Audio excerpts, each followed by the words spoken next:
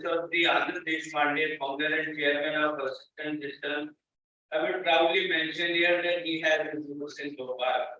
So it's a really very momentous and a happy occasion for all of us particular planning here. I wish to express my gratitude to ACM Global President Mr. Yannis, ACM Global Past President Ms. Gabriela, ACM India President Mr. Venkatesh, Raman, ACM India Council members, ACM-W Council members, all the experts and participants for their gracious presence in our campus. I believe that your continuous patronage would encourage us to go further in our hospitality. Do keep us tapped in for further ACM events like summer or winter schools, ACM-W hackathons, any other conferences, workshops of any sort, we'll be more than happy to host us and see that our students, our faculty, the people around in the campus are benefited by your presence and your cooperation. Hope that the participants must have explored the place, made wonderful memories here, and enjoyed their present stay at the park. I wish you all the very best. Thank you.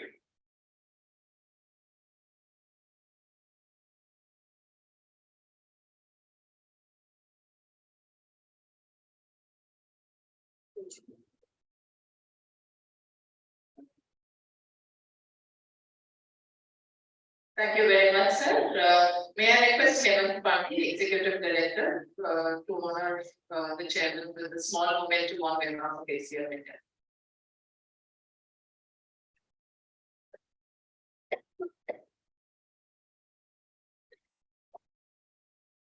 Another great moment that is emotionally being honored.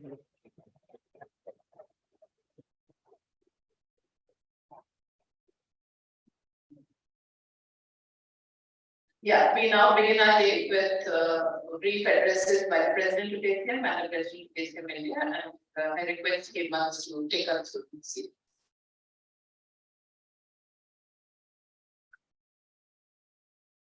Thanks, Yannis. Good morning, everyone. I'm Nobel Prize, and it's my great pleasure and privilege to welcome and invite Professor Yannis Ionnidis. Yannis has an illustrious research career. He's professor of informatics and communications at University of Athens. But what's more relevant right now is that he has had a long record of contributions to ACM in various positions.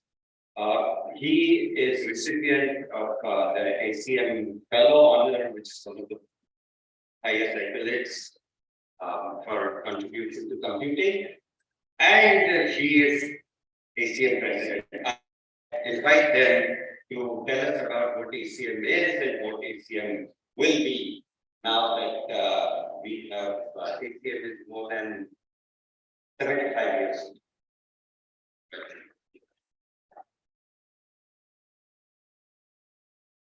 Thank you very much. It's a great pleasure and honor to be here and be addressing the participants of the ACM annual events. ACM is an organization, and I'll read its mission because of what I've been reading it again and again. It's in my heart, but it hasn't reached the brain yet. So ACM is a global scientific and educational organization dedicated to advancing the art, science.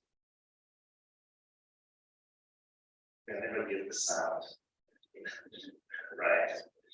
So to advancing the art, science, and engineering and application of computing, serving both professional and public interests by fostering the open exchange of information and by promoting the highest professional and ethical standards. This is the mission of ACM. And this mission was written more than 20 years ago. And I won't change a single letter. It really captures what ACM is about, a member-based organization from around the world of professionals in computing. How is ACM doing in fulfilling its mission? Certain aspects, it's doing great, doing amazing work. And this is one instance of the great work that ACM is doing. In some others, it's tragic because of its legacy, because of its great challenges that this mission represents, and so on. Not only ACM is in front of the regular principle but currently computing, our field, our science, our profession, is at a very pivotal moment. Computing, whether we like it or not, rules the world. You cannot do anything in life without computing being involved. And this has a great responsibility for us computing professionals, and therefore for ACM itself, to make sure we fulfill our mission right. We address the challenges that society is facing, but also we take care of the challenges that we create for society. We have a social responsibility and a technical responsibility. How ACM can do that? Well, ACM last year celebrated its 75th anniversary. It's an old but still pretty young organization. And at the executive committee of ACM and council, we embarked on an initiative that we call ACM 4.0. And you will ask me what happened to 3.0 or even 1.0. Well, we call it 4.0 because ACM is starting this year. It's for the century life. 4.0. And this initiative is taking stock of where we stand and changing our way of doing things and our steps in order to fulfill our mission. And this initiative, ACM 4.0, consists of 10 task forces in dimension where ACM has to change. Now, I'll mention them to you. 3 have to do with how do we change numbers. If I may ask for a raise of hand, how many of you are ACM members? Okay, good. Many of those on the front, I wish that at some point all of you students become ACM student members, and we should be working on that. And then you become professionals and help us change that. So 3 task forces have to do with changing our membership model and helping with enriching it. One has to do with the membership model, the other has to do with globalization.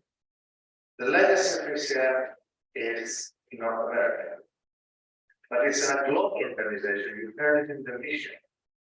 How do we make it truly global? And what is happening here, and my presence here, and also the past presence here, is a strong indication that yes, we are global, we should be global because computing is our responsibility.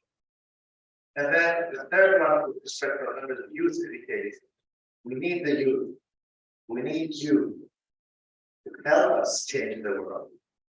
The mission is what I learned, but the vision is that ACM can help us, including professionals, change the world as society is growing. 2 are to serve society in general, humanity in general. 1 has to do with the code of ethics. Until recently, we have been doing our computing research and technological developments and just have fun. And just advanced science and just advanced engineering. But now that we rule the world, we can no longer do this. We are responsible ethically for what we do. So our code of ethics and our conduct, the way we serve society, should always be next to our technological development.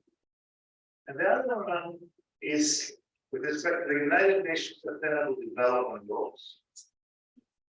The United Nations formed 17 Sustainable Development Goals in 2015. Large goals like having no poverty, or making sure that every life on land and life under the sea is taken care of. Huge goals, none of which can be achieved without computing. How can ACM help its members, its constituencies, all the computing professionals to be involved in that? Two have to do with the services, two task forces have to do with the services that we offer to members.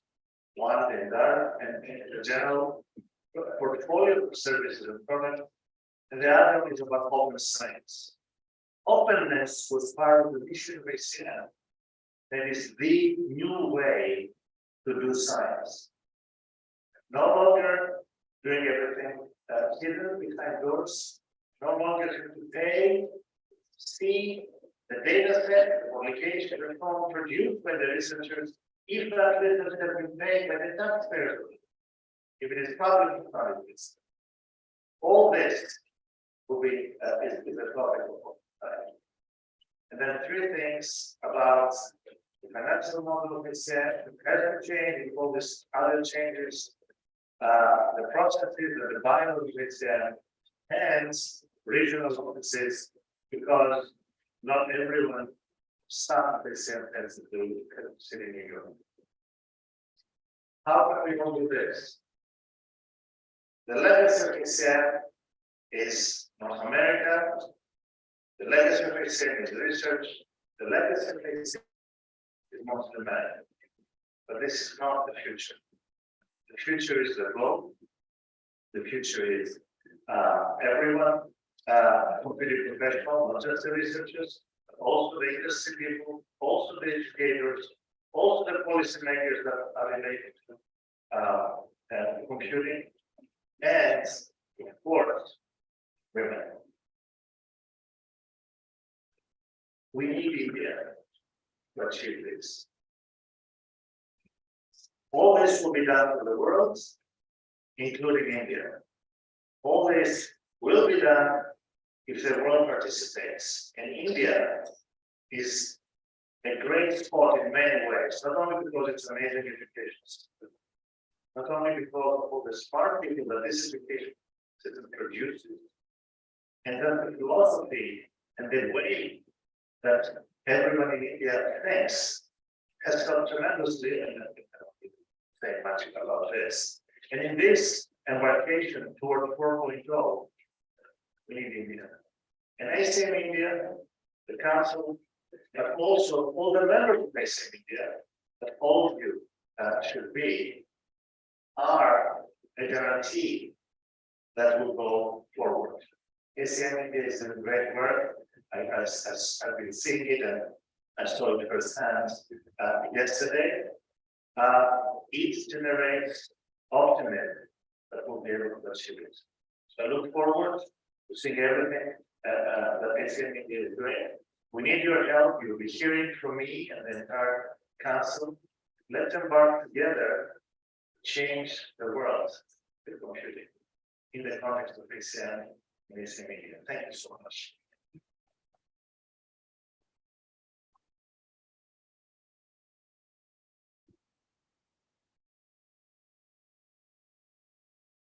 Thank you very much, Yannis. Thank you. And as a token of our appreciation for being part of that year, we have planted a tree rather than a physical memento. We would like to give you that certificate about the tree which has been planted in your.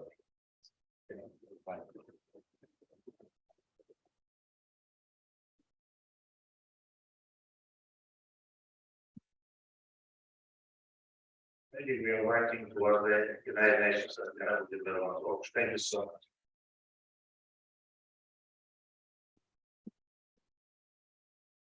So, as you heard, Yannis mentioned the importance of ACM India in the overall ACM context. So, it's again my pleasure and privilege to invite President of ACM India, Professor Venkatesh, Venkatesh, as I said, professor at IMSC, Institute of Mathematical Science, again, an illustrious career, not only his, but the legacy, his students are award winners in various types at ACM. So he has been involved in with ACM for a number of years, decades, and now as the culmination, we have the honor of having a Venkatesh as the president of ACM India. Invite him to tell us more about ACM.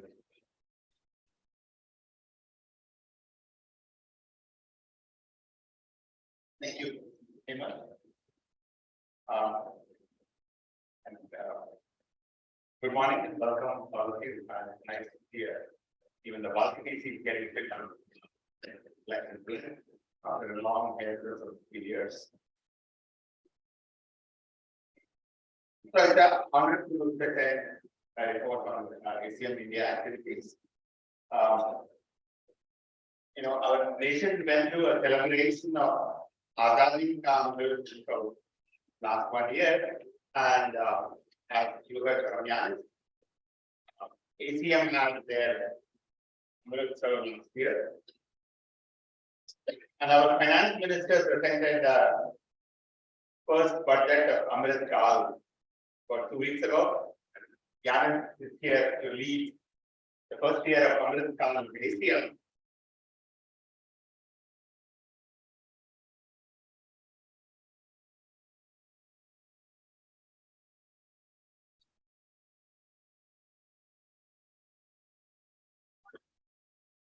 So I will walk through the activities of ACM.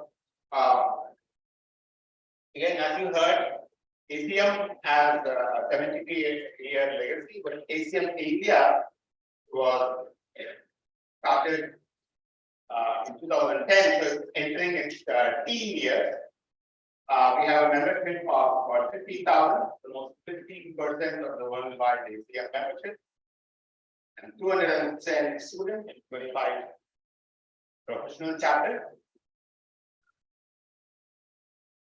And I will just walk you through the spectrum of ACM activity in one slide. Wherever you are in your career of your computing profession, I think ACM has something to offer. If you are a school, and we have the CS Pathshala, which is a detailed curriculum worked out for grades 1 to 8 in school. This community has been around even before this new education policy, which is talking about computing. And this has changed the way people think of computer science from Excel and Word and PowerPoint to algorithms and combinatorics and puzzles and logic. And we have, this curriculum is implemented in hundreds of schools over a spectrum of tribal welfare schools to urban schools, and it has reached tens of thousands of students. And this community has started an annual conference called Computational Thinking in School for school teachers. Going on for undergraduate students, we have a highly popular summer and winter school, which takes them from their college curriculum to the state of the art in various topics of computer science over a period of 2 weeks. And these schools are conducted by experts from academia and industry. We also have eminent speaker program and distinguished speaker program to the chapter. For PhD students, we have this art symposium, which this year in addition got over in the last 2 years, last 2 days. We have new initiatives started about 2 years ago, PhD clinics and undergraduate conferences and travel grant programs. And for academicians in colleges and institutes, we have annual flagship education conference Compute, teaching partnership program where experts from various institutes work with aspiring colleges help counsel the teachers and students with the resources and assessment.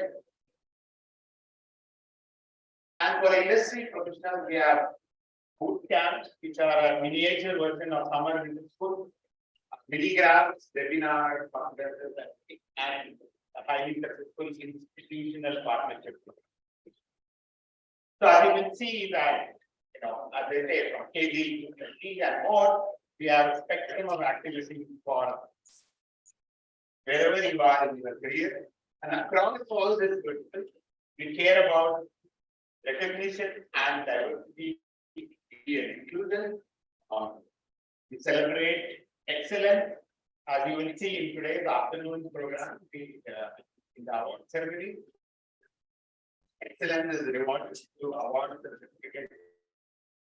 And in all other activities, we try to achieve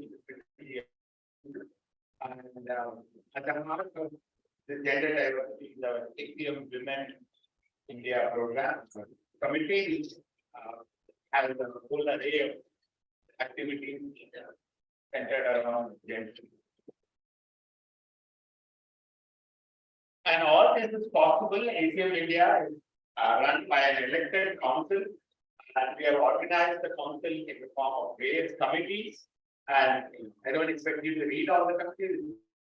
There are the committees: education, land, learning initiation, research facilitation, publicity, DEI, computing and society, and so on and so forth. Okay? These are all the committees under which each council person chairs the committee, and the committee members are from members at large. And not just the council and the committees, I would say that it's an opportunity to thank you. We often forget that it's a volunteer-driven activity. There are thousands of volunteers like you, the chapters, the sponsors, and others who make it all where we are. So I want to conclude with a few words about going forward. I mentioned that we have almost 15% of worldwide ACM membership. I think that's not such a surprise given that we have a large percentage of the world population and large percentage of IT professionals in this country. But what is surprising is that still every day we come across academicians and industry professionals who have not heard of ACM India. And I would say this is one of our focus areas to reach out to the spectrum of people who have not reached out. And more importantly, even among the members who engage with us regularly, it's a small fraction of the members. And we are far from reaching diversity in our activities, diversity in membership, in activities, in the council, in the committee. And I would say that that's one of our focus areas in the years ahead to increase the reach and diversity. It's also a call for all of you to reach out to us with ideas on how we can achieve these goals so that together we can enhance this goal of advancing computing as a profession. Thank you.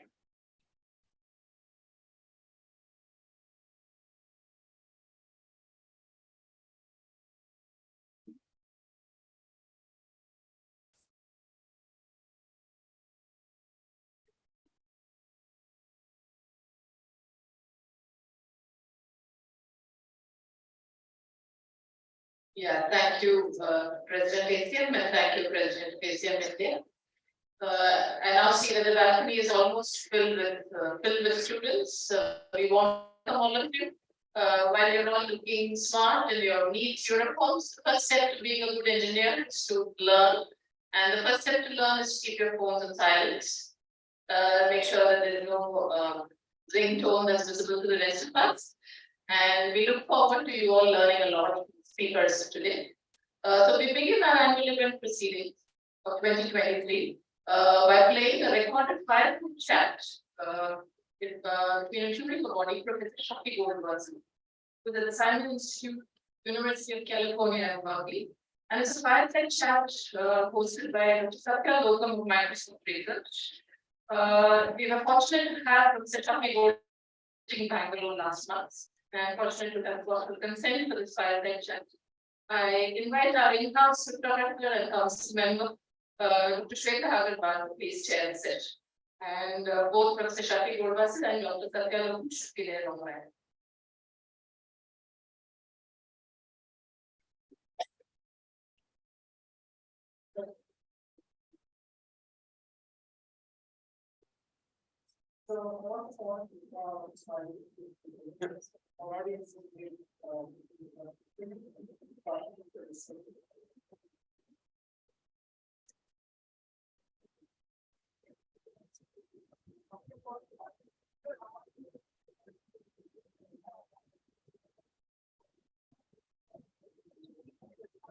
Good morning, everybody.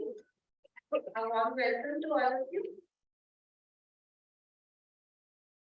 I see that Shafi is online. Hello, Shafi. Hi, how are you? It's a real honor for us to have you here. Welcome. Thank you so much. Is Satya here? Satya, are you here?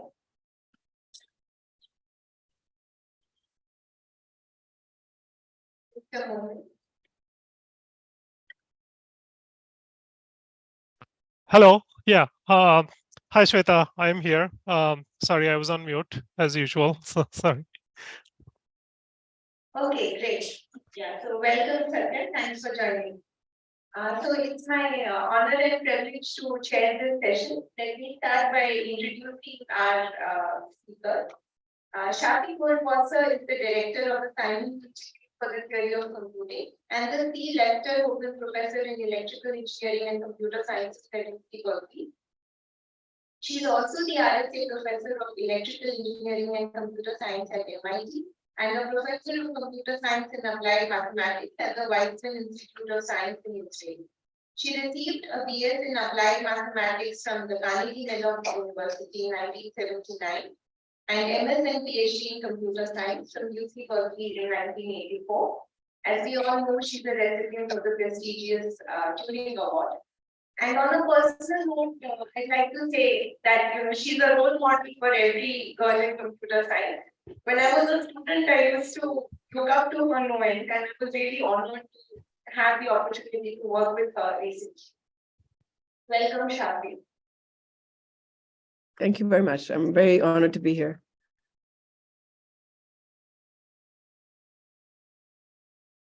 Our next guest is Satya Lokam. He's the principal researcher at the Microsoft Research Lab in Bangalore, India. His research interests include cryptography, privacy, complexity theory, and theoretical computer science in general. Before moving to Microsoft Research, he was a faculty member at the University of Michigan at Ann Arbor. He received his PhD from the University of Chicago and held postdoctoral positions at the University of Toronto and the Institute of Advanced Study at Princeton, New Jersey.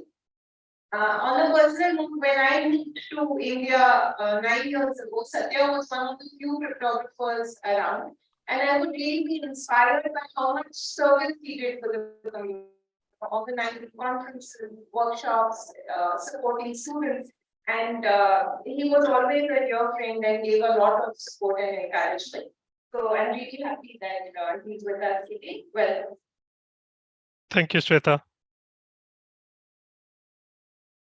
All right, so we'll proceed to see the recording of the fireside chats. We were discussing this morning that in the Indian context, the fireside chat is, it sounds a little too hot, but maybe we can think of it as under the banyan tree in this nice winter morning that we have here.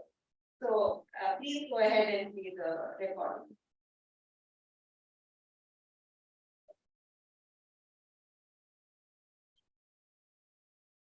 So I also want our audience will need introduction for you, but I just want to say, we can't talk about any topic in modern cryptography without the Shafi Goldwasser. So not surprisingly, she won the Turing Award along with Khan, for their foundational contributions. Currently, she is Director of Science Institute at Berkeley. I could go on giving a long list of 2 minutes and awards, but I will not spend that time listening to the talk of that here on my own. So with that, Shafi, let's begin. First, I'd like to say thank you for inviting me. I'm extremely honored. This is my 3rd visit in India, and 2nd visit in Bangalore, and thrilled to be here. Okay. You're also an inspiration for all of us. And I want to ask, what was your inspiration or who were your role models? What shaped your interest in math and your research? That's all. I guess the first role model who was not a mathematician or a scientist or even a scientist or any sort, but it's my father. And the inspiration was that he was very convinced that his children were destined to greatness, which was in our eyes ridiculous. But he was excited about the best and so forth. And in particular with me, he was extremely encouraging, some amazing pushing that I should go to the States and study. And I went to Carnegie Mellon as an undergraduate. And when I was an undergraduate from John at the end of the undergraduate, it's wonderful. I realized that I knew, I didn't know enough, and I wanted to specialize and to read or learn something, but I'm the only one who knows this topic better than anyone else. It's one topic that I'm interested in. So I went to UC Berkeley, the graduate school, and there I actually began to want to do AI. But I ran into the theory folks, theory graduate students, and they seemed to be such an interesting bunch. They were all over the world, in Italy, in India, Delhi, and my moving from Denver, and they were so passionate about what they were doing. They took some theory classes also. Said, I'll do theory. Berkeley was extremely strong. They were in those days. There were really very few people doing AI. Today, I think universities was very good at machine learning and AI. But in any case, the true inspiration was a course that I took from Raman, who was my advisor, and it was a course on computational number theory, which is essentially taking problems in number theory. Like most elementary problem is if the number prime or composite, and then factor numbers, like basic logs, to generate generators or finite groups to support. And from an algorithm point of view, that is not just whether there exists a factorization or there exists a group to find it. And at the end of the course, you had 2 lectures, and in that 2 lectures, you described what modern cryptography was at that time. He didn't call it there were 2 papers. There was a different paper by quality cryptography, and there was the same paper, and maybe there was one more paper called breaking scheme. And it was fascinating. And that was really the inspiration to It's fantastic. Great. long answer. Good question. Great. Yeah. It's great. Yeah, so to know what inspired great. Switching gears a little bit, one of the interesting things that we see in India, in the Indian academia, is there is very good representation of human faculty, but this is not true in the larger geography of India, it's just like everywhere else.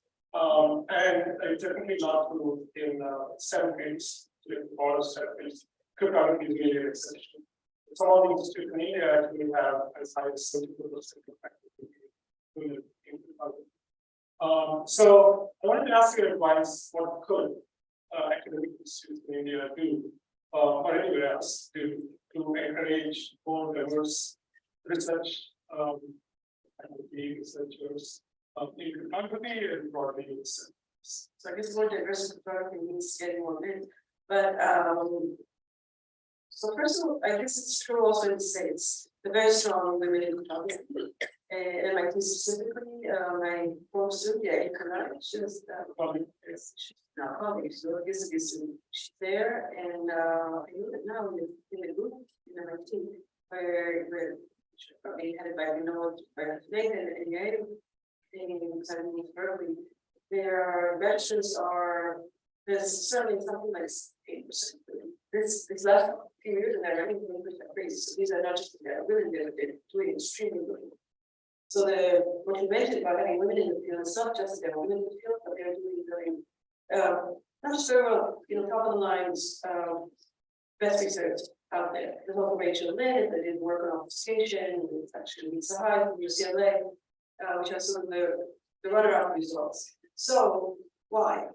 Why is the name of that? How can we learn from that to export this to other fields? I think that to some extent, I probably should take credit for it. It's not that I mentioned all these women, but I mentioned some of them. Role models, yes. Yeah, it's, actually, when I was younger, people used to talk about role, asking who are role models. And I couldn't answer. Because I think that women traditionally don't think of role models the same as men. Because women are not that many, I see what that would be role models. But I do think that role models are important. So I think that having somebody like me, lobbying 2 years afterwards, Miguel, others extremely important. Machine learning, I think that at least at MIT, there are a lot of women. There were no people in machine learning, I think it was one faculty, but now also they hired last year, everybody was hired more machine learning people. Well, maybe it's stretch. But so quick, how do we know where it's going? But in any case, there are women, there are a lot of them. A lot of them out of Berkeley, I think Michael Jordan's school, there are a lot of postdocs, faculty, and what to do. I think it's really important for the male faculty members in other fields to mentor women graduate students and not to assume, which I think they used to at least, and they probably still do, that the women are there, but their opinion maybe comes from less than the male parents. So you have a group, usually these days, right? Groups are not small. In a group, there might be some men, some women, maybe there's less women, most likely, and you add to talk about it. Traditionally, I think culturally, the men are more assertive about what they think, and they're more convinced what they say is true. The women less, and perhaps advisors as well. So I think giving a voice and listening and is it incredibly empowering. I think early on, often when you're registered, their first paper they might join into a institute. And then for the fact that they have to make a choice of which student to invite to the project, then they might make a choice based on not really marriage, because they don't know much about entry registers. You do it for women and men equally, even in the important projects. Because once you have a paper, you will, which you may not conceive entirely on your own, you have gone through the process of being able to write it. And then you know more. But I think all these steps are extremely important when people are mentoring, and they have to suspend this belief about whether this is the, this will see, and moves to this to stop. He just starts to do it. Very bad mentoring. I have tried not to do that, and contingency plans. And people, the one thing I can tell many years in academia, one thing about it is awesome. And at a time in my age, it's not so one because you realize that people they don't really do, but it is one because there's always new talent, there's creativity, and you really cannot predict when it does. And when you believe that, and you suspend this belief about your hires, about your women who do results in, and then the students will do as well, they'll do well. Thank you. I think this is good advice for all. And I once had a brother of this, he was kind of a mentor to me about an official capacity when they moved to MIT, like in 1983. He had a postdoc there and then I did that with him, but anyway, was Raman. And the thing about Ron is that he was always had a lot of university, but I was just graduate student, was colleague. But there was something about him that he was very interested in new ideas, and I felt completely listened to. And I do think that this is individual, it's an individual thing. I don't think I collectively do anything. I mean, it could be plans and programs. That's Right, so let's now talk a little bit about cryptography. First, over the last couple of decades, there's tremendous progress in every subfield of cryptography, and you have made similar contributions to pretty much everything, like FHE, OSIT, C, C++, and so on. Is there a favorite topic that you want to talk about in those established or like relatively more established areas, and also you tell us a little bit about how you are leading new activities in cryptography, especially related to some of the applications that cryptography might have, of course, cycle problems, examples. Okay, that's a big question, so I was going to suspend the topic. So in terms of my favorite past topics that I've worked on within photography, because I've done work also outside of photography, I think that, every few years, maybe it's every decade, and some decades are more packed than others, there's some new idea. And, originally it was public photography, but when I came to see, I think the focus was, how do you, let's say, encrypt, a single bit use policy methods, how do you define security just beyond just being able to recover the message that's been encrypted or the encryption, but how do you hide the information about it? And that was, this idea of using policy methods, of thinking of security really in a much more deeper way, like define information security and how you actually get there by looking at the binary representation messages. That was fascinating. It made its way to encryption, digital signatures, how you sign, binary in a way that can forge to come up with another, even a small innovation of the signature of it is. Then a decade later, there was multi-party computation. That is, how do you not just encrypt, but how do you compute in a collaborative manner with your security people, and they will come together in order to do a computation without giving each other their individual data, but the computation depends on data. And again, you have to define, what does it mean that you have to find out information about other people say? You want to define a very strong way. You cannot find anything more than what the outcome of computation dictates. So that was sort of, again, a whole slew of fascinating, because it was a core idea. How do you actually collaborate? And then, there was a big sheet. So these are jobs, right, in time, where political encryption, where you don't need to interact at all. And you can just give someone encrypted messages and an evaluation key that enables them to compute functions, programs on the underlying things about it. So to answer your question, what's my favorite? I think my favorite is a result that has a new rule, a new idea. Actually, kind of staggering what you can do. And so, of course, we're another example. Like you don't want to hide it so that you're in transfer equation. You prove that something is true or false, that they true without giving any inclination of the without transferring the ability for you to do something. Like proving, let's say that if you think about modern application, maybe I can prove that I am a citizen of EU or European Union without saying which country. And that I'm of age and therefore allowed to drink alcohol, consume some substance without telling you my exact age.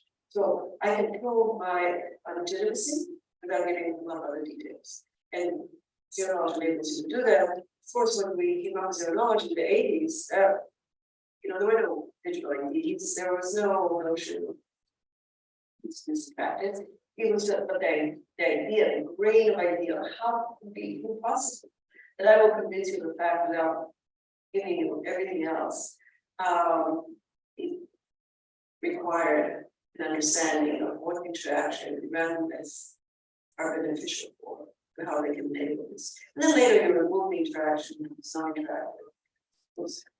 All this to say, from the past, it's hard for me to say there's one favorite, but the favorite is when there's something really new. Of course, you need a body of work to make something useful. You need to make it more efficient, you need to polish it, you need to understand what's essential, what's not essential. For me, the most kind of interesting thing is that somebody can explain to you what it is that made this thing all of a sudden go from impossible to possible. I find it fascinating. Photography is full of that. I think that's what makes photography maybe a little different than a lot of other areas. Yeah, a lot of the runs is something. Definitely. And then there's an idea, a technical idea, and yeah. Now your question about what components, which you have to remind me. Yeah, that's right. Yeah. So I was also asking, some of the new activities of applying photography, those type of problems. that you are leading at Yeah, at the country. Yeah. So let me tell you about the societal implications of some of the old photography, and then we talk about science separately. So in terms of so because photography is really successful, and it's not wrong to say, but it is successful. It is on paper, and it's also making its way. It's clear that there's something here that involves mathematics, it's sometimes not even trivial, which enables something that's just paradox. And now with the new data revolution, we've got all this data out there, we're trying to build it for a good reason, you know, for better infrastructure, for better medicine, right, better energy usage, for better police, better security. It also means that there's a lot of switch of power. So something whoever holds the data, a lot. And the question is how you will make sure that that power is not abused, and that seems to imply that you have to maintain privacy. And in fact, regulations call for it. Different countries are different rules. I don't know if those are in India. That's only Europe. That's California, there's the California Privacy Act, and Europe is UPR. So there's privacy. There is it's so to prove when there's regulation learning models. And you want to verify topics. So that it really is very accurate. Is it fair? Is it robust? How do you prove it? Say you're a trainer that you come up with a model and say, use my model, use my model for it, use my model for infrastructure, use my model for maybe a medical application. Why should you trust it? So you need some mechanism to verify. And if you think about what I talked before, verifying properties of your ID, again, there's underlying it, there's a mechanism for verifying claims. The claim verifying that machine learning models are delivered in what it's supposed to be delivered. And so I think photography has science that they control by this data-driven automated system. Then making sure that it's done properly will have the rest of implications. Now the shorter term things, which are things like which we use already in the US Census. So in the US every 10 years, there's a census, they're sent to everybody who wants to stay or live in their house and steps. And some other data, and all this is collected and counted, and this is used to later understand which resources the federal government is going to give to different areas, depending on the density of population, the salary, and so forth. So you still trust that people give you the right information. On the other hand, they also have holding out all this information, and that's why people don't give the right. Let's say there's illegal immigrants that live in a certain area, and they don't review. And yet now that the areas don't get resources, but kind of send a tension between revealing and getting back resources. So the US Census Office decided to, for the census that happened 2 years ago, to use differential price, which is a method to enable people to give in data, but then when you collect it, you collect it in such a way that you can't find out anything about an individual entry. You get good signal about the majority, about the tally of data. And that's a direct, the use of some cryptographic method, which is called differential price, to a societal problem, which is how are you going to make sure that redistricting is done in the US. And how you make sure at the same time that people answer questions honestly, but their privacy is not there. Having said that, it's being challenged broadly in the US because some regions that don't like the answers of the census claim that this is a statistical method. It can have errors. And that means that perhaps some areas should get resources, not going to get resources because of the errors of the method. So making changes in society is not so fast. And maybe it's good. I'm just saying that there is photography arsenal of tools.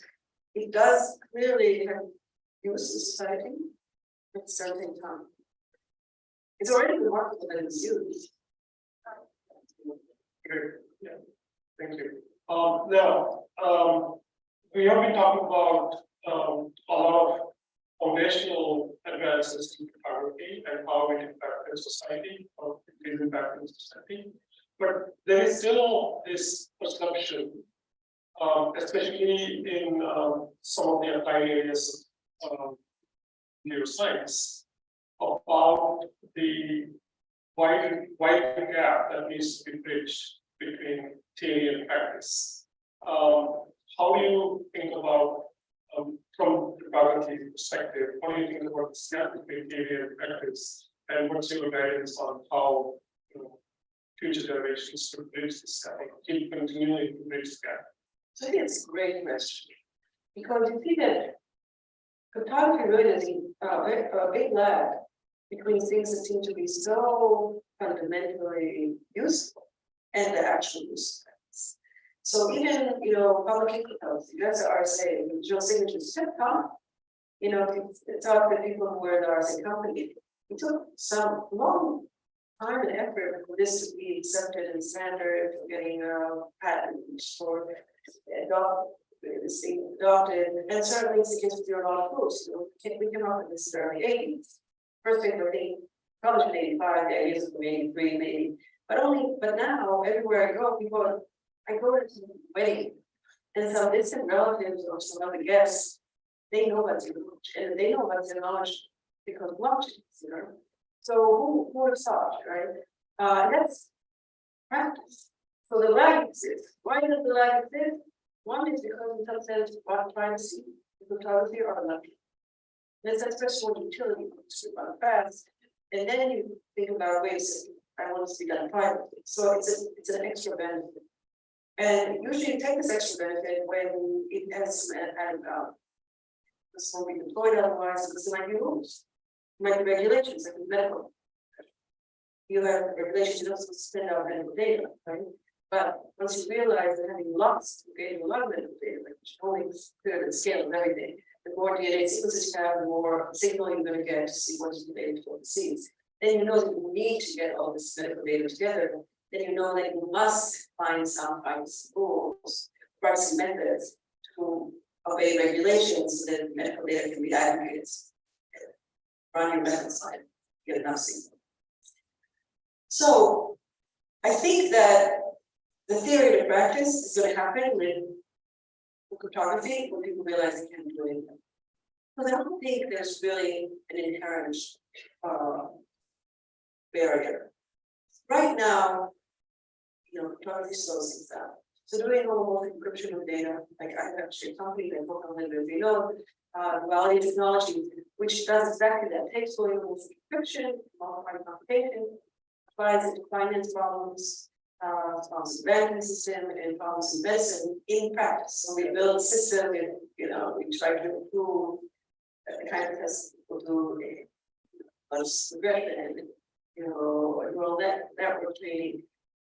But there's so much. Okay, so but it takes time, it takes a lot of effort, it takes data scientists and cryptographers and people understand these habits. And so my sense is that the more it becomes clear that cryptography develops a value, adds value, because there are regulations and you can't do without them, because it's something new that you do possibly you can do, the more people are going to put the resources needed to make it more efficient, and then it'll be adopted. Really, that's the time.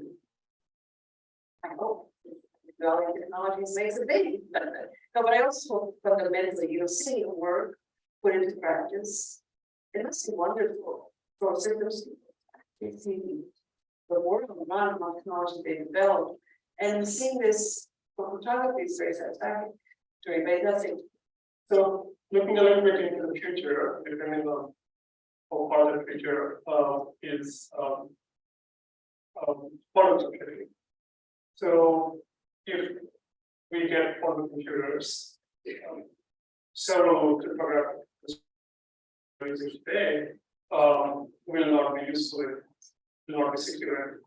So how well do you think we are prepared in cryptography to address security challenges in the post-quantum?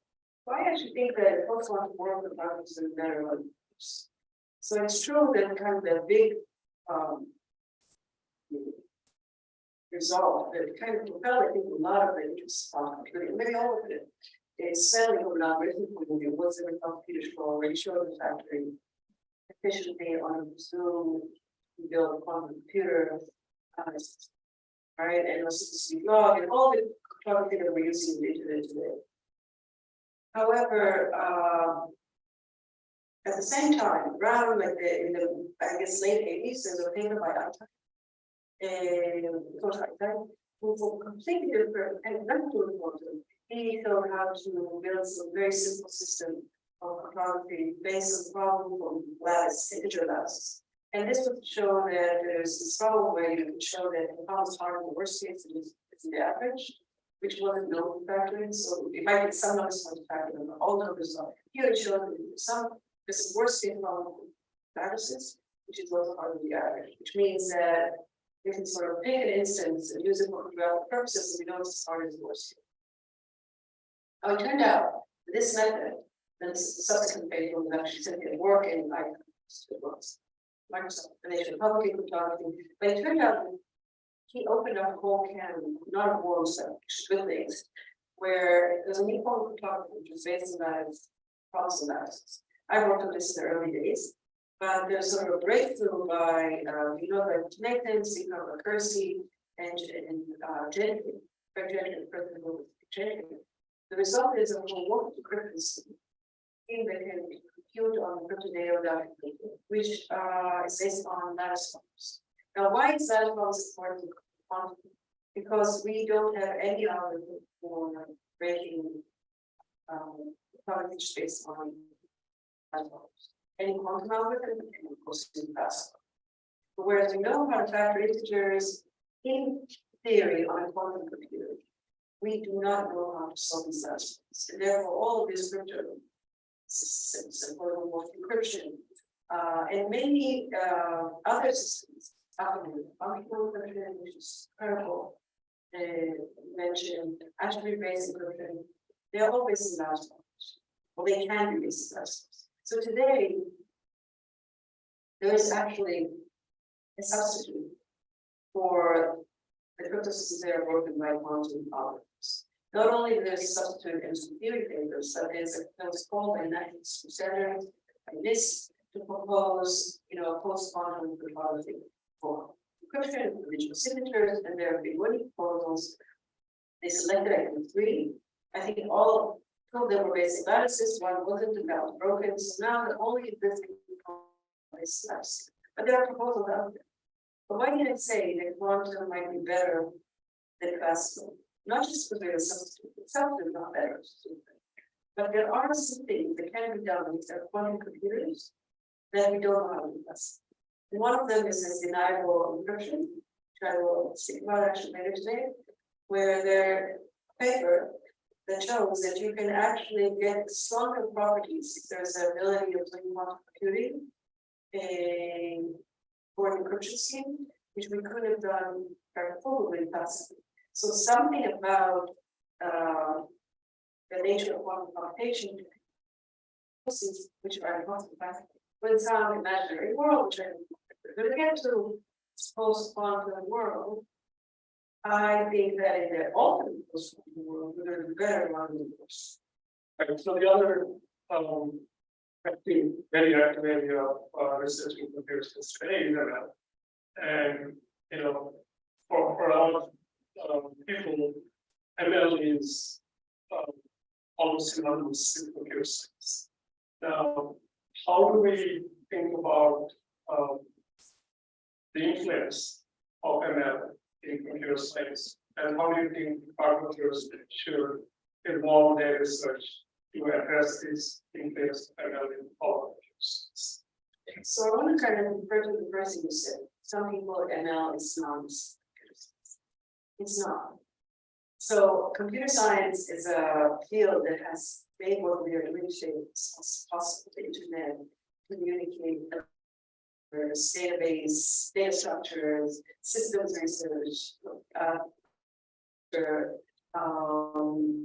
operating systems, secret content, search. All this is not machine learning. Machine learning is a dream that many years you've had in AI. And in the last 5-7 years, it all of a sudden seems to have become less, is that people thought about it. It seemed that because of the availability of data and the availability of large compute, these imaginary things that wellness are the right way to go seem to have delivered things that people didn't think possible, people like vision and natural language understanding. And that is incredible. It all is possible because we have large computers, because we have data science, we know how to possible harvest the data, clean the data, and learn to deliver it to machine learning apparatus. So, and also, it's 100% clear to me that what is machine learning today, it's not going to be what it is tomorrow. In the sense it will become better, it will be better understood, there will be proofs, and there will be a lot more algorithmic methods together with this just magic harvesting data. So I think it's very important to understand that it's not, computer science is not being overridden by machine learning. Having said that, it's pretty remarkable what this is getting right. Now, in terms of what photography can do for machine learning, or what's the role of photography, I think the second part of the question. Again, photography really is a way to think, if you generalize, it's a way to take technology which is not tested.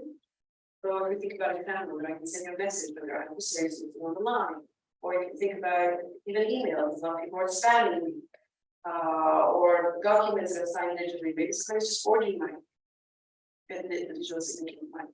It's a lot of photography does is it enables you to sort of trust, because trust the channel and communicating that somebody is talking somewhere that understands. Maybe trust in the document that we both signed, we put on a blockchain, really was signed by us, not by someone else. Or trust that if somebody is depositing money in my account, that there's not a system scamming or without being able to trust. Or if you use cloud computing, that may the result will get a spread, and then possibly you action that they might not know what you're doing.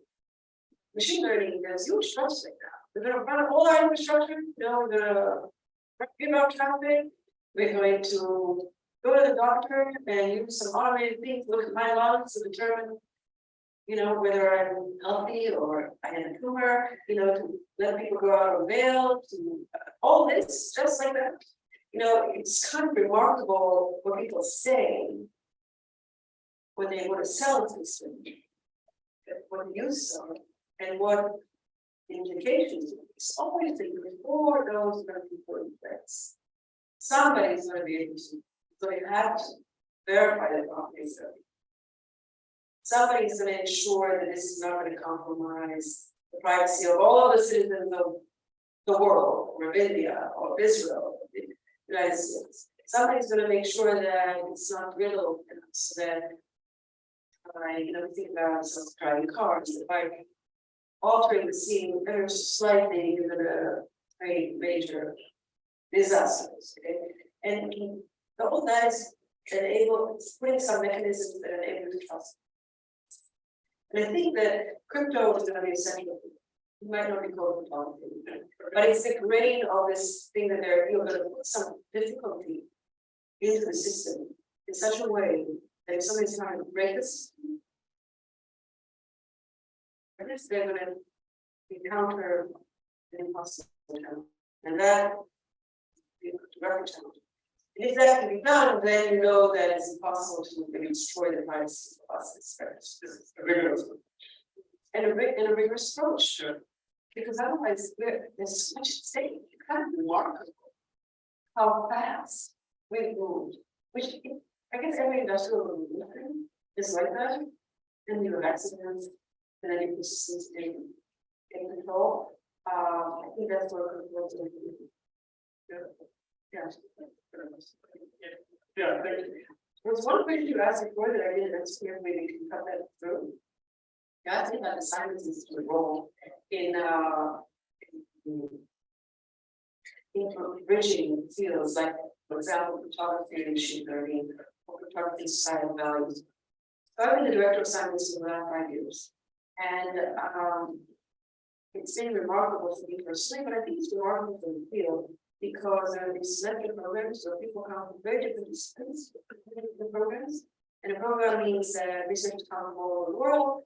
They have free time to just do research for 3.5 months, like a semester, on a topic of their interest. And there's young postdocs that come, many from India actually. And what happens in these semester-long programs is people really take the liberty to do that. But what also happens is that they're often interdisciplinary. So you might have a bunch of photography or something, and then there will be another program which is about air. Or there could be people worrying about the senses, like the brain discussed before, or having senses and something like prevention bias. And what happens is that all these people are around and they don't have to teach, and they don't have to do administration, and they have other people who are working in adjacent fields and not exactly the same, because it's not interaction. And for example, their machine learning program, your photographers, you realize methods of one field can solve the problems together. And that's where I think the importance of the science programs is that you very quickly a large collection of smart people having free company to do what they actually were selected. Because if you can ask such a part go to research at university, they're good at this, then they teach, and they do administration, they're not necessarily that good at it. And this gives them time to go back to they tell them to begin with. It also has this good interaction between the two. Great. So since I want to connect back to Camilla and fascinating work you did with Adam on ML and foundational automated unsupervised machine translations that applies to understanding really communication between whales, how you translate that communication into human understandable language. Could you tell us a little bit about that one? Yeah, I know that it sounds so crazy, the idea that we're going to understand whales communicate. So let me tell you that. I was a fellow at this institute in Harvard, and I was a fellow for you. And the thing there is to bring people not just in different areas of computer science, but different areas of lawyers and marine biologists and machine learning people and theorists like me. So I was at the time, this is 6 years ago, machine learning was just on the rise. We had a reading group on people and what would its applications do. And there were a random collection of people who came to this reading. Lawyers, as I said, it was marine biologists, David Gruber, and there's Michael Bronfeld, who was a machine learning and a person vision at the time, and me, I wrote this. And we had speakers. And at some point, there was a speaker on my TV on natural language. And I think at that point, vision was really the focus. Today, language models, right? Language for all devices. But at that time, we talked about what's happening, language translation, the marine biologists. After the lecture of the natural language, I went by his office and he was listening to the whale songs. And he was explaining to me about whale songs, and I was really slow remark saying it would be interesting to try to understand this sort of whale communication, using the natural language models that we just heard about. And he took me seriously. And then the three of us, Michael Bronfeld, David Gruber, and I started talking about it. And it became this project called SETI. And the mission of this project is to collect a lot of data, which is data, acoustic data on whale communication. And this project is based off the coast of Tulika. And really, there's a lot of robotics support because you can build these special purpose tags that you can tag on size of big whales, and then record it and then clean the data up in an efficient way. So the hope is to use modern machine learning methods to be able to understand the underlying alphabet and then understand structure and understand what, prediction of what the next, let's say, utterance would be. But at the end, the ultimate dream is to really understand what we're talking. And then maybe to have some ability to communicate better, but I think more is to understand animal communication in whales, considered a higher form of intelligence, like a complex. They look at now, so Microsoft agreement with theories, what do we know about biology, or even machine learning and language translation. So I was interested in language for many years. With theory point of view. I'm interested in the whale body and sort of as a theorist, what can theory do? What we did together, and with the student or Paradise and David Gruber, I must say that Adam is very the pushing force behind it is come up with a theory model of how could you possibly go from whale communication, where the syntax is different than human language. The topics are quite widely different. We talk here on Earth, we know children, we talk about going somewhere, disease, the whales feels different.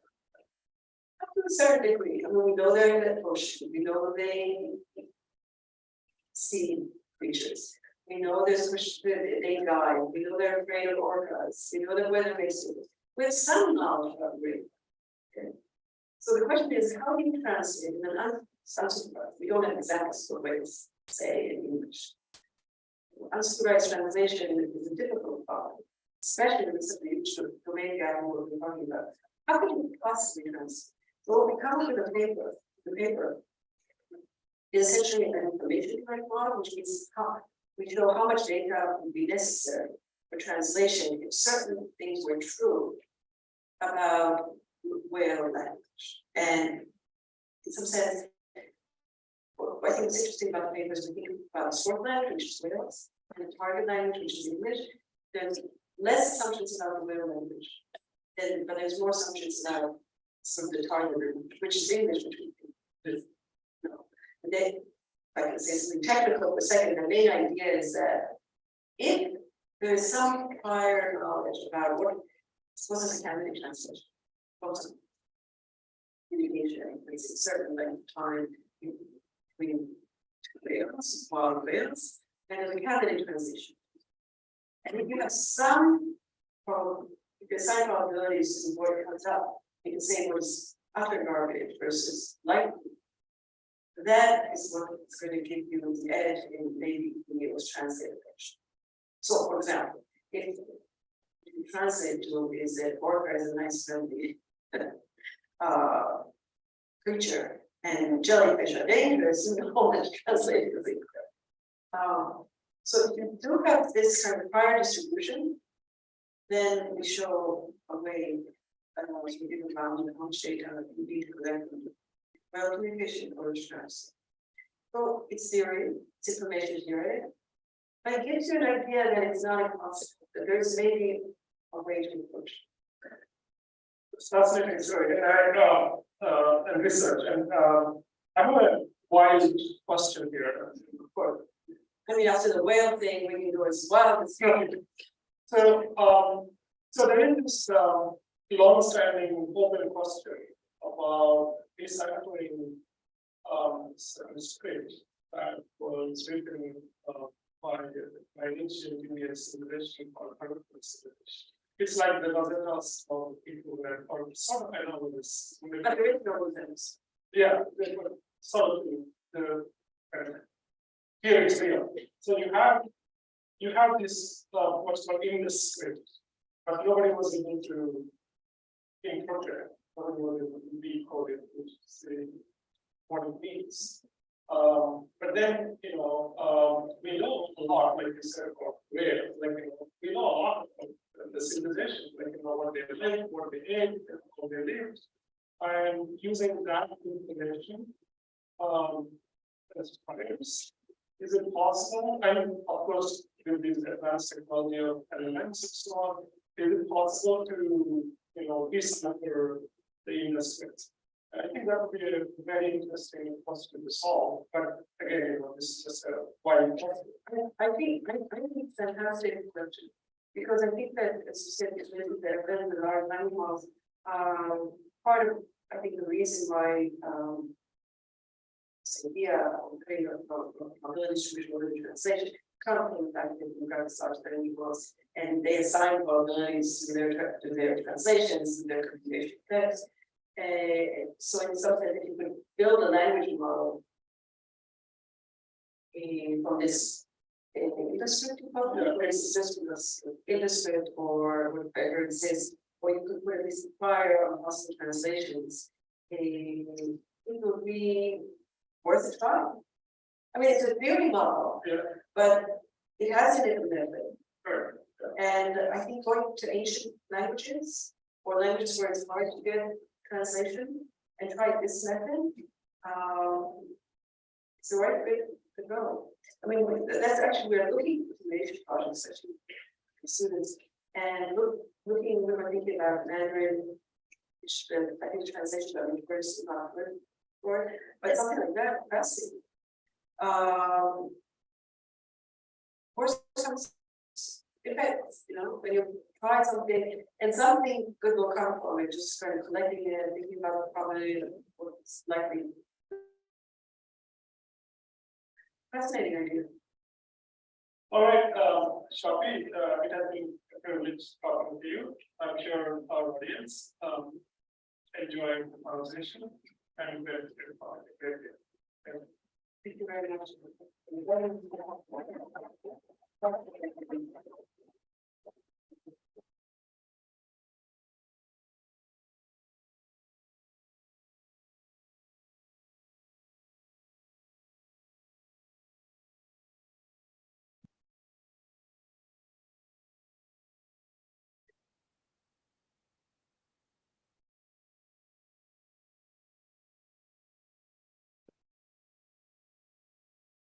Thanks, Shafi and Satya. The floor is now open for questions. Are there any questions for the audience?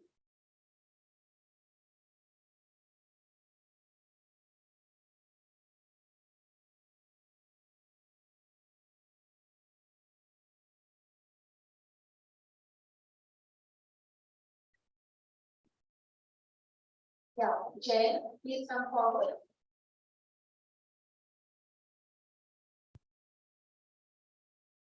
Is this audible?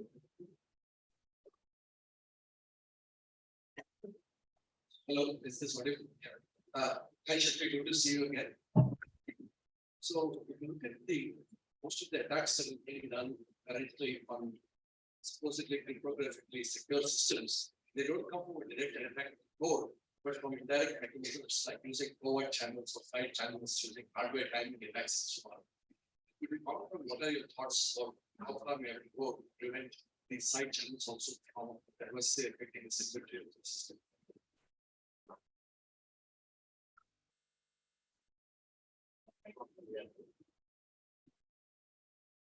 Would you hear the question?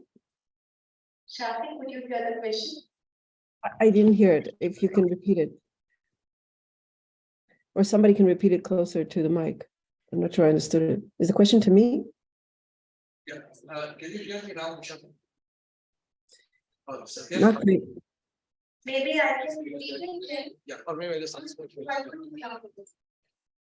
Yeah, perhaps Jain could use Shweta's mic. But basically, my interpretation of the question, Shafi, is about side channels. Right. Yeah. So Shafi was that we spent so much effort in theory on proving systems to be cryptographically secure. But most of the attacks on these systems today come directly from trying to break the code, but from indirect attacks like using covert channels or side channels, using especially hardware timing attacks. So could you comment on whether there's been sufficient progress on addressing the side channel problem in terms of addressing the security of the systems? What do you think remains to be done? Okay, so I think the way I hear it, the question has two interpretations. One is more general one, and that is, suppose there are side channels. Are they taken into consideration when we say that a cryptographic solution is secure? So there was a period of time where there was a very active research area of how to, first of all, model mathematically a side channel attack. And usually the model, the cleanest one, is that there's some way, we have no idea how, it could be a variety of ways, but at the end of which, in addition to seeing what you are allowed to see in the definition of the cryptographic system, you also see some function of the secret information, whether it's a secret key or something that was supposed to be kept completely secret memory. But you don't see it all. But you see, you can think of it as either that somebody applied a function to it, and the function is compressing. Or you can think of it this way: somebody applied a function, gets the result of that function, but still there remains some entropy that's hidden. So some key bits have not been revealed. And now the question is, if you add this channel to everything else, is the system still secure? So usually, if you look at a traditional based system like RSA based or discrete log based, you can pretty quickly show that if you find a lot of bits or a significant fraction of bits from the secret key, you can break it. But systems have been designed to even be secure against that kind of leak, but it's not RSA. So there are systems based on learning with errors, where you can show that even if you leaked through a side channel attack, close to 1 minus epsilon fraction of the bits, but you still left some entropy that's secret, the system is still secure. So that's one family of results that can address the side channel thing. Of course, you could say, well, why 1 minus epsilon? We're going to keep on leaking every time over time, and then eventually everything's going to leak. There's even been systems that have been designed to address this type of attack, where you're continuously refreshing the secret key, even though you may maintaining the same public key or public signature key. And that's a mathematical challenge, but such things exist. The other interpretation of your question is that you're saying that hardware devices, so you're thinking that there's some sort of, the scheme is based on secure hardware, but it's not really secure because there are side channels. I think secure hardware is a tough assumption to, sometimes it works, sometimes it doesn't work. There's often breaks that you didn't anticipate. But Satya, maybe you saw something else in this question in addition. No, Shafi, I think, my interpretation is the same. Well, unless Jain had more clarifications to make. Well, that's fine, thanks. Shafi, and okay.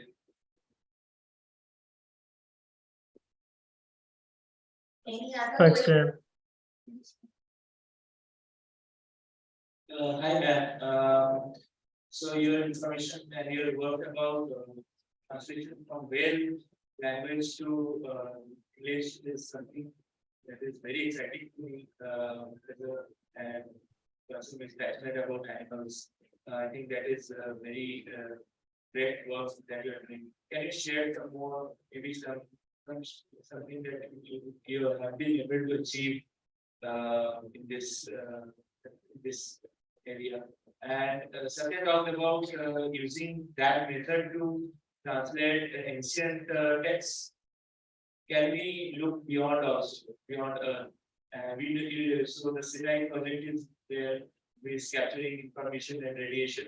And the best that we have been able to do is to capture just the word wow. Can your method be used to decipher maybe some information from the radiation that we captured from the outer space? Maybe we can capture in little men talking.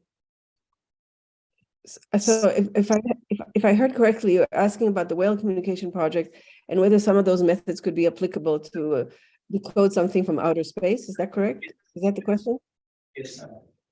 Okay.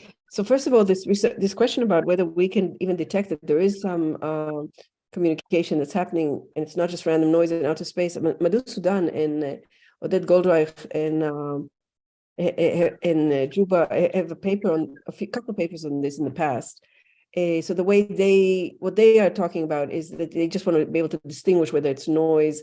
Say you don't know the language, but there is this entity out there. How do you, first of all, distinguish that there is some communication signal coming? And if so, how do you communicate if you don't know the language? But they were trying to communicate, and then they defined it as there's a goal, and whether you can achieve a goal or not achieve a goal, even if you don't know each other's language, by coming up with some form of communication. But it's so there is actually work on that. It's not my work. In terms of the whale thing, at this point, the effort is to collect data, and after you collect it, to try to find confirmation of what we believe are the discrete, like codas are called, sort of the discrete, almost alphabet and the discrete words, if you like, and then there's a question of meaning.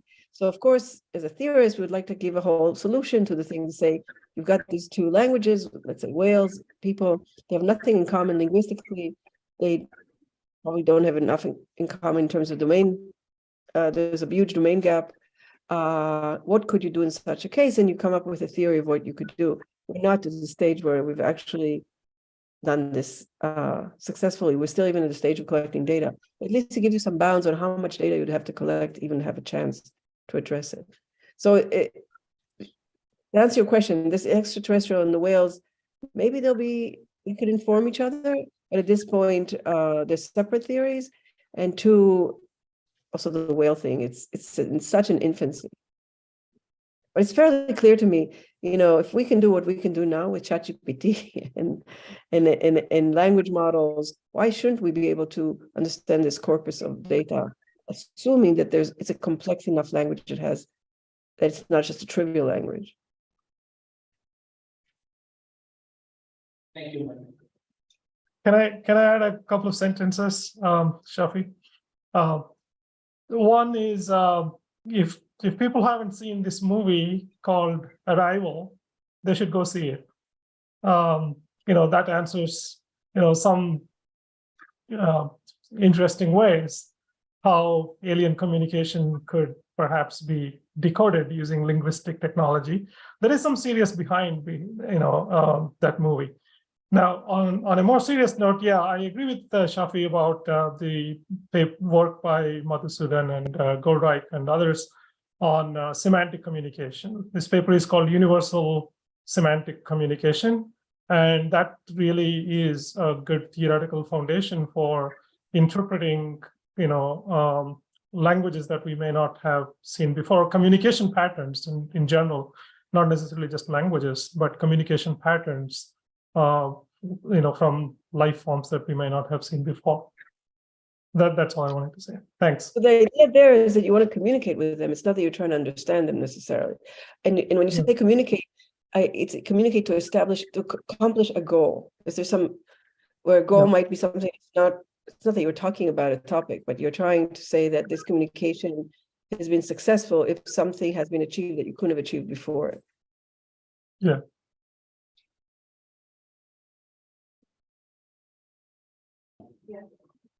So my question is that even though we follow the zero trust model, social engineering is something where cryptography kind of fails sometimes. So in the future, can we expect much better models or technology which can reduce the amount of social engineering attacks?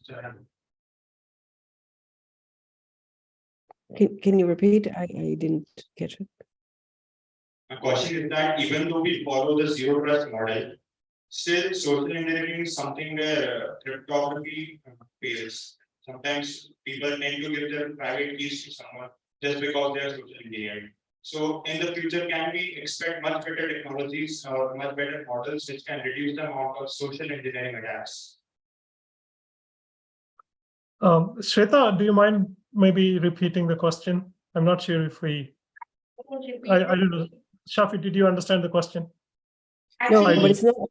I can repeat the question, although I myself don't understand it fully. The question is, there are a lot of attacks in social engineering, even though we're following the zero trust model. And can we in the future expect better cryptography and better technology that can prevent social engineering attacks? Social engineering. I'm not even sure what that is. Part that I said I couldn't understand. Maybe can you tell us what you It is mean? basically when people are tricked to give their private keys. Or when they do authentication or whenever we see that the private keys are being handed over to other people. And adversaries usually take advantage of their keys, private keys. So to repeat the answer, it's when people hand over their private keys to the adversary. I see what you mean. So you mean when you say, in some sense, you're saying it's the fact that people don't follow the rules of the protocol and that they leave their passwords everywhere and that they just don't, they don't follow security practices. Well, that's a big problem. I guess the one thing you could say about it is that if you think of cryptography as a system effort rather than a single effort of a user, but let's say that you would like to ensure that an infrastructure is secure rather than your private information, and that will depend on let's say it will be in a distributed setting where there are many participants, and the assumption is that there's some majority that follows the rules, or that there's enough. And if it's a majority, if you need a strict majority, but you have enough people who follow the rules, and if that's the case, then the system is secure. Maybe that's the answer, that you'd like to not have important security breaches be dependent on some individual being careless with the keys, but it would have to have many. It would that you'd have to have some sort of consensus by many, and it would be possibly the belief that not all of them are going to be careless with the keys. So maybe that's the answer. About your personal privacy, if you're going to give your keys to someone else, I don't think you should have any privacy. But in terms of from a system-wide perspective of having security, then I think that we have a chance with things like the blockchains, but not necessarily a blockchain, but something where there's a large number of components that have to fail before the whole thing fails. Any other questions yet, Ranjita? Hello, can you hear me? Great. So my question follows up on the previous question, actually. I think it's a very important question. I think part of it is educating people about cryptographic techniques, and not just computer scientists, but the population in general about cryptographic techniques and the security problems that happen. In general, crypto techniques are very, very difficult for people to understand. So do you have any thoughts on how you can popularize these techniques and also the attacks that they prevent?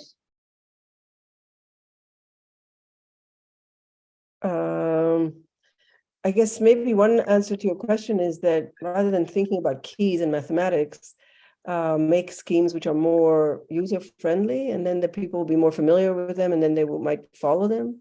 User-friendly meaning like remembering a password or in a way that's more. You've seen probably all these things over the years, where you've got 10 faces and your password has something to do with, the people that you do recognize from a list or you don't recognize from a list. So this is something that's much more, I guess, human friendly, but I don't think I'm the expert in human friendly. So I wouldn't know. It's a good question. I think it's subject to, human machine interface. It's more that type of research and how you can institute some kind of security together with that. Thank you. Any other questions? Maybe we have time for one more question. Hello, am I audible? Hello. Maybe you can say. Yeah. I'll repeat it if needed. Yeah, so hello guys, my question was the question that Satya what about the about cryptography after post computing, quantum computing. So right now the algorithm that we use for SAT to set 502 key. I think after post computing it might be easier to decipher them. So where will cryptography stand after post quantum computing? And I also read about a thing that people can use photons to transfer data. So instead of using the traditional bit, we can use photons to transfer data, and I think it will be more private and secure. So where will cryptography stand after post computing? Sorry, quantum computing. Shafi, would you hear the question? I'm not sure I did. Was it about post-quantum? It's about post-quantum and also quantum. So the question is, how will security be impacted post-quantum computers? And then following that, he said that he heard that photons can be used to communicate information rather than traditional bits. So how can that be used for cryptography in the post-quantum?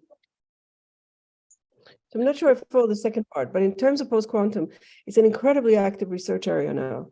So at Simon specifically, there's a quantum pod that's run actually by Umesh Vazirani, who's the director of it. And I think grew up in Delhi, partially at least. I would say that most of the work on this quantum pod is about cryptography, and specifically post-quantum cryptography. And there are two interpretations of this. One is schemes where even if the quantum computers will be built, it will still, these are classical schemes, that even when quantum computers will be built, they'll be still not unbreakable. So these are based on problems that even quantum computers cannot break. And there's, I think, great success with that. So this whole field of homomorphic encryption and functional encryption, there's a lot of schemes that we know how to build with mathematics, which we don't know how to solve with quantum computers. So actually a lot is much richer than what we used to know when we didn't worry about quantum computers and we just worked with number theory based schemes.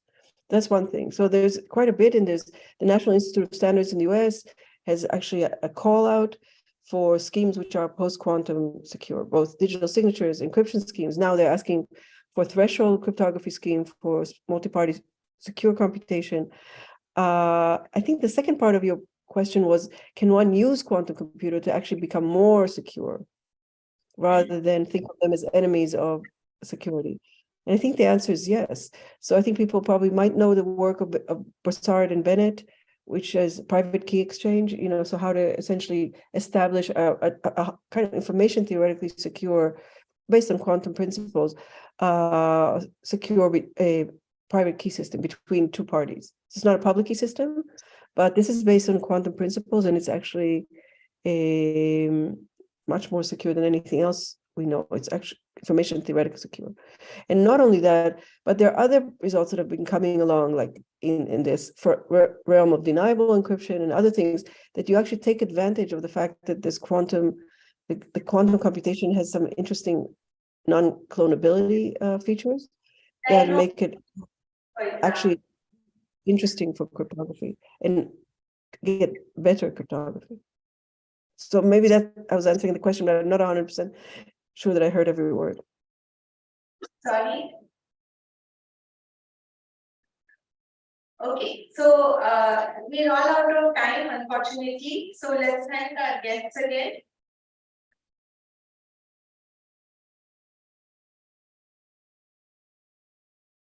We also thank Microsoft Research for the excellent quality of the recording. It was really amazing. We really enjoyed it.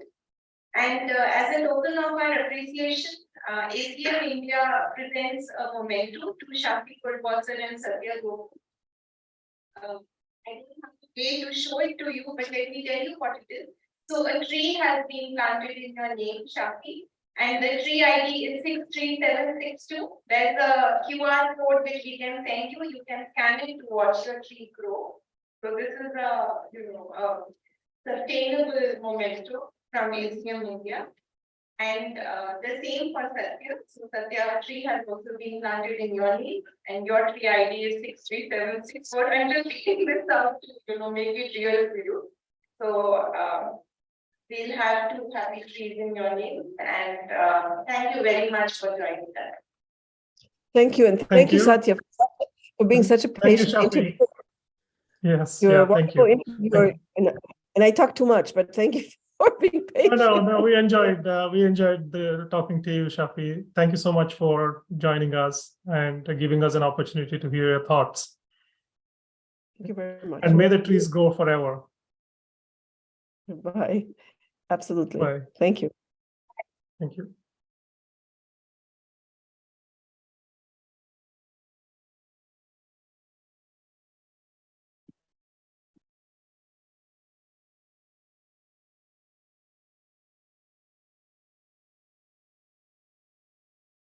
Yeah, thanks everyone. We now take a short break, 25 minutes, half an hour break from 25 minutes. Coffee and tea, and from here we move to systems. We'll have Tulika. Please do come 5 minutes before that.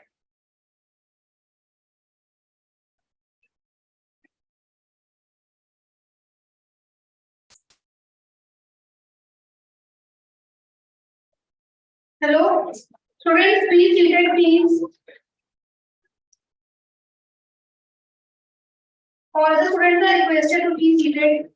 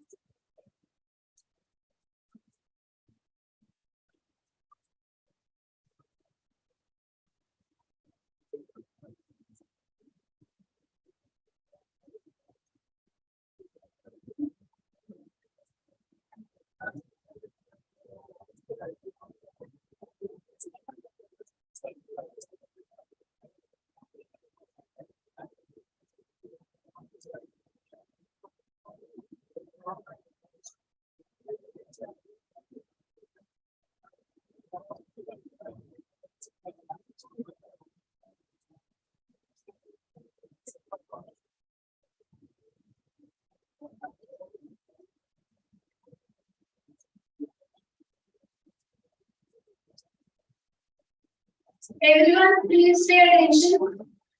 Participants have to go for tea break. Students are given a 10-minute short break. They have to come back for lunch tiffin, which will be provided to you all. Please maintain the decorum of auditorium.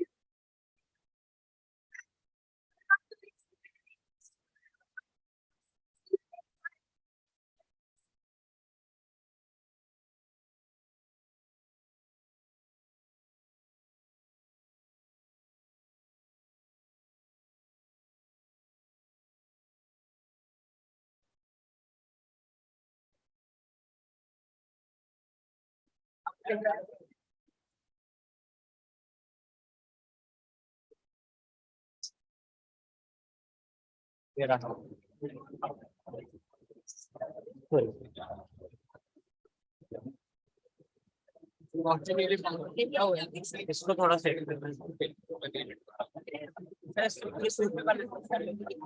वही करते हैं हाँ जितना रखना चाहिए फिर तो इसलिए सामने भी हाँ सही किया छोड़ा है वो तो दूर से आवाज हाँ वो जो पेज बोला था उसका आगे आराम से क्लियर गया था। हाँ सेंटर में रखें तो स्पीकर पे डिपेंड करता है। थोड़ा चार्जिंग है नहीं नहीं सही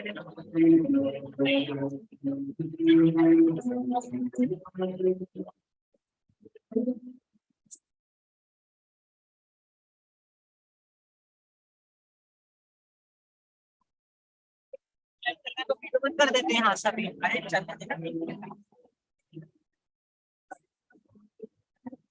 क्या यार बड़ा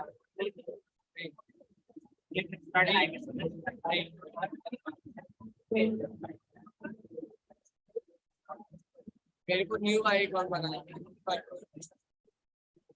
ठीक है परफेक्ट है। हाँ सर एक सेकंड सोफा करना है ना। हाँ बस ठीक है तो ये देखिए थोड़ा सा ये हल्का सा ये नीचे कर दो तो ये जरूरत भी नहीं है हल्का काट की नीचे कर दो। हाँ थोड़ा सा अपने के पास टेबल थोड़ी सी दिख रही है बस क्यों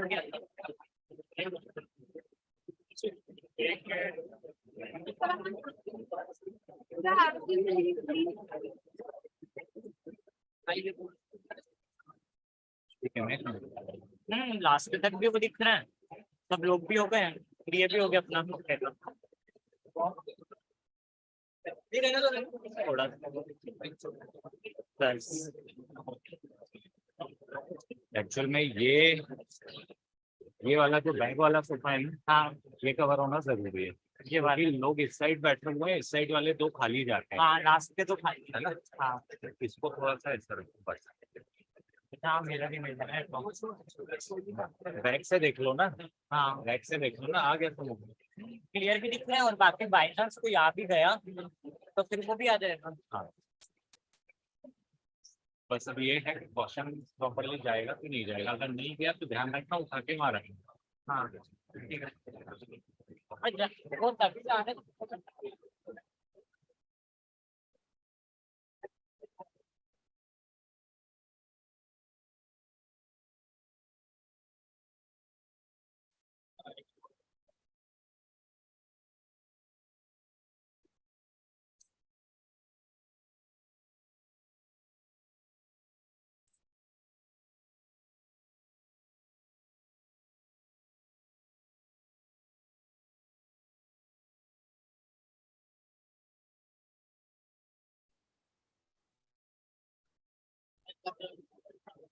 Everyone has to report back sharp at 11:40.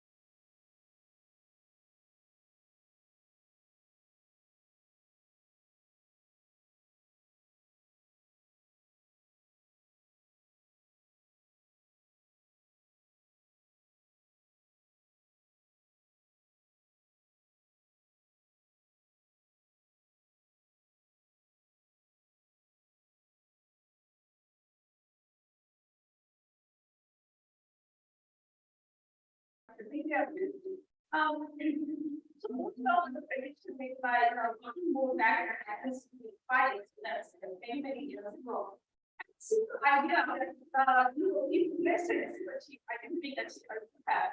But if you actually then today it has 1 million participants. 2 years from now, on this same chip, you are going to have 2 million.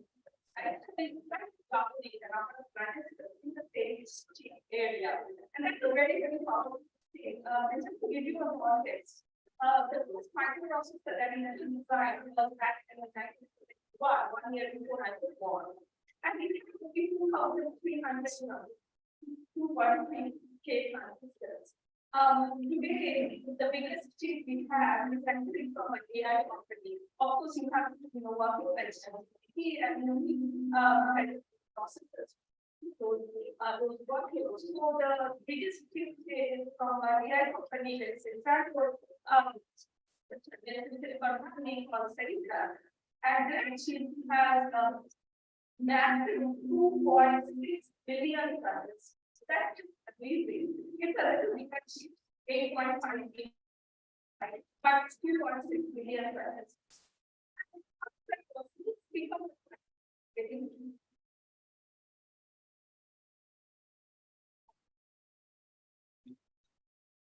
So we have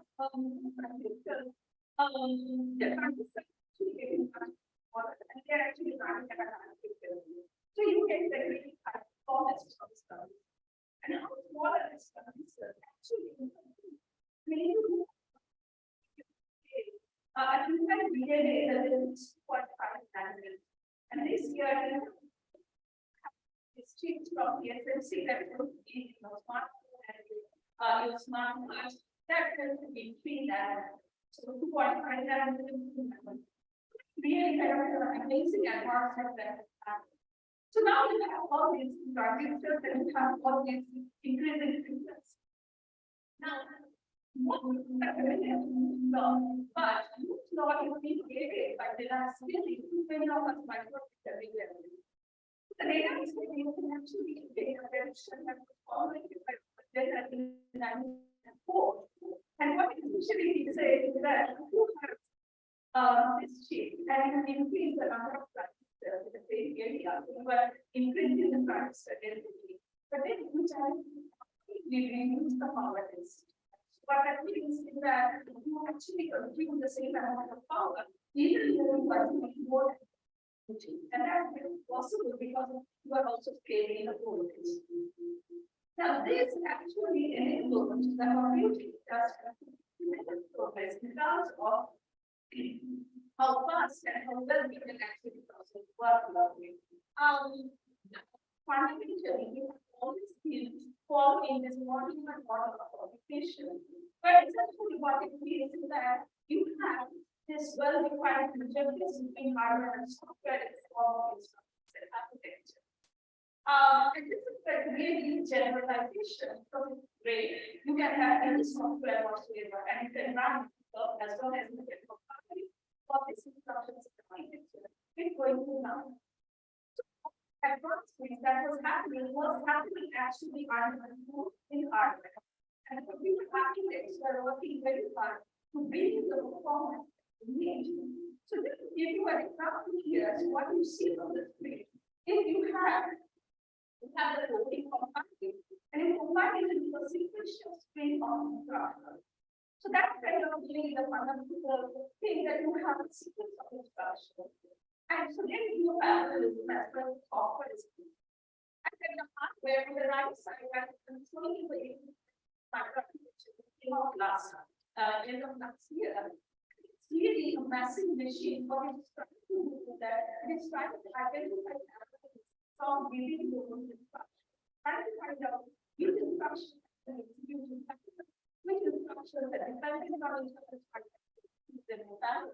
you are doing all those things inside the cloud. Now, this is great in terms of the software systems because you have the same contract and you can just write any software to run the hardware. But it's extremely difficult architecture folks. right? You just mentioned about, in my first one, actually, that's my first book, and what was related to that, I see that we were actually trying to do this fraction of the form of what that kind of called trace processor, and actually got adopted by Intel again, so all the machines they actually have the trace processing involved in order to extract that element. Now, you can extract that element, so there are two things that are happening. First, in fact, the software has access to the entire code base, so you can actually extract elements in one data. And second, that the context started the years with the international body.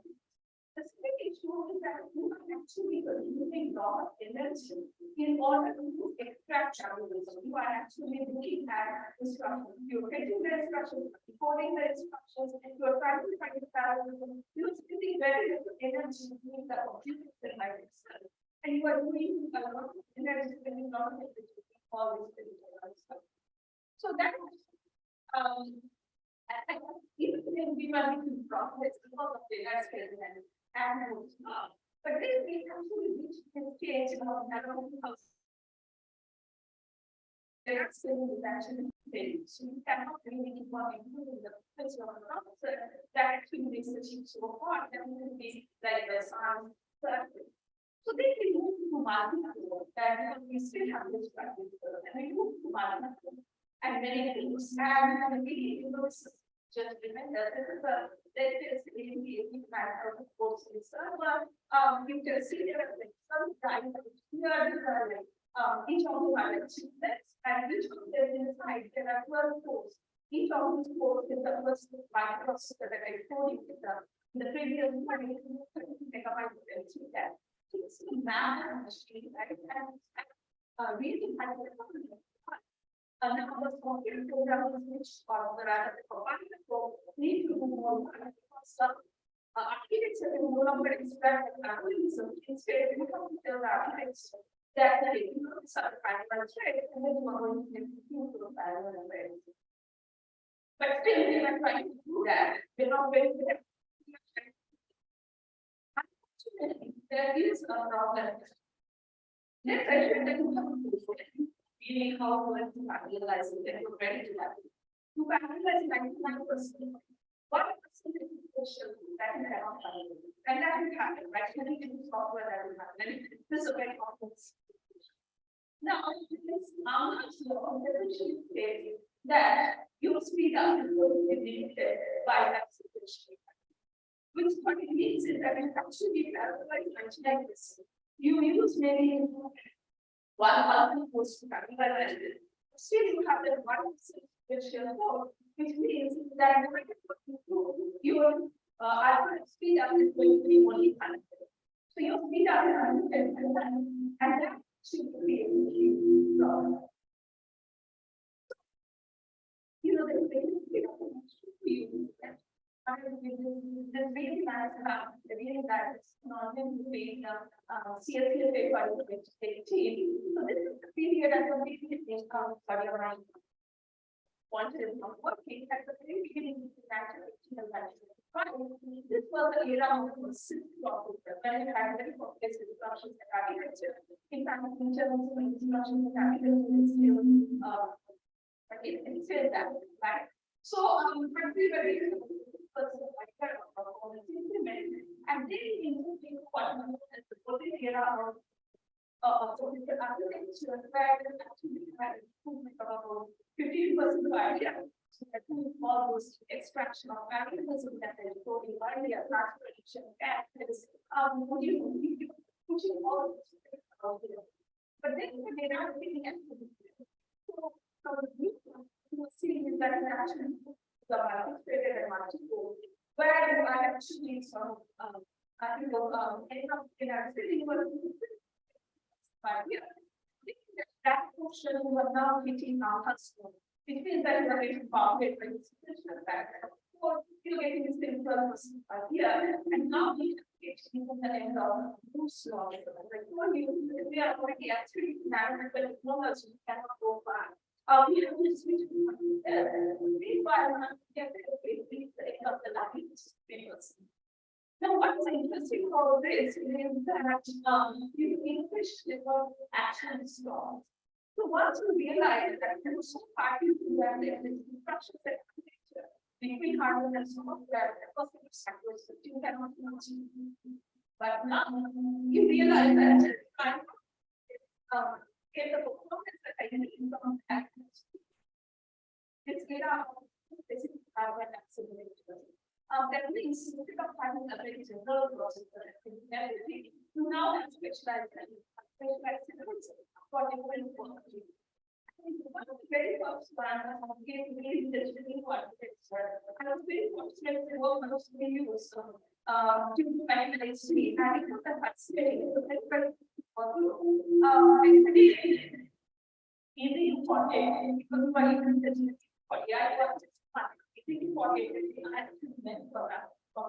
and we do an analysis problem. They do great lesson on architecture, right? But they're very robust. Here's another core processor, but it's based on instance in the this idea of the TP of the principle of stability, which is AI, right? And it's very interesting that actually this now if you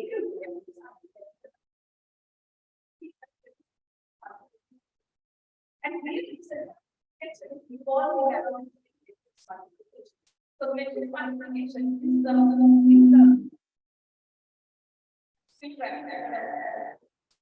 quantification is the best Sorry, so it's like this is the stage. There's a not this one. So you could maybe you could use the stage. Go back.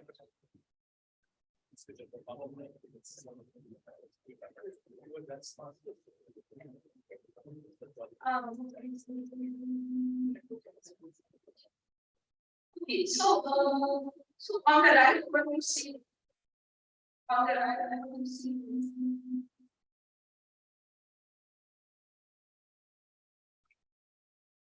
on the right, what you see is the making fun. Here is this chip. One just make it make clarification because that is important computational kernel because of your AI volume. And this mapping because there is 64,000 benefits, 64,000 map application participation application operations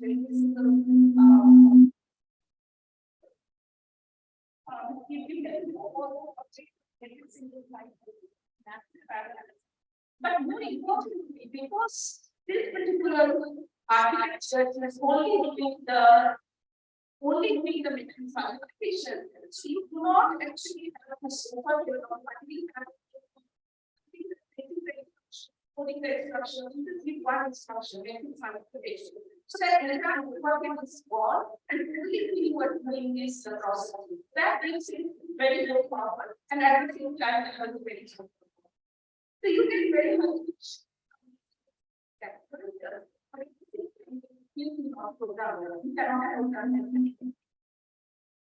Now, in other thing of starting,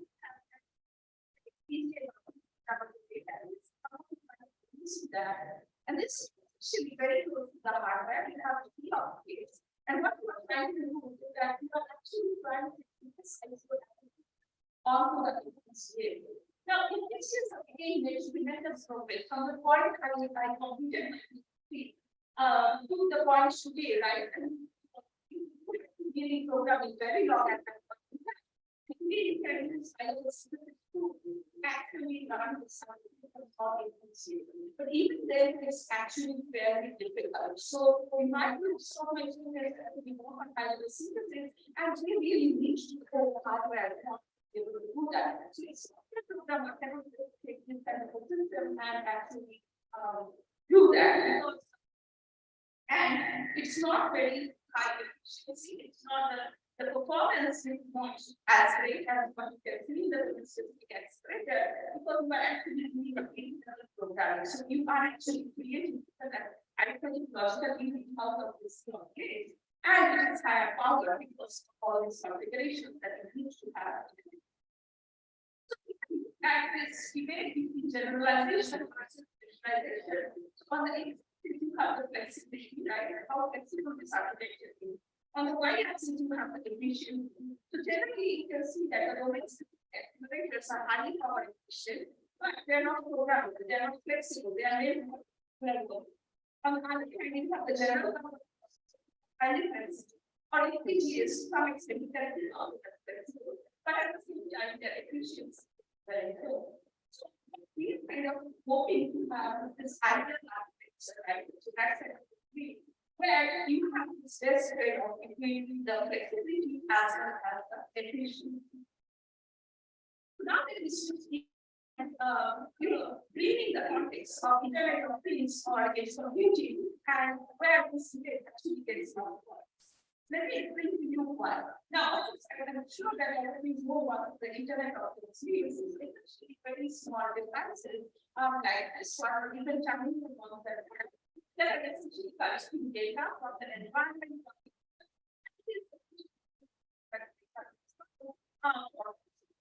And which is very important for our applications. But what you can see on the right side that the number of things or devices is growing exponentially. It's expected that 2025, 30 billion of these devices, and the dark blue part of the see is the non-IoT devices. So essentially, we are planning out in terms of desktops, servers, and so on and so forth. And we are actually kind of growing exponentially in terms of the Internet of Things. But if you look at the processing of the Internet of Things, they're really simple, right? So this is on the right, you can see that these are really tiny. It's a microcontroller. So it's almost like 1971, you have that Intel microprocessor, almost like a crack, right? So you are kind of bringing those things back and some sense. If you look at the pipeline, we have pipeline, which if you compare to the AMD processor, you can see that it's so straightforward. So these are really very simple products in zero arm and it's really sort of put down. It says that it's just collecting data and really through the internet. Now, the risk of doing that, there are several reasons. Of course, initially when we had IoT, the whole idea that it's selecting doesn't reach the cloud. Then we realized there were two problems. First is that 99% of the data that we are collecting has never been used. But you still sending that data to the cloud, and it actually consumes a huge amount of energy. So you can look at the prediction in 2025. IoT will be responsible for 8 million metric tons of carbon dioxide emission simply because of sending all this data to the cloud. And if you just try to do that, it was in 2019. Worldwide carbon dioxide emission of billion metric tons. It's actually huge. We are generating huge amounts of carbon dioxide simply by collecting the data to the cloud. Now, if you send sending things to the cloud, I can actually do things in the device itself, and I can do the booking itself on the device. Then I'm going to reduce that. So that's amazing, right? But other than that, there are also some advantages of doing that, right? I mean, if you look at, for example, the agriculture in India, see that in order to bring IoT into that space, these things are going to be in the wild, right? Actually, you cannot really afford to send the data to the internet all the time. You might not have to for bandwidth, you might not have, 24/7 bandwidth. This is also, so you can see that all these things, you have all these wearable devices that you can talk for your body and monitor the data. So now it's in my here. They did 24-hour ECG monitoring for me, they did 24-hour blackness monitoring for me. I think it's possible, right? So there's a big apple with this monitoring device, and completely you can swap and do it. But then price for something like that. Or you can actually have real-time data. So what the project that I think I know in my elderly fall detection, right? Actually put this sensor, try to figure out whether it's falling down, and we actually have this very futuristic airbag that we can blow up when this person is falling down. And this was back in 2008, and we have this huge desktop processor that was doing this processing. Today, you can get those things done on, using the smartphone, by connecting the sensors to the smartphone. So, so that's what we are. Now, my goal is to actually not even go to the smartphone or the desktop, but I want to actually bring that power to the device itself. Right? Now, how powerful are these devices? So for this, this is a very simple experiment where we were actually trying to just do finger gesture information, right? So, so good, bad, and things like that. So very simple things, as well as all the English alphabets. Now, in order to do that, you need to get 128 hertz sampling frequency, and you need to process the sample. Every sample you need to process in about 8 milliseconds. We ran it on, this very simple IoT device. It's a TI certificate, and it's running Cortex M3, the 3-stage pipeline that is sodium iodide. And this actually has a processing time of 577 milliseconds. I need 8 milliseconds, I get 507.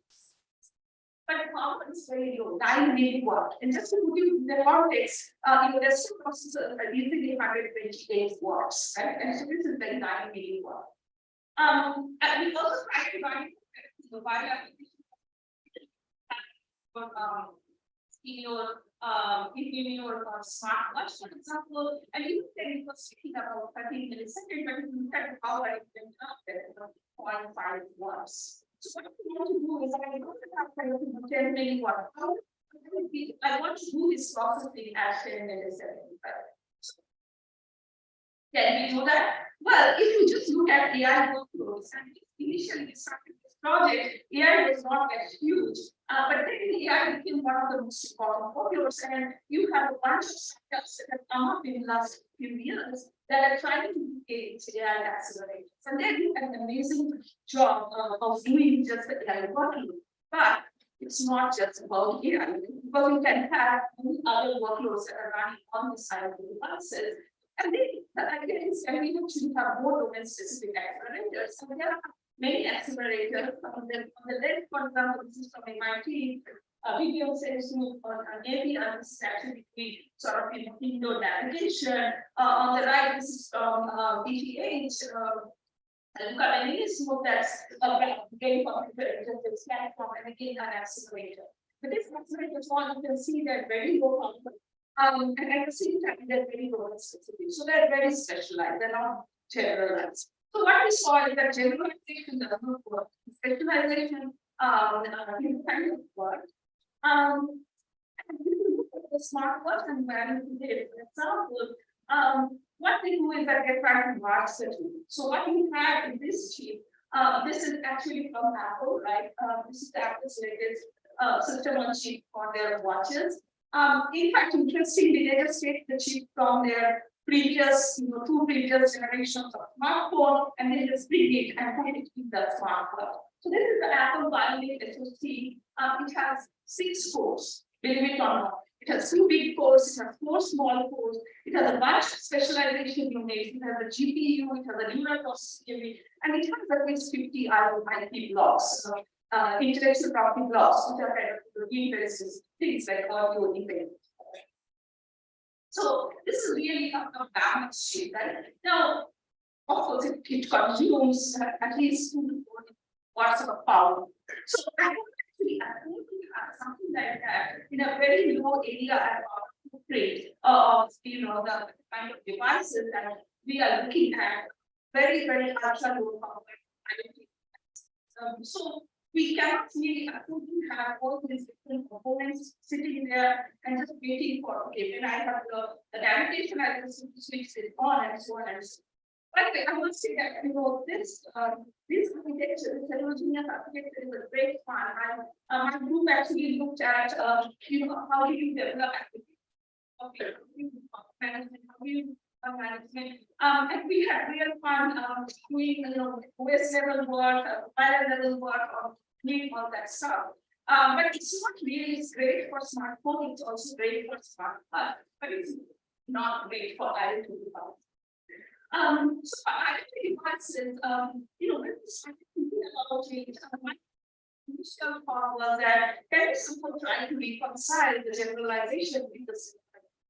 And what I was thinking is that, okay, you know, you have the general purpose multi-pores, right? At that point in time, we were starting to see that 2 or 3 pores. And we made this course really, really straightforward and simple. And we can add a little bit of that to each of these pores, right?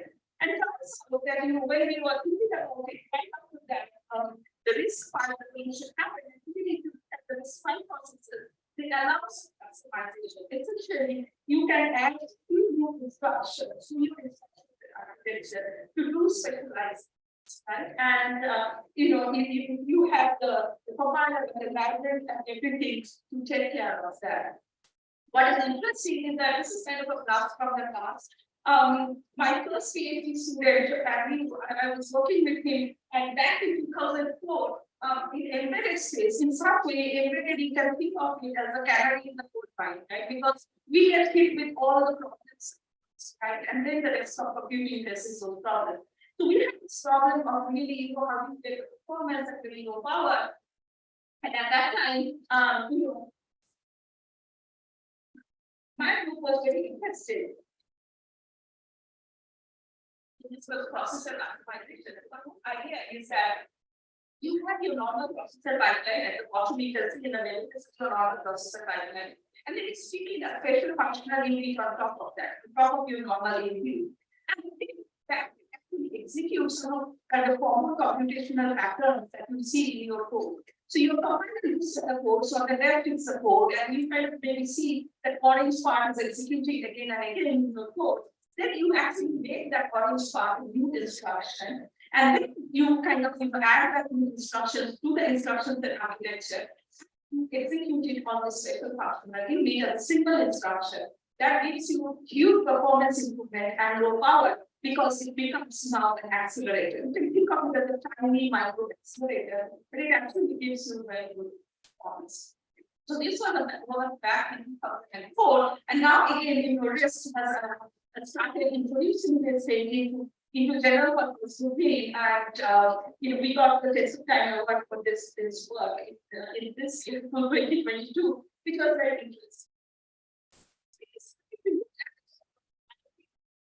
Absolutely kind of initially when we did this work on process optimization, it was for a single code.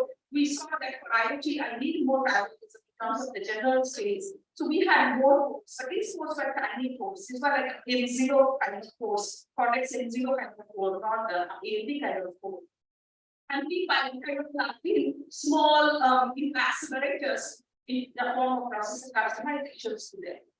Were we successful? Yes, we could reach the performance. We could actually get sort of the 8 millisecond that I wanted for this application, and not just that for all other applications. We could kind of reach the performance. So we were not happy with the power. The power consumption was 109 milliwatt, simply because these codes actually kind of require power, right? So the general part actually takes a lot of power and it cannot do. So we went back thinking, and this was the dream that we had. Can we actually create domain agnostic accelerators? So far we have all these domain specific accelerators.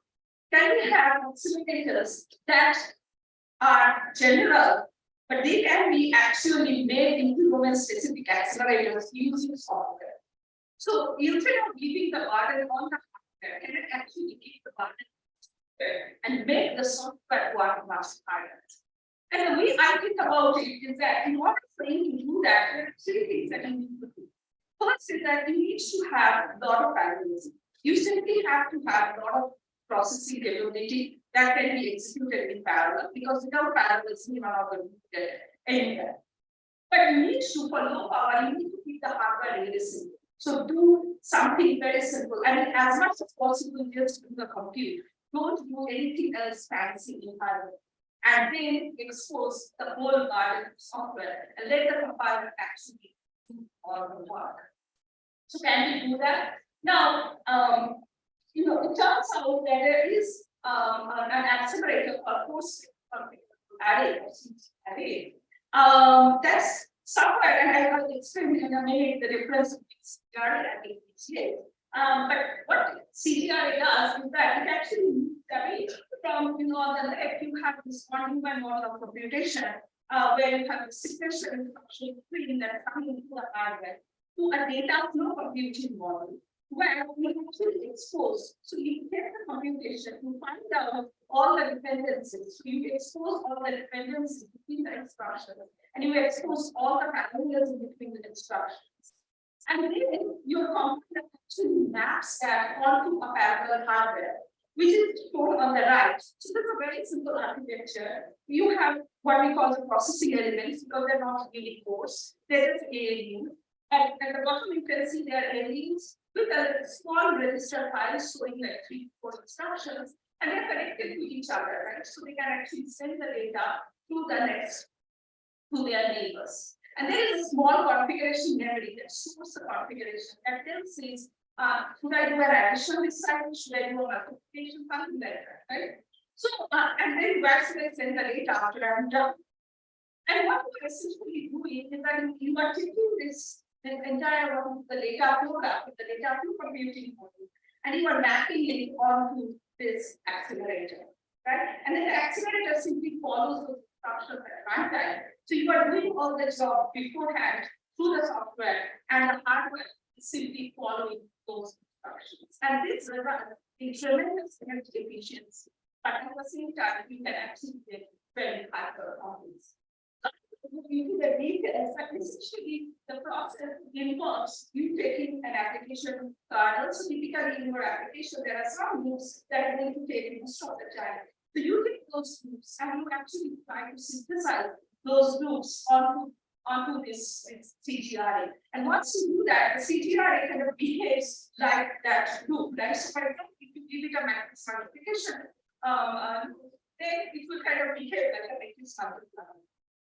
In order to do that, first you need to map those computations onto these different functional units or deep processing elements, and you need to do that routing. So really, this problem is very hard from the software perspective or the compiler perspective, because it needs to do placement as well as routing, right? And again, I'm not going to go through the details, but basically, the CGRA was very powerful, and it became this idea of software-defined hardware, because we're going to now define the hardware through software. Now, if you look at the FPGA versus CGRA, both are computer, but the FPGA is also a pitch-level configurability, which actually requires a lot of overhead in terms of reconfiguring the thing. Here, you already have ready-made functional units. All you are telling me is that should you do an should you go multiply it with it? So that's much less expensive. So you can actually do fast cycle configuration,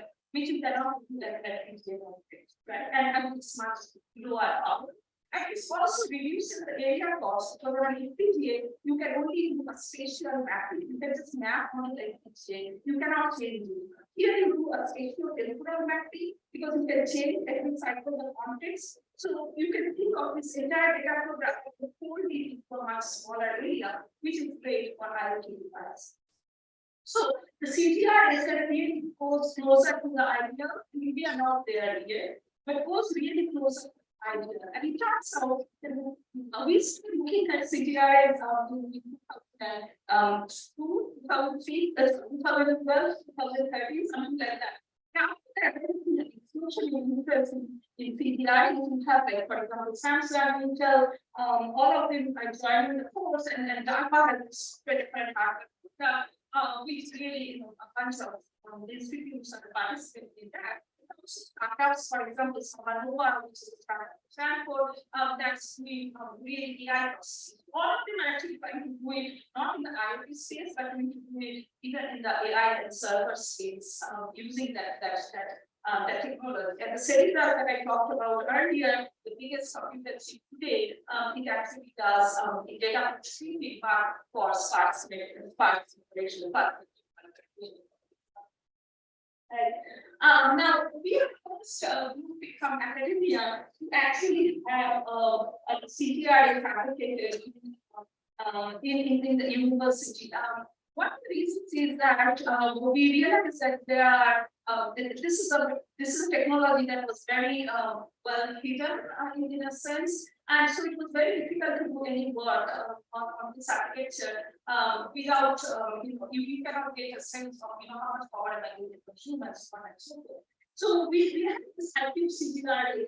One of the things about this is that normally in our architecture, we can just go to the neighbor and recycle. We have what is known as single cycle marking top connection. So you can see, for example, from the left to the right, you can actually go in a single cycle bypassing the processing element. Actually makes compilers work much easier because compiler can actually map much better, and it can reduce it can improve the efficiency, the performance whole lot. This is the first time I actually so far now I've been fabricating this chip at 40 nanometer generation.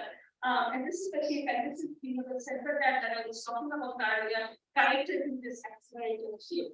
Now, what is interesting is that this chip was designed by 2 graduate students in my group. And it got 90 MOPS per million watt. Whereas if you look at the ARM CPU, it's about 2.6 milliamps per million watt. The Xilinx FPGA is about 25. It's at 50 MOPS per million watt. And they are using the latest and they have a huge bunch of tool that's trying to do the optimization. We have the next generation of it that just came back last month that can take it up to 500 MOPS per million.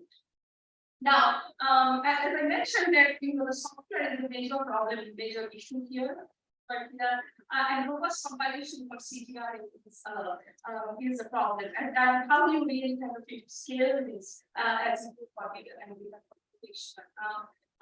Interestingly, when we started working on it, this was back in 2012 and 2014, we were looking at small CGI, and we use this notion of graph mining. If you think about it, you have the data flow graph, and you can kind of form a graph structure out of your architecture, and what we try to do a graph graphically. And there is this nice, very nice format graph miner. You can actually get an optimal solution for this mapping the graph modeling. And so we were very happy. I'm going to not look at the compiler anymore. We realized as we actually increase the complexity of the system and try to go for bigger and bigger system, there are many problems. Again, I'm not going to talk about this, but essentially, we try to solve this problem through various mechanisms. The first one is really hard. I mean, in computer science, we're always using abstractions, right? So we use a number of abstractions where instead of attacking the problem from this very big space, we try to kind of model smaller problems and solve those problems and then for bigger problems and so on and so forth. And you can actually get, for example, here if you just go for a normal kind of compilation, it will take you days to compile, but with this kind of modeling, you can actually do this in 15 minutes. So that was really a great thing. And then this is what I wanted to show that, as I mentioned, that the CGI is kind of a really domain agnostic accelerator, and if you give it a workload, it actually behaves like that. So, for example, when we gave it a GNN kernel, which is a general application kernel, it actually created something that looks exactly like the GPU or the tensor processing unit. Google is meant for graphics, meant for general purpose general application. So I can give it other workloads, for example, an AES workload that it behaves like in the AES. Okay, so yeah, so again, you need to do abstraction in order to do that. And the other issue here is that there is recently, as I mentioned, that this domain agnostic accelerator, or you can call it spatial accelerator, software defined hardware. There has been really a real explosion of these accelerators. Now, developing the compiler for each of these accelerators is really a challenge. And that's one of the issues that has been during the work. So we wanted to see that whether we can actually automate the compiler design. When we give it an accelerator, and can we automatically kind of have the compiler coming off the way. The compiler use a large number of heuristics that are dependent on the architectural characteristics. And of course, being in the AI field, we actually, model this problem as a graph neural network problem. And interestingly, it worked amazingly well. The graph neural network could learn about the architecture and could generate a compiler that was much better than our manually tuned compilers. So just to give you an example, we gave it 71 combinations of accelerators and bundles. Most of the previous approaches which were hand-tuned for that architecture could not map in many combinations. We managed to map 70 out of 71 combinations, and not only just that, the quality of mapping was better. Addition time much better. So we achieved, for example, 500 reduction in the comparison time. Now, this is an area that still has a lot of challenges there, and all of these challenges have, hardware, software, co-design, an issue involved. So typically, what we try to do is that to solve a problem, you add a link between the hardware system and the software is done. So here is one issue that these are really kind of engines that needs to be fed a lot of data. So how do you feed that data and memory, while anybody working in the city or know that getting the data from the memory onto this is a huge problem. So one can actually sort of design a software defined memory hierarchy in order to feed the software defined application. Similarly, the limitation of this is that really they are not very good at code. So matrix multiplication, for example, is highly parallel. But there are some applications, in particular like navigation applications that have complex control flows that we are not very good at doing that. So again, you can play this game of adding things to the hardware that allowing the mapping very much better. And we have this entire thing of the interest in the psychology. We want to see how this so we have this integrated comparison and simulation framework that actually allows you to go all the way from just giving the application source code it can be C or C++. We not only generate the code, but we give you a very long RTL code as well. And if you want to play around with the real hardware, you have to come to my lab and do it. So I just want to end by saying that we were kind of coming full circles by starting off with this discussion between generalization and specialization, and I was kind of trying to convince you that this kind of software defined hardware, the linguistic accelerators, kind of is the midpoint between them. It can really kind of balance it out. But then we realized that there are some applications that are so high volume that application domains that it might actually make sense for you to sort of have the CDI, but kind of specialize them a little bit in terms of the way that the connections that we want to have and so on and so forth, and that can actually improve your performance and more importantly, the power efficiency quite significantly. This is similar to, for example, you have the same processor technology, but with different desktops and server platforms, you sort of configure the parameters a little bit. So this is the type of one. So this is what we call it revamp, that allows you to take any sort of CDI architecture and an application domain and allows you specialize on the application domain if you really have a high volume. And again, all of these are open source code that we have. So that brings me to the end. I started off with this question: if you want to specialize or generalize by computing, and that's like everything else in life, right? There is no easy answer. That it depends.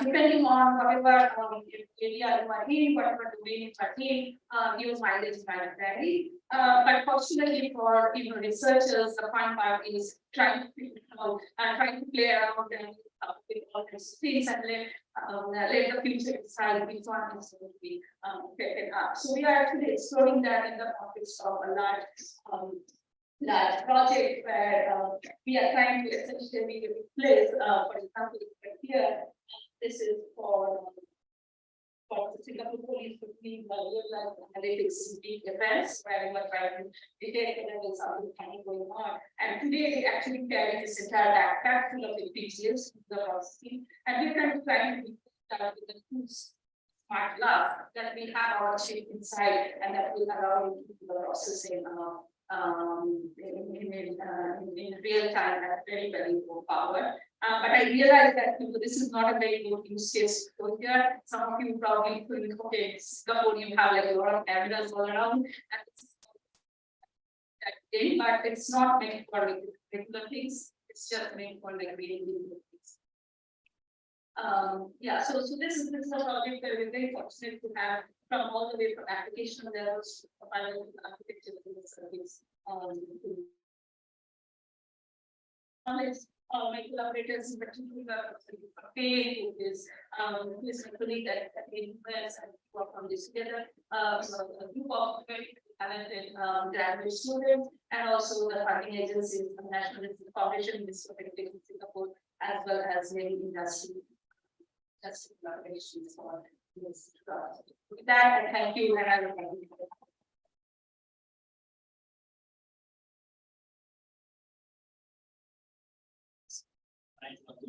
Wonderful history reflected mechanisms, contemporary challenges of academics and architecture. So the floor is open for questions. Raise your hand and we'll come on board you. There's one in the back. Speaking.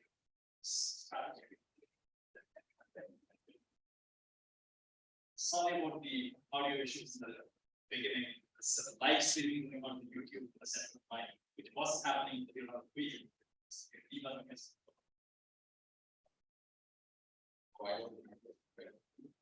So I'm PK, I'm very Hyderabad. I have two questions. One is thanks to the talk on the history, something. First, the question about your 30 billion number. 2025, you said that 30 billion devices appear on. I think we have been hearing these kind of numbers for some time. But from India, I haven't seen anything other than a smartphone yet, or probably some smart watch. Any devices that are coming to my home, at least, which is like that. Still, I think only labs and smart city labs that are collecting data about pollution. So, your thoughts on 20, 25, 30 billion. The second question is about privacy. So, IoT devices, you also said that you went through. So can you throw some sort of research questions around this, right? Okay. Thank you, PK. So the 30 billion estimate is, a global estimate for the entire world. But what I really think is that these things are real. One of the things that you have to worry about, these things cost literally 1 cent, right? So the cost is really a big issue over here. So I believe that this is a technology that can actually penetrate very well in India. And I understand that there are all these agricultural farms that are actually trying to use this technology, and I think it would be great, for all that purposes, as well as, for example. I think one of the students here was talking to me yesterday about monitoring the cows, right? And then they're feeding them and stuff like that. And these can be really low cost. And one of the things that's happening today, and I think that's great about IoT, is that you are not bound by, sorry, I don't speak text here, but you are not bound by, you don't need to use that technology. You can actually design these things like, in-house, and then you can design the sports we do that all the time. So the cost is very little. So I do think that this is something that can be used across the world. Your second question about privacy, yes, that's a very, very a big challenge here. I kind of sidestepped that issue over here, but in this context, actually this kind of accelerators are really good at preventing side channel attacks, because you are mapping to the compiler and you can actually juggle. You can kind of, every single time you can actually change the compiler output. You can produce the same result, but you can actually same result, same performance. But you can kind of have a little bit of a difference, and so that actually shows the side channel attack into the issue. But that's from the processing side. Of course, there is the issue of going to the cloud, and again, there is a lot of path related work that's going on in terms of how you actually do the protocol, right? You can actually protect the protocol. You can use the device features, you can use Spark to kind of use that and get the security done. But it's really important that such something. A lot of work is going on. I personally don't work in that area, but it's very important. Thank you, thank you. So I didn't understand the flow that will actually happen. So here, for example, when we have a lot of accelerators now, and we have auto TVs, auto schedulers, compilers, when a given a workload, they actually are trying to optimize for a given accelerator, and this would be more for the deployment. So Tulika, when you see design accelerator on the fly for a given application, do you envision that given like that application will then continue in future for a very long time? And then these other compilers which given a workload they try to optimize like how to use that accelerator. You are doing optimization on the hardware side, what it should look like that part. But is it like post deployment? It's only one time that data flow will always remain constant, and that's where we should be that consider the applications. Is it a one time, or will there be some sort of system software needed to kind of update it, and what's kind of the latency there that around this? Okay, thank you. Thanks for that question. And I'm sorry, I think there was a miscommunication. And I welcome this opportunity to explain. So basically, what we are seeing is that the hardware is fixed, but using the compiler, so we provide a compiler, right? So you can have any workload, you can actually compile that for this hardware, and hardware is generic. So hardware is generic, and you can actually offload it onto this, right? And then that offloading, currently for IoT devices, we do it through SPI interface, which is available for almost all the devices.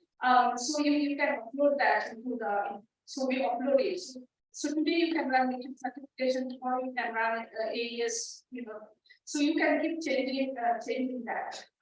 But do I think, of course, I would like to imagine that this is a big accelerator and you have a small risk down. That's not realistic. I think as we go ahead, we are going to see a few, maybe, in this case, it's not possible for you to have this, the kind of things that we have in smart words. But we will have a few. There then becomes a challenge that, how do you decide given an application which part goes where, how do you do memory management and power management and stuff like that. We did that work in the context of smartphones, but I'm currently looking at currently for even IoT workload. How do you, if you have that in the future, then how do you do that? And that's very interesting.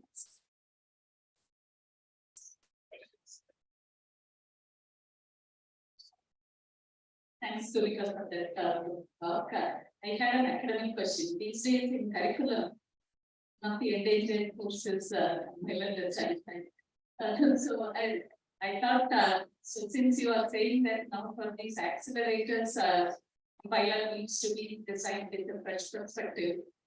So can we provide a new lease of life for this course from that angle? What are your views on? Thank you. We started with that a lot. I think we have 800 students in the computer science every year joining, and 8 of them, if we are lucky, will take a compiler course, right? Because it's hard. They don't see where they're going to use that technology. One of the reasons that I was just telling you is that I started off and then I moved into embedded because it gave me a scope to work at the boundary of operating system architecture, compiler, and just not architecture, which at that point images with simulation simulators, and which was kind of not interesting to me, at least. The simulators kind of guarantee what kind of, but here we can see my chip really gets 10 work, the 10 really work, because I can actually measure from the chip. Now, I think from my experience, the students, when we talk about compiler, they don't become interested because they don't really see the outcome. But when I have a chip like this, even for undergrad students, right, I will show them that chip. We say, okay, if you can design a compiler, then this chip will come to life. They can touch the chip, they get very excited. The open source hardware movement that has really disappeared, that and following up from progressive software movement, it's actually a great way to introduce our students because we can now, really see the artifact, so to say, that's the artifact. And we can see that the compiler goes on this and then gives the results and so on and so forth. So, of course, you still cannot fabricate. I mean, this fabrication takes probably 20,000 Singapore, maybe about $50,000 for each of these chip that we go through, and that too with academic discounts. So we cannot really afford our students to have that. The FPGA is actually for a really wonderful opportunity. You can actually have an overlay. Here, for example, we actually have an emulator of the FPGA, so you can test out like many different things on an FPGA. It's not as good as touching the team, but that actually also makes the students very interested. But overall, I think that the notion that today, the compiler plays a role in the whole landscape. Unlike earlier, when it was considered as a solved problem, that is something that we can try to stress. Yeah.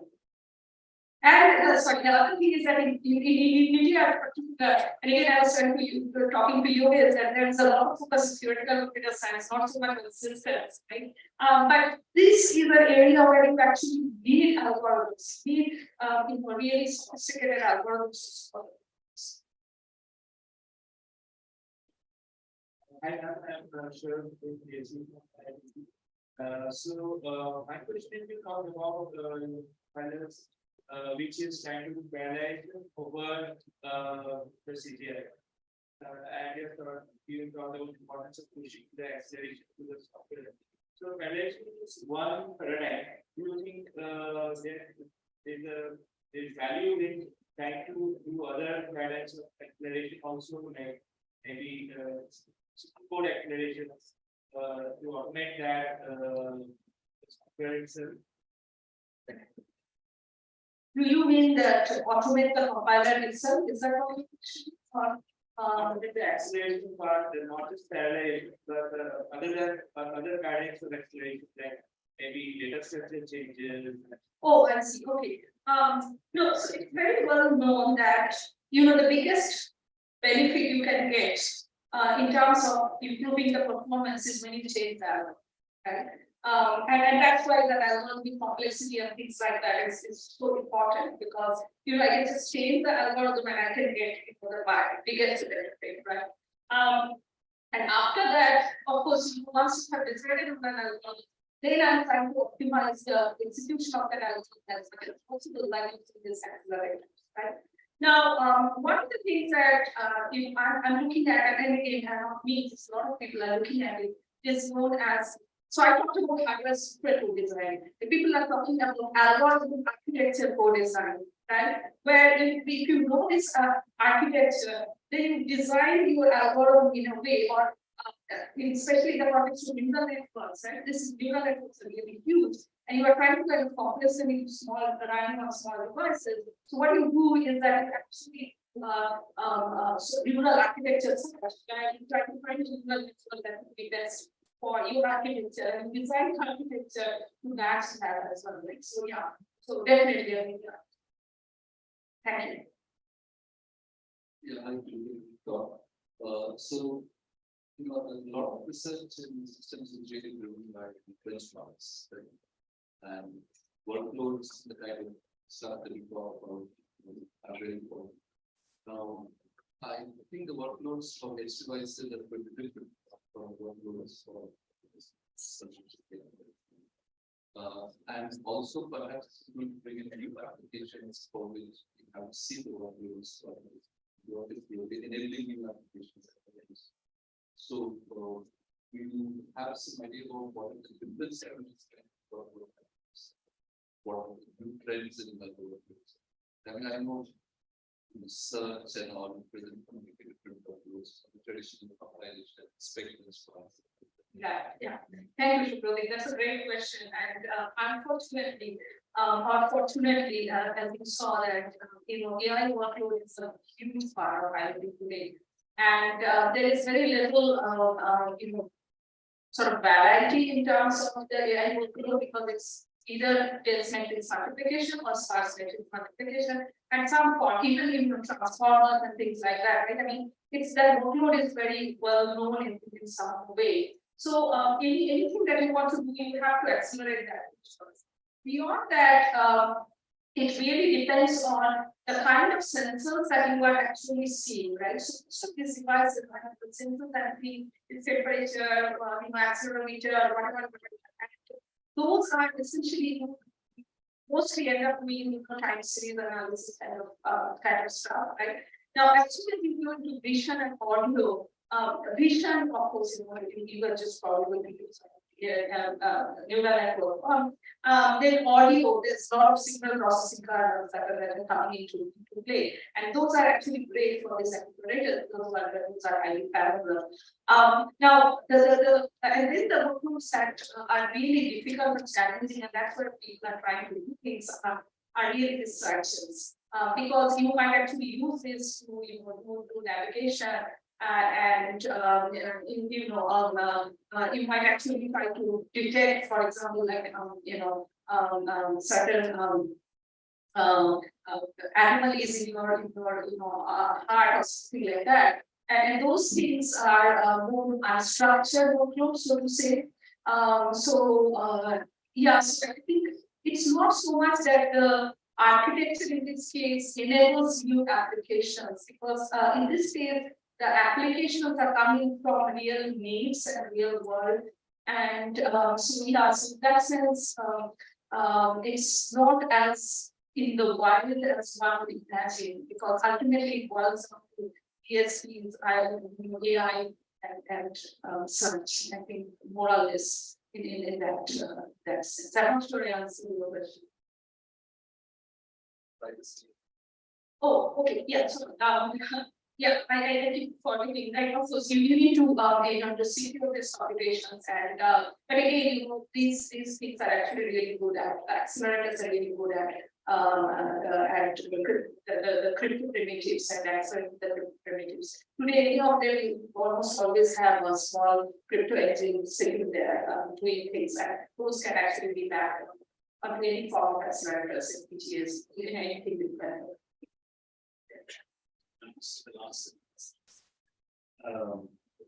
Maybe you partially answered this. I'm a data guy, and many it's often advanced that architectures and serious data management dance one affecting the other. I mean, there's hardware changes, and then the weak database people running around to see how we can optimize our queries for this hardware, or because we are the industry, the data industry is so big that the hardware vendors try to figure out what to do to serve this application. I didn't see, maybe I missed, but I didn't see this aspect of it that much in your talk. I saw more the AI, the signal processing, and so on and so forth. So how do you see this interplay between data management and the new hardware coming out in the future, even in the edge, but certainly not in the edge as well, the general purpose that it goes to, especially. Thank you. And that's a great question. I would say that in the IoT space, probably, I mean, if you're just looking at the edge, the data plays out in the form of federated where you are actually trying to develop, bunch of these devices and trying to make sense in that world. That's where the data management becomes important, and how you the store minimum data, differential privacy, all those things actually come into the picture.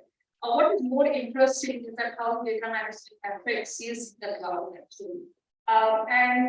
So for example, right now we have a project with NP where we are looking at call it democratizing heterogeneous system in the cloud. So you can imagine that in the cloud you have FPGAs, you have the GPUs, you have the set of accelerators, automatic agnostic accelerators, you have all those things. And here you can actually afford to have all those things because you have sufficient workload coming for each of them that you can actually do that. Now, in that context, what is becoming important is really the transfer of the data. So in some sense, it's actually quite funny that the processor really becomes a place for you to transfer data out to different people, right? I mean, so far we think of the processor doing all the work, right? And it's one cost. But slowly and slowly, the processor is becoming something that kind of gets the data and then transmits them to all these different accelerators to get the work done, collect it back, and then send it back to whoever needs it. So the networking part of it, which in general we were not paying too much attention to, that now becomes very important because don't want to go all the way to your OS to do things and then send it across. You want to do that network itself and the network it's a wonderful way to kind of just keep it at that level. So I think slowly people, and one of my colleagues, for example, is very interested in database workloads. He's specializing in farming them out with PTS. And I think we're going to see more of that because the processor is going to become really just something that just an upload to delete the inside. We will actually take one more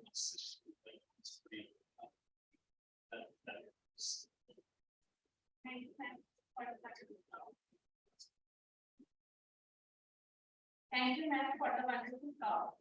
My question is, in one of the slides, there was mentioned that if we base the transmission of data with the computation on the device system, then it will reduce the energy.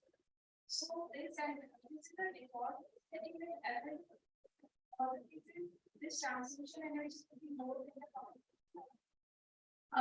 Okay, so I should not, again, I should not generalize, but rather specialize myself. Typically, what you are doing is that you are sampling at regular intervals. You are seeing all that data.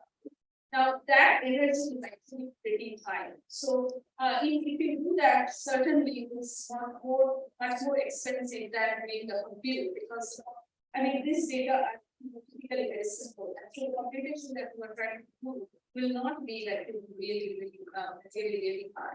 large. So if you talk in that sense. Now, of course, if you collect the data for a while, you do some kind of summation of that data, right? Summarization of the data, and send it across. Then, of course, your processing is much more. The energy is much more than sending that data, right? So it's in that context that I'm talking about. I don't know whether it makes sense. Right? Every single time you send the data, certainly the sending energy, actually receiving energy is not that. Sending energy in transmission is actually pretty intense. Yeah. Thank you very much for There is everything kind of offline.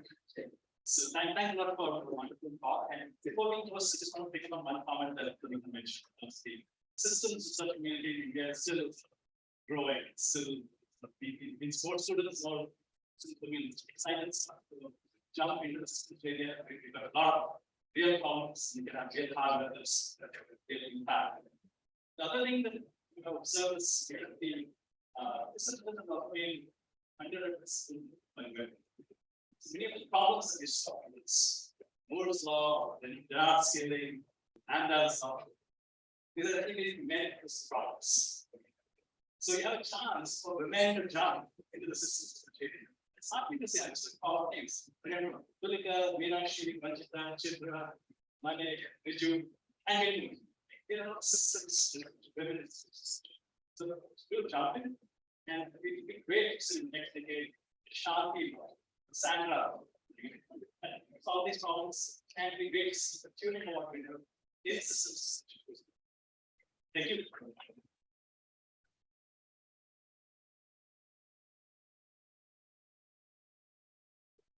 And let's say, thank you from ACM India Awards. We feel like Mr. Tulika with.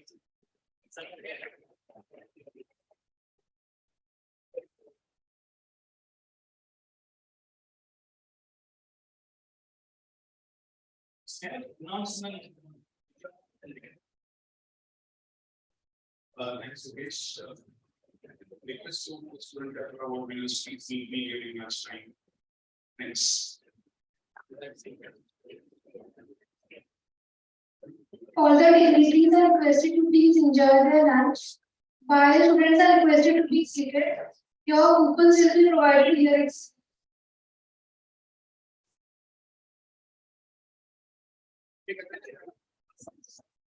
Everyone, please be seated.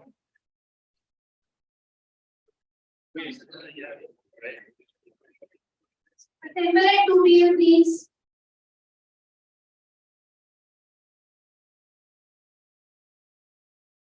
Students are requested to be seated.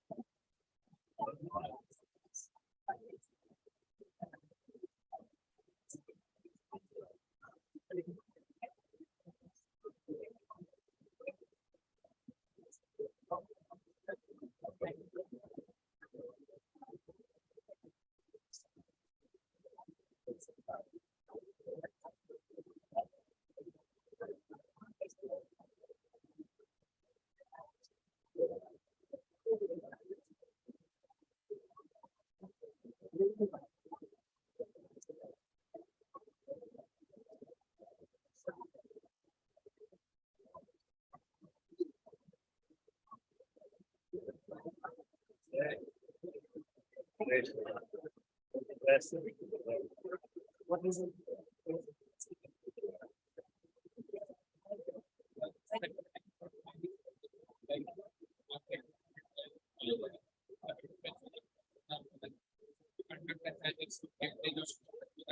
They cannot get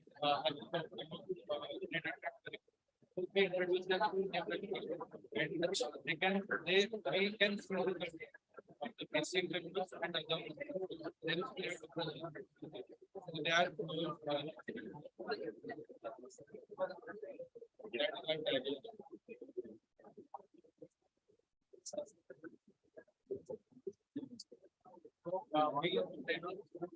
same.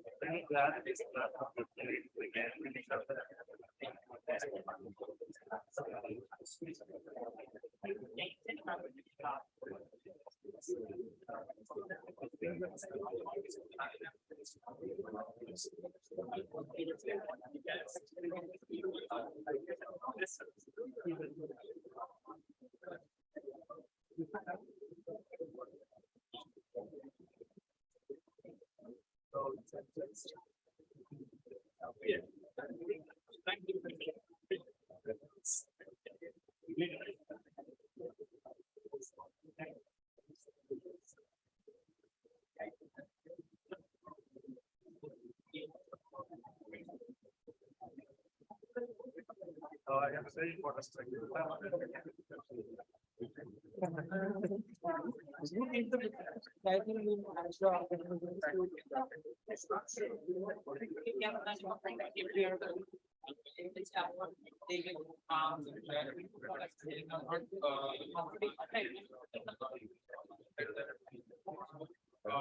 Like what is culture there, how things work.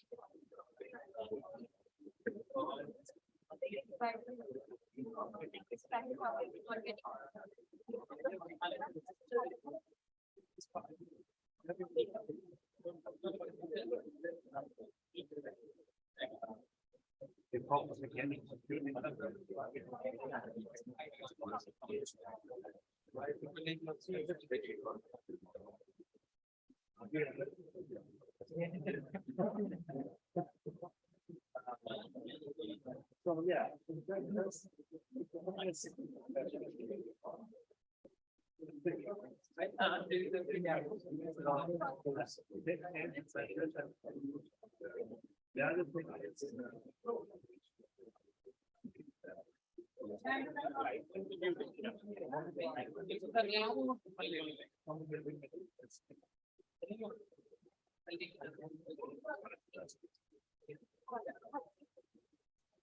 Okay, this is not the collaboration, something actually one of this one.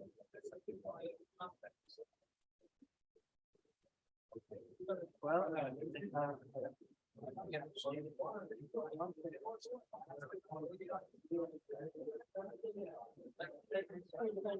Secondly,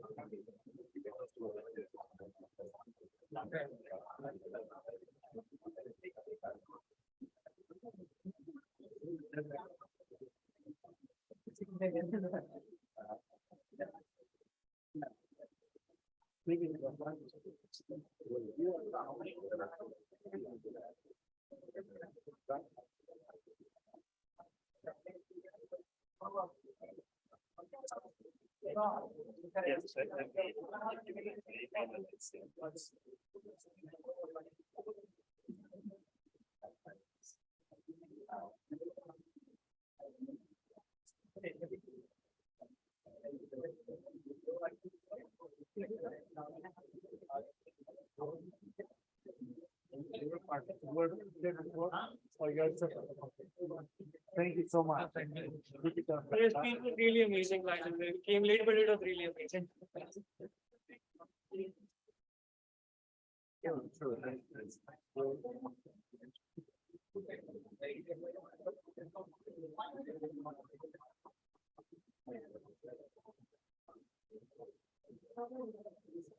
Thank you.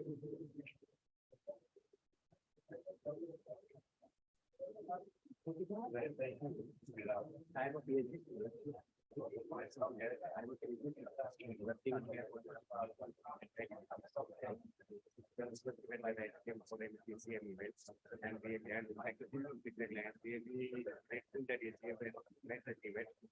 like for all without membership. I mean, really this context where with IIT professors and all. So this is all the guidelines came to lead keep continuing such event. So there is a member to go become a hurdle for us, like in India, you know that. But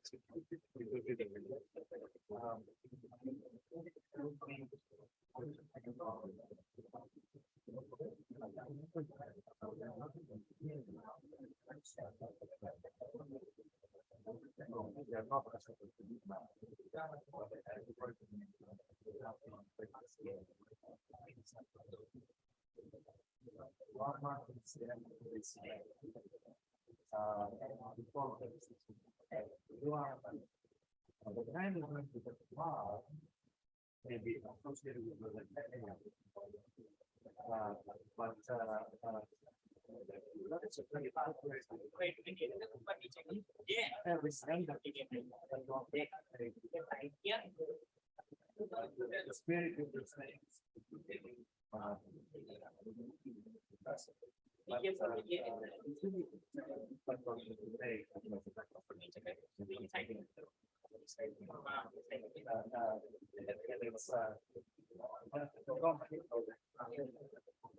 shows how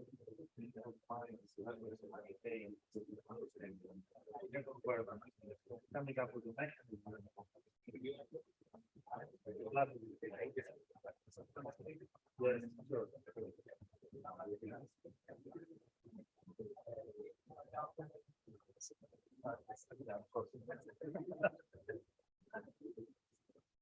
Okay.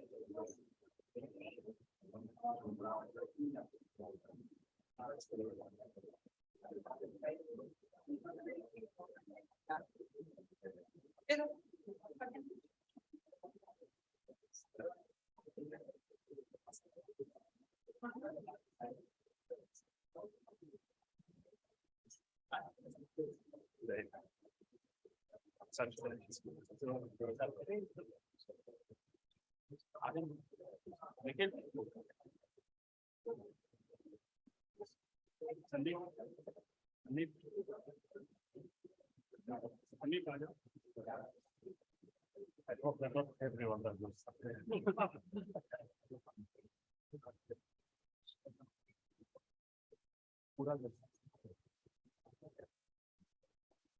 Thank you. Okay.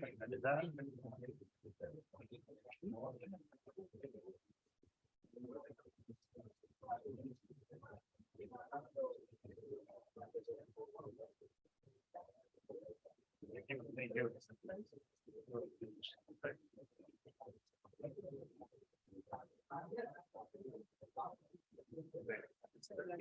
Yes, yes, I have to go. Thank you so much. Thank you.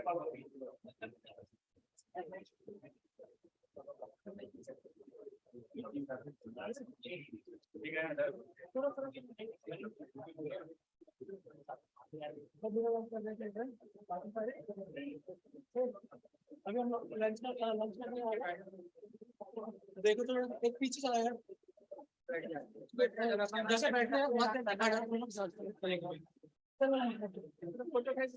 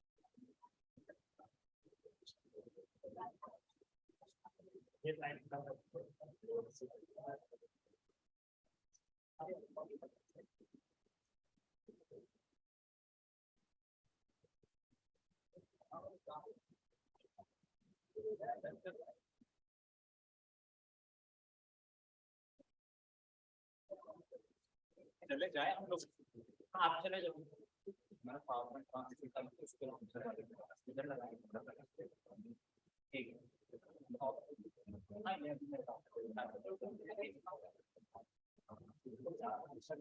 मेरे चार हाँ power bank क्या लगे नहीं charging पे लगा है हाँ हाँ सर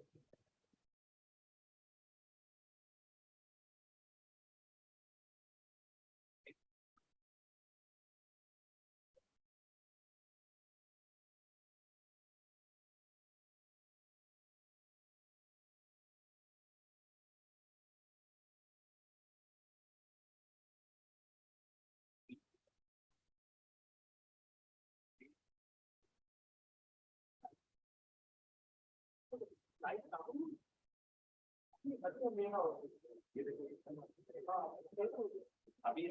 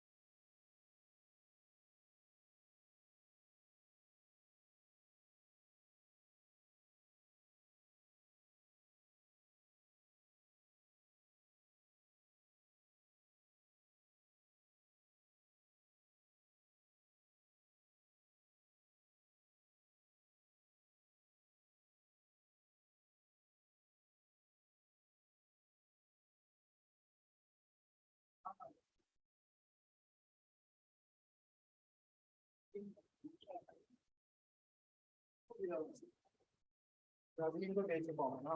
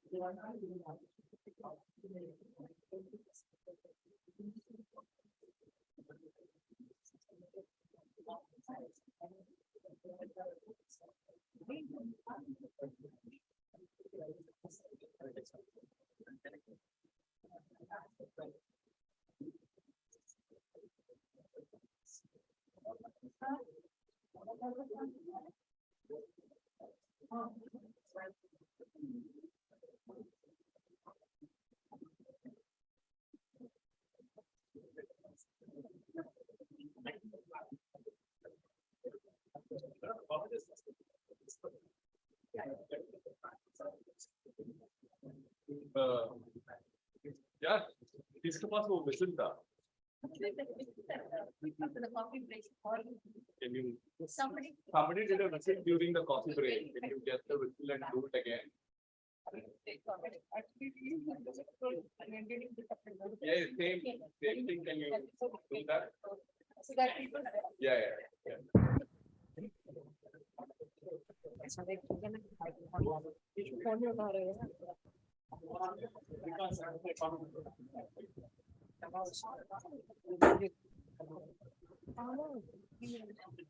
इसका लाइव 3 था ना मेरा।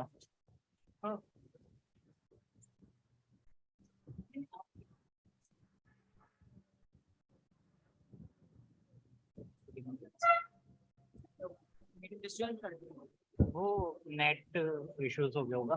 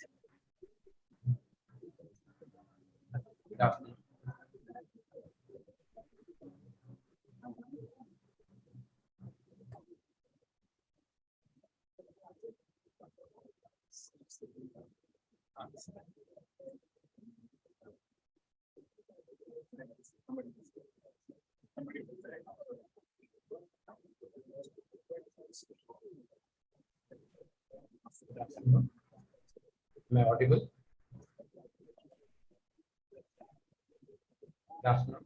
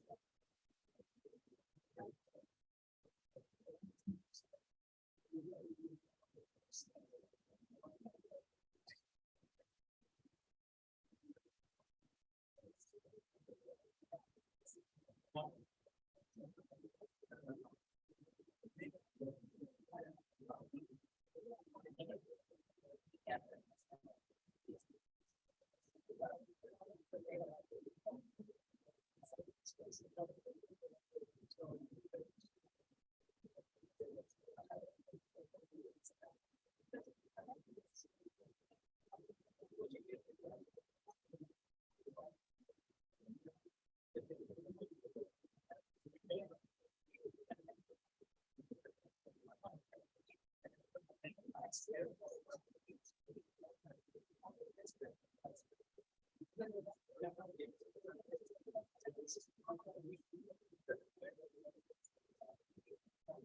afternoon, everyone. Welcome back. I'm requesting everybody, please settle down so that we can begin very soon.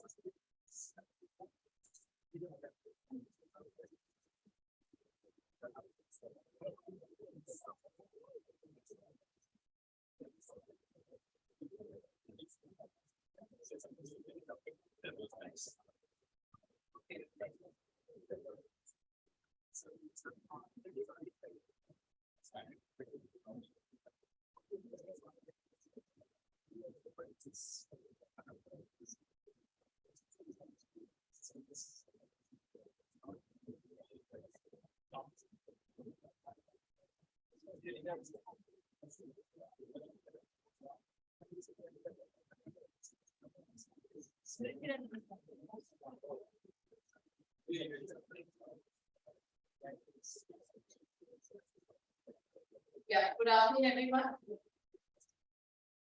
We warmly welcome you all.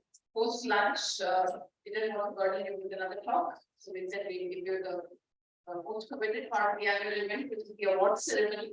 So that we're all awake after the lunch that we had, and we're going to witness ACM India's best researchers, best teachers, and several other awards and best chapter. So the award ceremony is very special to us at ACM India, and we have 5 different categories of awards to ACM India. We've also made a conscious effort to recognize the ACM higher member grade categories.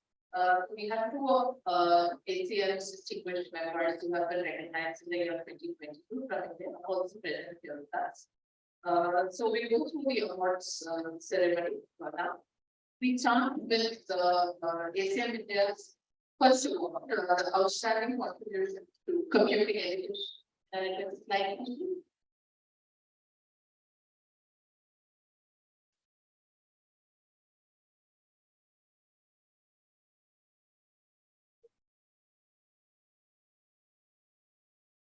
yeah, so this is ACM India's OSIT Award, Outstanding Contributions to Computing Education. All the awards of ACM India are decided by a resident jury, and the jury chair for the OCT award is Mr. Meenakshi from IIT Delhi, who has graciously joined online, requesting the organizer to please spotlight Bala, who is online with us. Welcome, Ms. Balakrishnan. Thank you. So while we are having Professor Bala on Zoom virtually with us, this award is generously sponsored by Microsoft India, and I welcome Dr. Tanuja Khan on behalf of Microsoft India who will be representing as a sponsor of this award to be on stage, please. And this award will be presented by an eminent teacher and the past president of ACM India, Professor Jain from Indian Institute of Science. Professor Jain, please start. Yeah, welcome, Professor Balakrishnan. I hope you can hear me and see all of us. Yes, I can hear you. Yes, yeah. Thank you. So can we also have the screen share? My screen share. Please go to the center.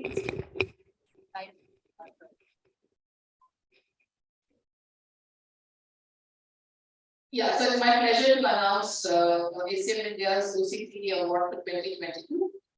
Being awarded to Professor Felicitation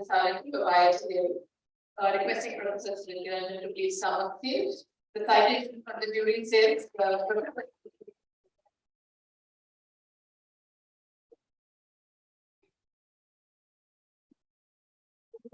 the extensive contributions to computer architecture in terms of writing textbooks. Yeah, hold on. Yeah, please hold on. Yeah, Dr. Jain, requesting you to please hold on for a minute. Yeah. For writing textbooks, remote teaching and development of educational software. May I request the jury chair, Professor Bala, to say a few words while we are waiting about the award and about who their work is. Yeah, first of all, I would like to sort of thank ACM India for instituting this award. So we all understand the challenges of CS teaching. The whole world looks upon India as a producer of quality manpower in this space. But on the other hand, attracting quality faculty is a big challenge because there are many opportunities available to people who do research in this space or want to do teaching in this space. But we are very proud that we are every year getting very good applications still in spite of that. And those of you here in the audience or even otherwise who come across this, so we try to recognize contributions which are made by individuals, not just within their institution, but also outside. How strong is their outreach program?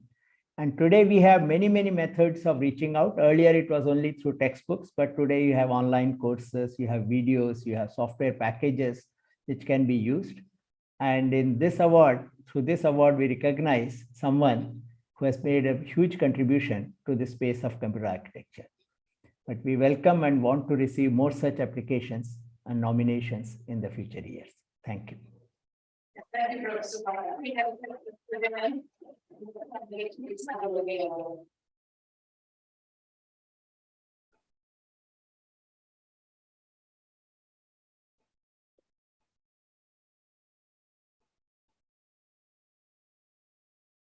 the award comes with a cash prize generously sponsored by Microsoft Research, a cloud certificates, and a tree that is going to grow in the neighborhood with the lunch.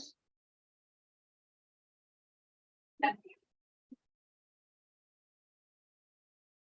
Thank you. Over to Professor Generalize. I would like to thank ACM and Microsoft for considering me very important. And I have a short message to give to anybody who would like to write a text and get it published. So, after watching Discovery Channel and there and there was a documentary about the ex-Egyptian president Anwar Sadat. He had done something interesting. He had said that every man should experience two things in the life. One is fight a war, other than go to jail. I don't agree with that necessarily, but when you write a book, you get the feeling of both. Right?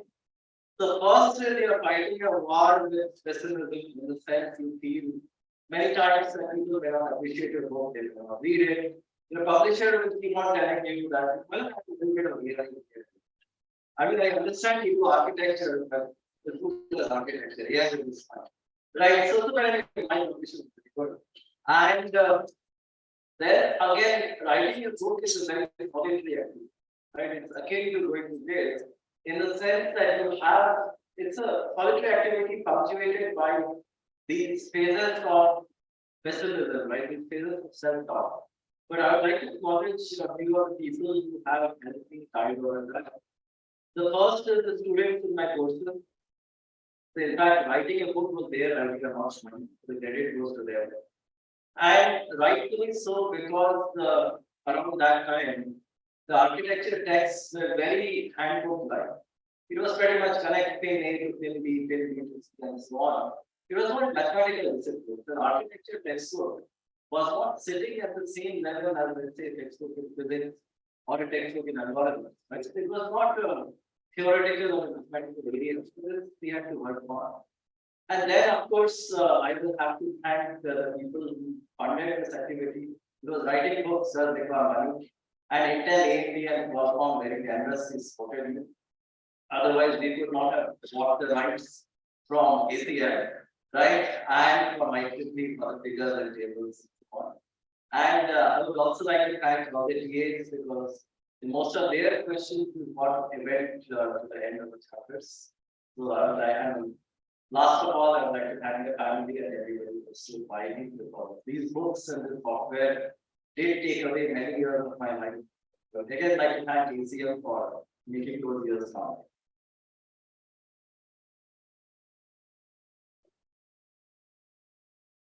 Thank you, Mr.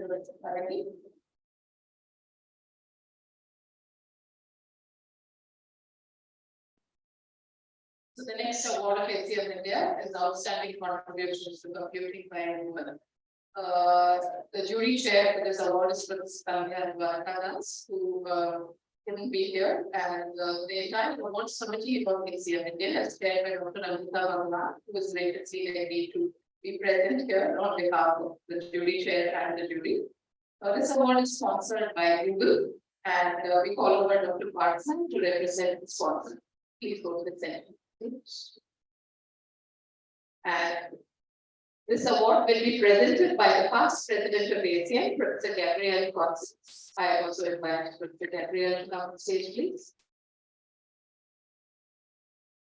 So the ACM-W Award is being awarded to Professor Shafi Goldwasser of IIT Madras. And the citation on behalf of the jury reads as follows. It's for her outstanding contributions to the field of cryptography and for her dedication to mentoring women in science and technology. We welcome Professor Shafi.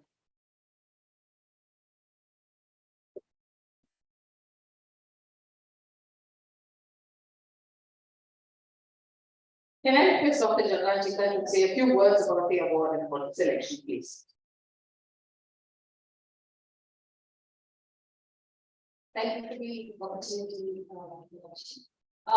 The award was set up in 2020, the ACM-W Award, and it is given to women who have predominantly worked out of India and have contributed immensely to the field of computer science, not just through their technical contributions, but also through their outreach activities.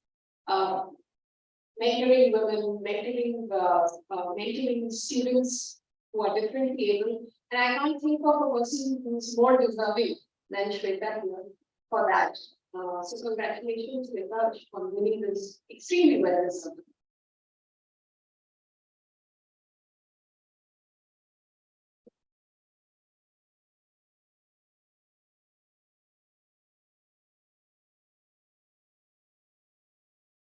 So the award again comes to the club and citation, cash prize winner sponsored by Google. And we also have a treat for the sponsor and for the awardee. Requesting Mr. Shweta to say a few words on the report.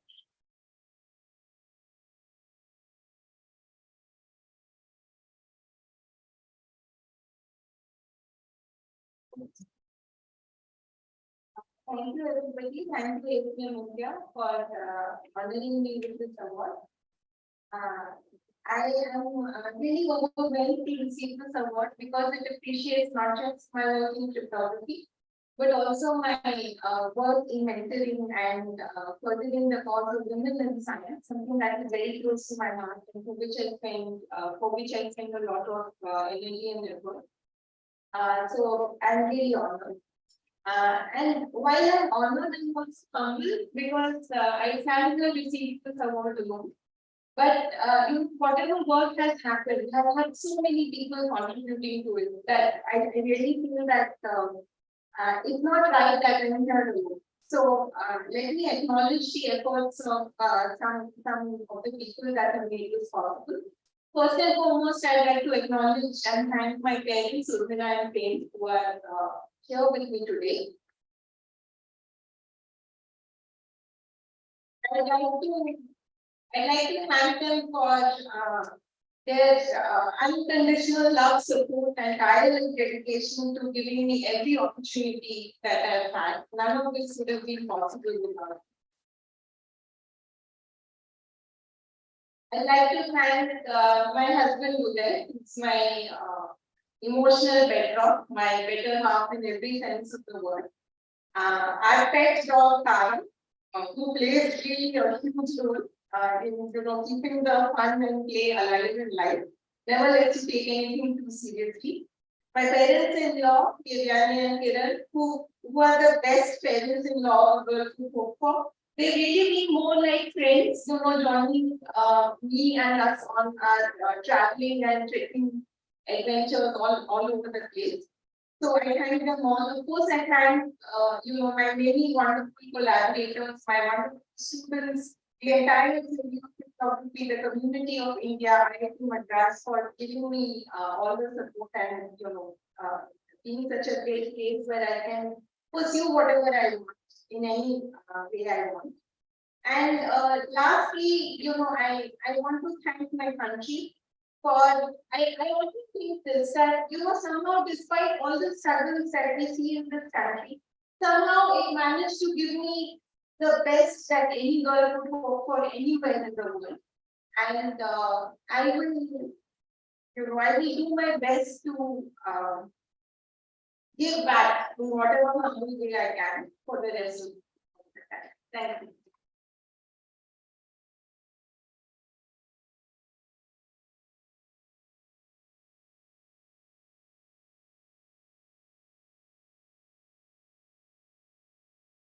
Yeah, the third award, the Early Career Researcher Award for ACM India, is chaired by Judy Chair Tulika, who couldn't be here with us, but has sent a message through a recorded video. We'll play it soon.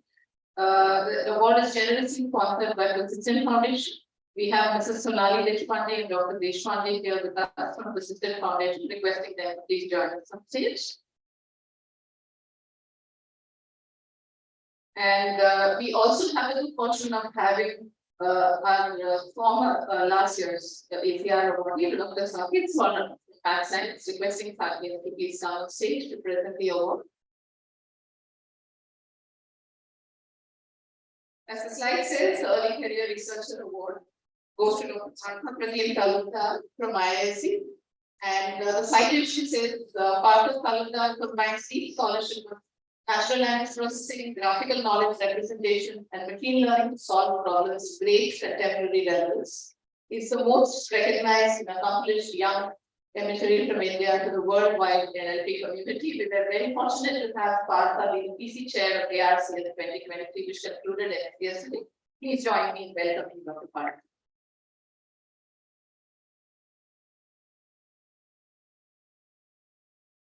While we wait for a couple of minutes to give the award, let me request the organizers to play the video sent by Professor Tulika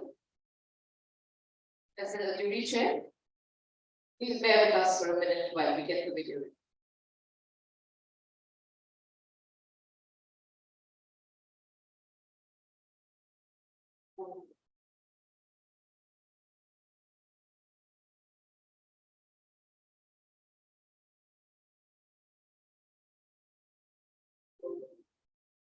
I am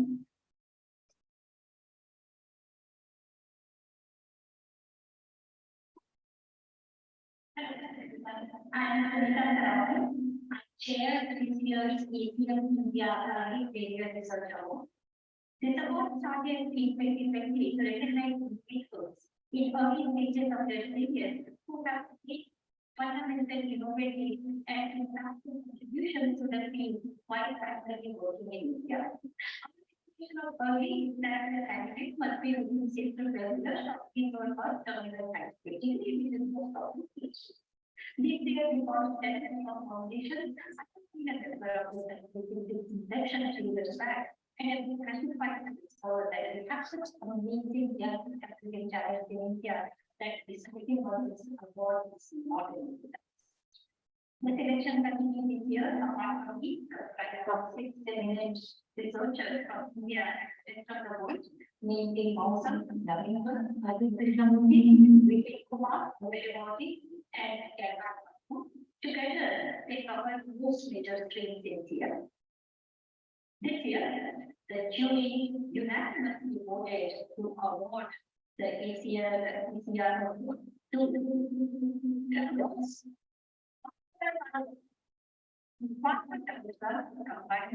these scholarship of language, graphical presentation, and material to solve problems of great contemporary levels.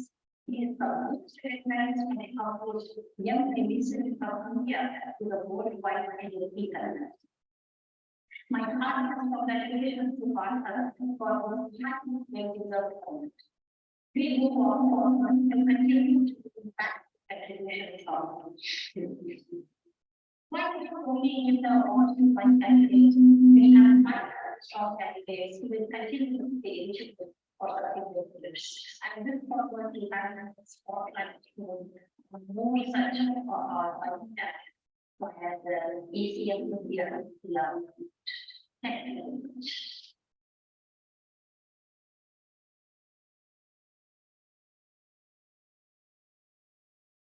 Congratulations.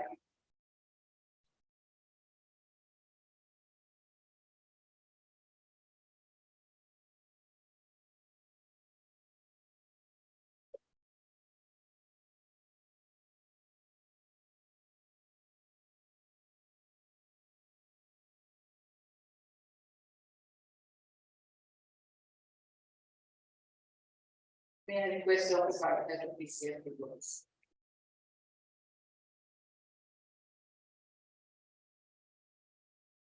Yeah, thanks, Chief.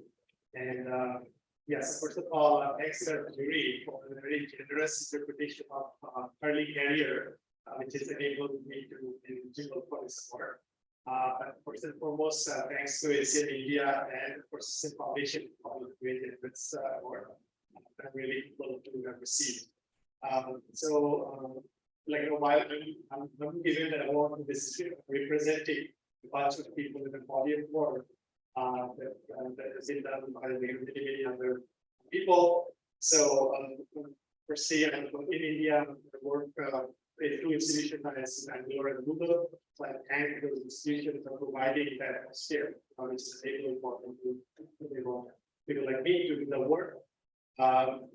Most of the work is done by students and collaborators. We just get to talk about it. So I'm really grateful to them for all of the work. And thanks to my advisors, teachers, and mentors who have shaped my thinking and enabled me to be here at this time and place. And I'm really thankful to my parents, Asia and Sprova, and my family, wife Sheila, and Madi, and our dog Bella, for giving me all the support and being with me to take it. So thank you again for this.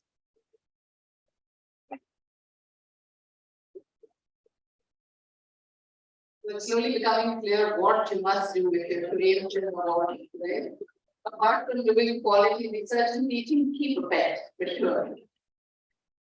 Hope the award is set with the best and very influential for their awards. So it is a very important feature to slowly start becoming eligible for the award. So the next in our series of awards is a recognition given by ACM member, ACM for the membership category for distinguished work. So we have two ACM distinguished members in the year 2022 from India. The nomination committee for this award was chaired by Dr. Raman. May I request Ranjita to please come on stage, be present here. And we also have Dr. Pandey as a committee member. Can I please request him to be present on stage? And I would also like to call upon the president of ACM, Professor Yannis, to please come on stage to present a small token of recognition on behalf of ACM to our two distinguished members.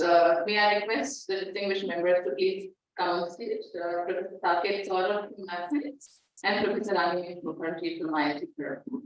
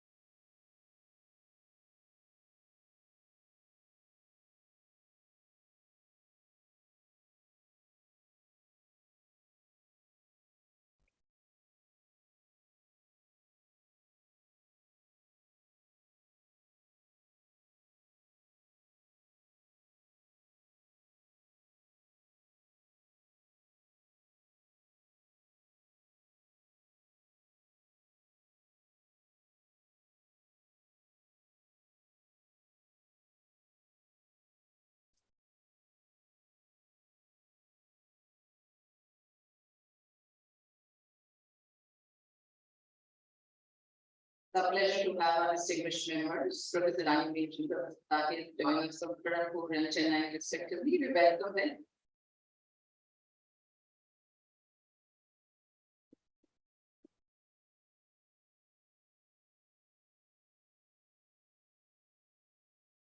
Yeah, may I request the President of ACM to please hand over a small recognition on behalf of ACM India. The award recognition ACM also plans to be in about, and they can see it through over the years. From the distinguished membership, they would also come and reach ACM fellows very soon.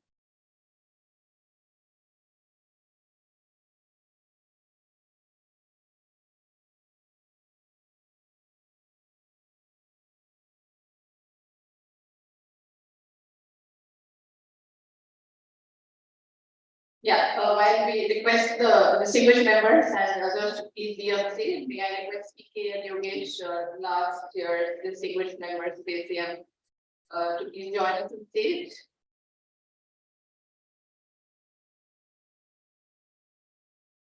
And Hemant has kindly offered to say a few words about what it took for them to nominate all the distinguished members that we have. Over to you.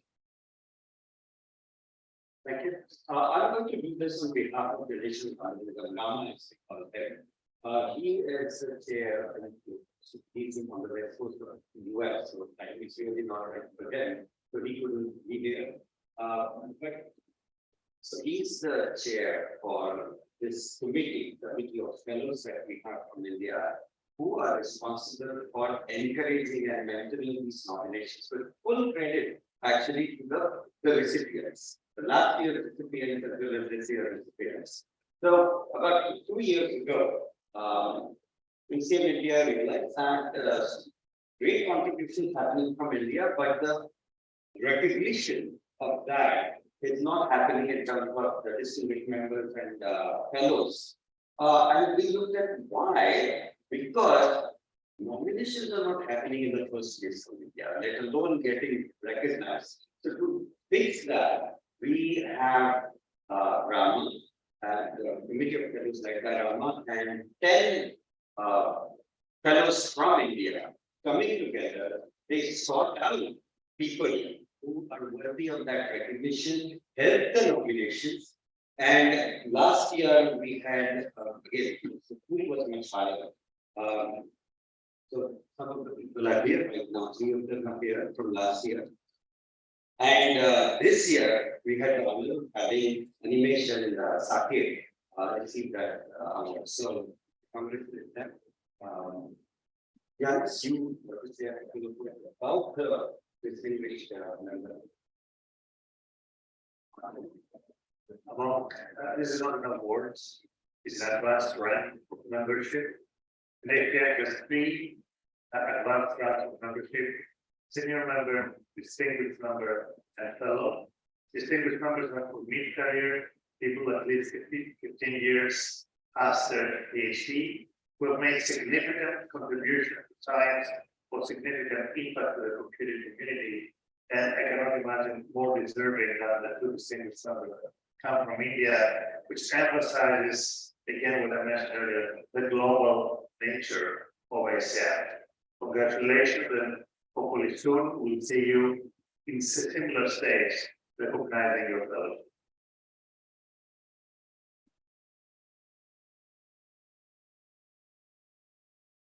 May I request the four distinguished members to speak for a minute if you would like to? We can hand over the mic, Professor Arjun, to start.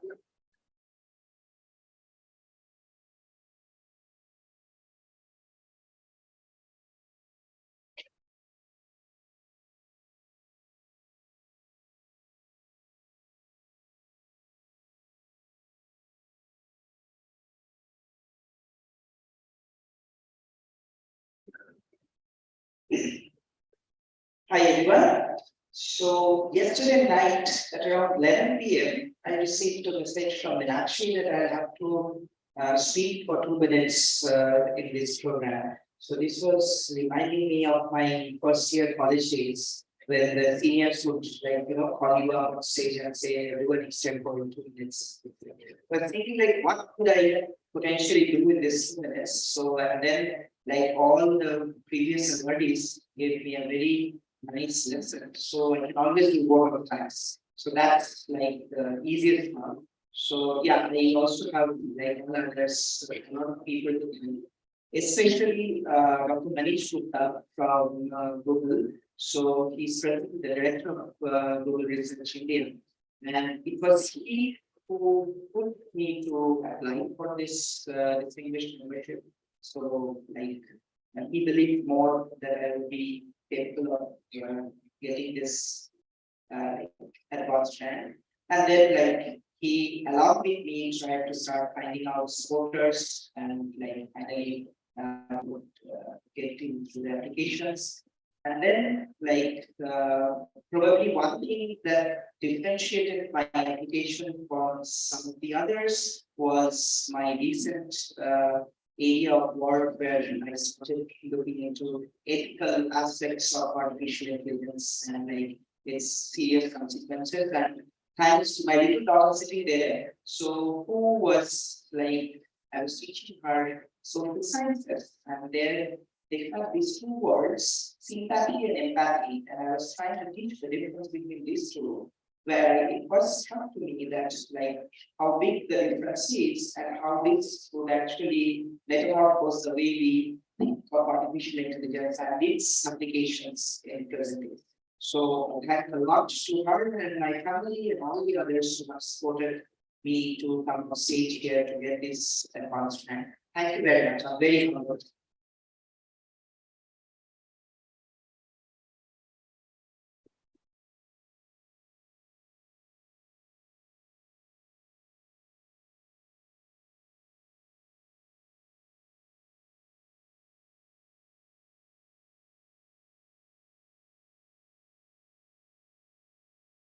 Students in India for making the recognition more recognized by getting us over here. So all of the recognition and all this doesn't happen in one day. It's a work and sweat for 2 decades. So you don't do that all by this. I did not have any student picture ready. So I thank all my teachers and my advisor benefits where they benefit and help putting me to do things here and there and supporting me for the last 2 decades and putting in the area where I'm still going to do. So thanks to him, and thanks to all my students and my colleagues and all the collaborators with whom I have worked the last 2 decades. And it is still very interesting, and also finding my family, my wife Sushmita in the from Sriman for being absent, still being present in the house for months together, taking me on with that, being absent and telling me, reminding me that, hey, you are here, you need to take care of this, and I'm still being absent, and taking care of all those things which is important and integral. So thanks to all of you for giving me this recognition. So thanks.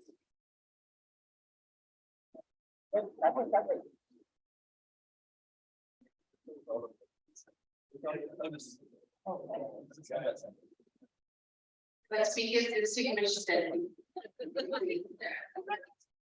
Give them a minute for that.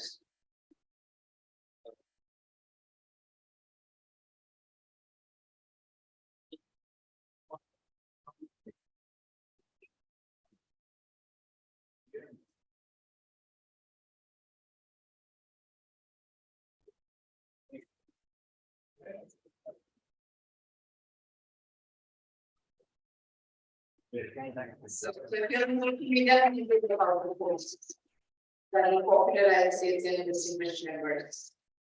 Thank you.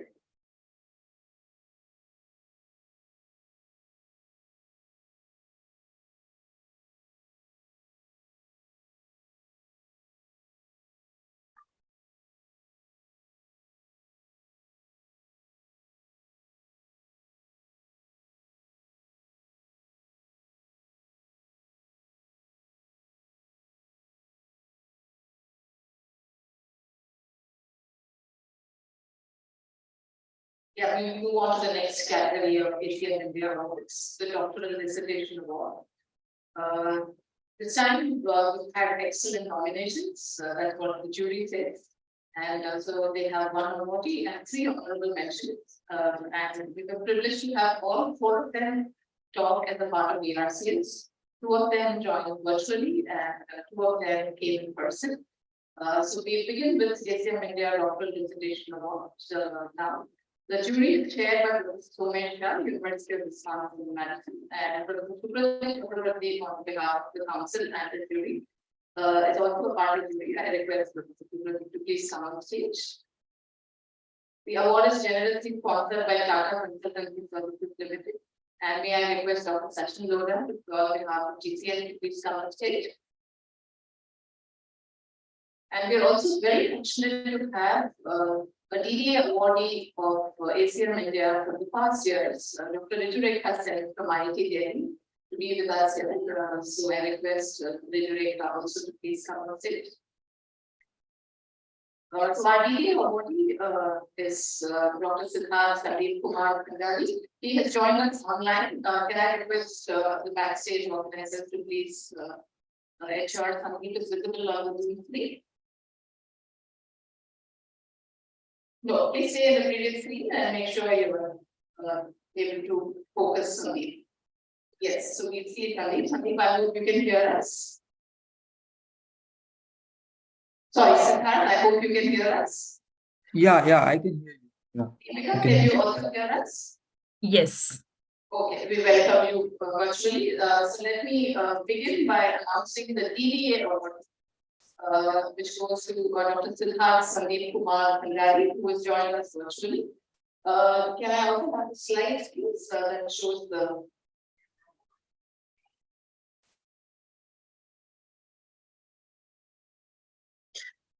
Yeah, so Siddharth is being awarded for his dissertation titled The Exact Sampling and List Decoding that develops new techniques and tools.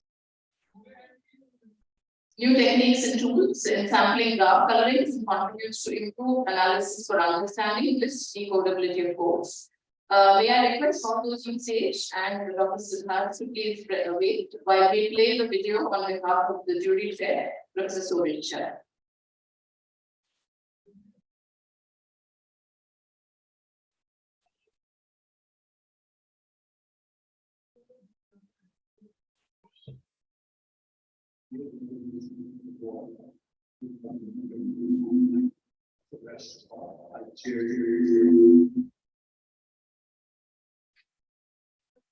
This is what I do.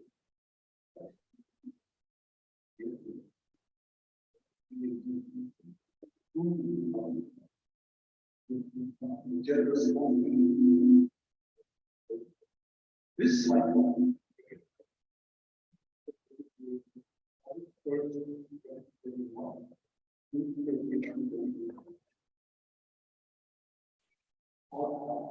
One of the sports here.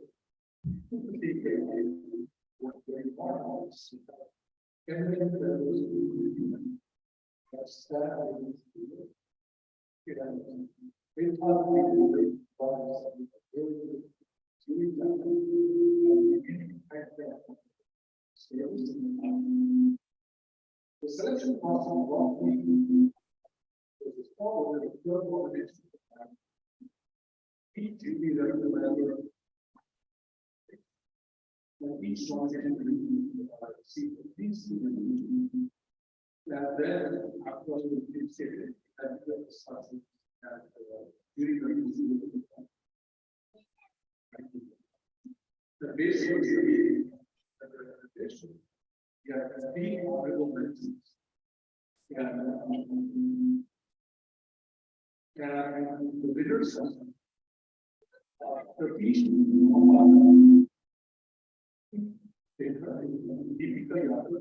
all three of these very interesting points.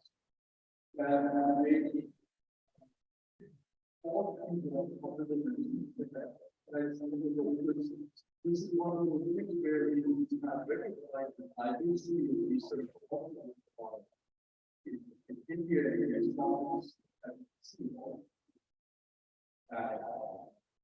several people very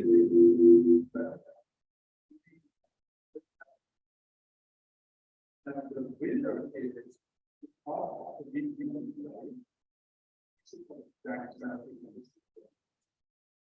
Yeah,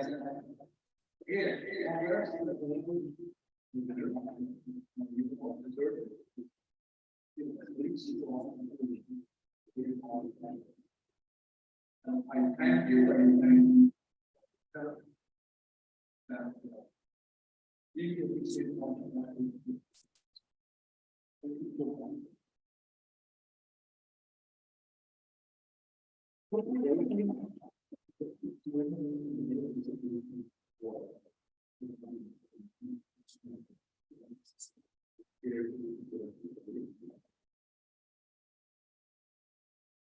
this is what I do.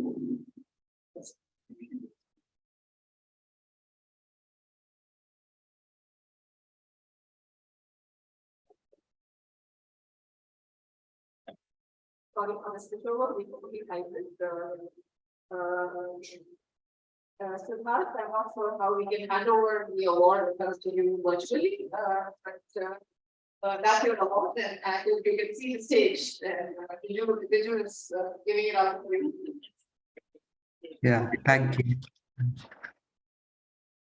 It'll be sent to you very soon. We have a request to speak for 2 minutes. Siddharth. Hello, everyone. Let me begin by apologizing for not being there in person. It's quite late on the Eastern time zone where I am at, but it's worth the wait for the award, of course. And I'm honored to win the award, especially like looking at some of the phenomenal work that the co-winners have done. I really do feel like it's a big honor for me to be on the same stage and be recognized for the award. And I'm grateful to my advisor, Professor Prahlad Harsha, for guiding me through the PhD, and to everyone at TIFR, the staff and the faculty, for creating such a convivial environment, which inspired a lot of confidence in me. And of course, my family and friends for supporting me through my lows. I would like to say a big thank you also to ACM India and TCS for having this award, which highlights work coming out from India, especially for students. Winning this award has given me a lot of confidence to pursue more challenging problems in computer science. And I look forward with eagerness towards doing more good things in my career. And thank you everyone for being here.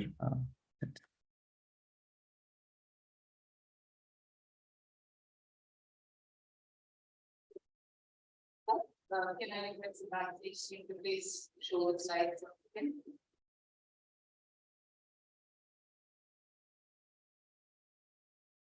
Yeah, as was rightly said by Mitra, we have 3 honorable mentions, DD awards.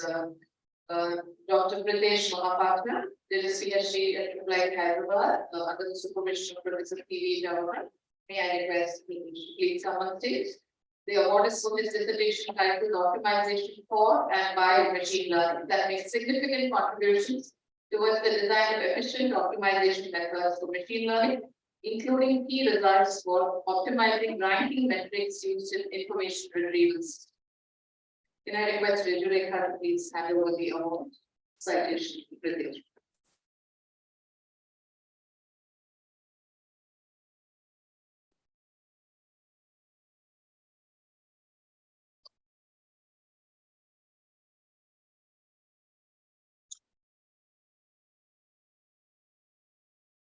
British, please, would you like to speak for a couple of minutes about? Hello everyone. So first of all, I will thank ACM Council and TCS for this information. And I will thank my CSS supervisors, like to like program administrative guidance and support throughout my PhD. In my experience, I enjoyed my PhD experience journey a lot, but nevertheless, it was a longest journey, and like time to time, I was like meander of course a bit, and I'm really grateful that my supervisors provided those like kindly push and touches to keep me on. And I also had like really great collaborators to work with, to make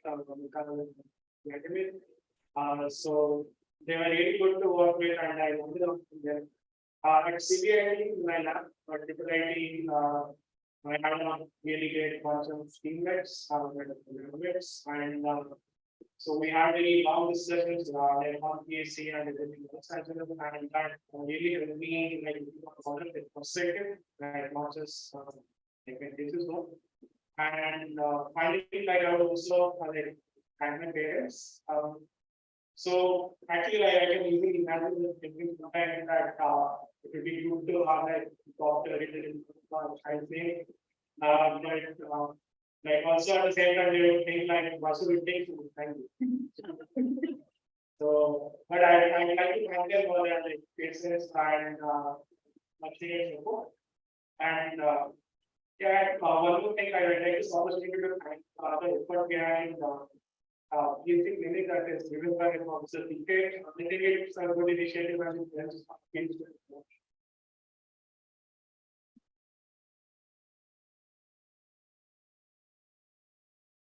Next slide, please. So the second honorable mention of ACM India Doctoral Distinction Award. It's just second in my slides. It's a particular honor which goes to Shafi Goldwasser, who did a PhD from ISC Bangalore under the supervision of Professor Raman. The award is for dissertation titled Near-Optimal Non-Malleable Codes and Leakage Resilient Secret Sharing Schemes that makes fundamental contributions in our understanding of cryptographic primitives such as non-malleable codes, secret sharing schemes, and random index parameters. May I request you to please present the award.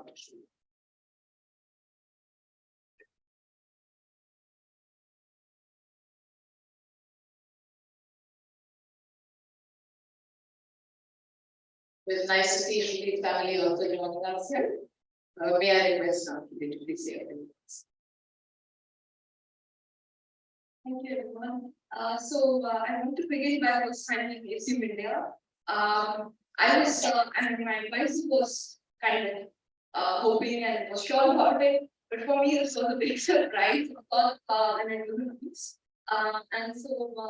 I want to kind of thank for the award and also for supporting part of my PhD class.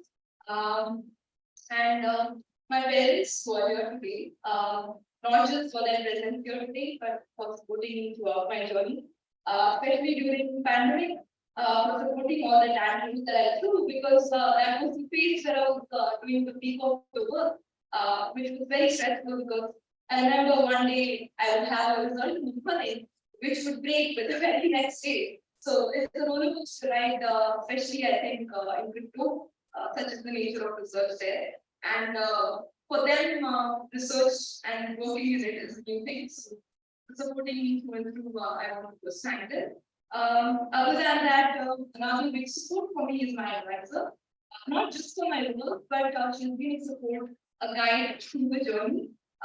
She's someone I can call up anytime if I feel low, and she will just talk through it, not just in terms of the work process, but guiding throughout other decisions in my life as well. So she's truly a friend, more than an advisor, I would say. I'm missing her presence here today, but she's there in spirit that she just messaged me right before I came out.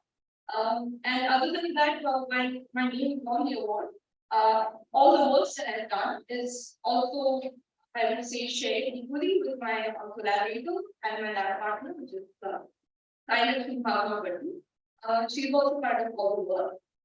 Whereas her name is not, but I think she equally shares with honor, I think. And of course, that's from my labmates, because our lab was such a spirit that it gave me that joy to work in the area I was in. And lastly, I think through the journey of PhD, the biggest support is that of friends, because the ways we do at the home that you live in through the PhD journey. One of my really good friends is here, which is Arjun. But other than that, I think I want to thank you, my other friends from my department, Felicitation and Raman, who are not here. Yeah, lastly, I just want to thank all the organizers for the event. I'm happy to attend this in person. It really was worth traveling all the way. Thank you. Thank you. Request you to please stay on. Excellent. So the ACM India Doctorate Dissertation Award, I'm sorry, I pushed the honorable mention last in my set of slides, is Deepika Yadav, who pursued her PhD at Tulika Delhi under the supervision of Professor Felicitation. And the thesis is for dissertation titled Supporting Ongoing Training of Community Health Workers through Mobile-Based Solutions in Rural India that combines knowledge of computer system research and human-computer interaction to produce systems that are deployed in fields. Her work resulted in the deployment of a mobile-based training platform for ASHA workers that has been used to train hundreds of ASHA workers who were at the center of core work during the pandemic. I would like to highlight and say, given our President's goal on United Nations Sustainable Development Goals, Deepika's work directly maps to that, and it's core computer science CI work. Deepika has joined us virtually. Congratulations, Deepika. We will try to hand over the award virtually to you to the next 6.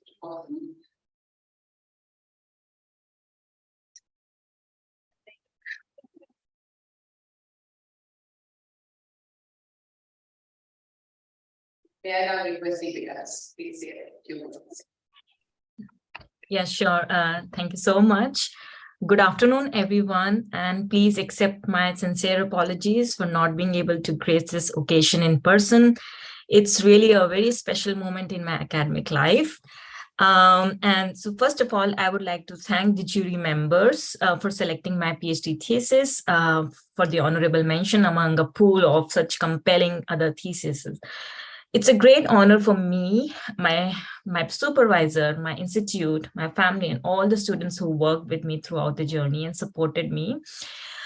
So I would like to just say that this recognition is incomplete without thanking ASHA workers who, despite facing all kinds of challenges, gave their service to their fellow community members. I would like to also especially thank Dr. Vijay Kumar and his entire team from the NGO Swachh in Panchkula, Haryana, who collaborated with me.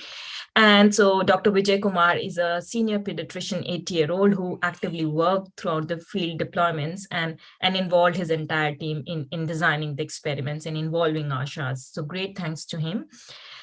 For me, taking research ideas and concepts out of the lab into the fields and working with different kinds of partners has been the greatest learning in this journey. And I thank my supervisor, Dr. Pushpendra Singh, for motivating us to aspire for big and disseminate our results at the top tier conferences. And I would like to thank ACM India for recognizing this dissertation, which belongs to the field of human-computer interaction, which I feel kind of remains underexplored in India. And I hope this recognition can inspire undergrads and master students to pursue their research career and work on problems which are relevant to society. And lastly, I would like to thank the organizing team and everyone who is supporting this event to bring us together to celebrate today's event. Thank you so much.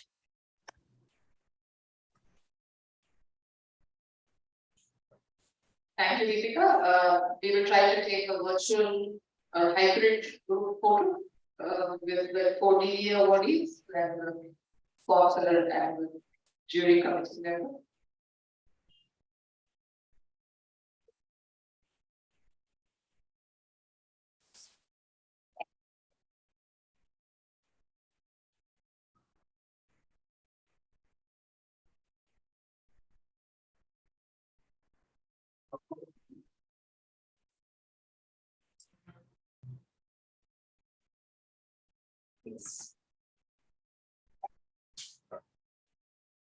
So those are ACM India CD awardees for 2020.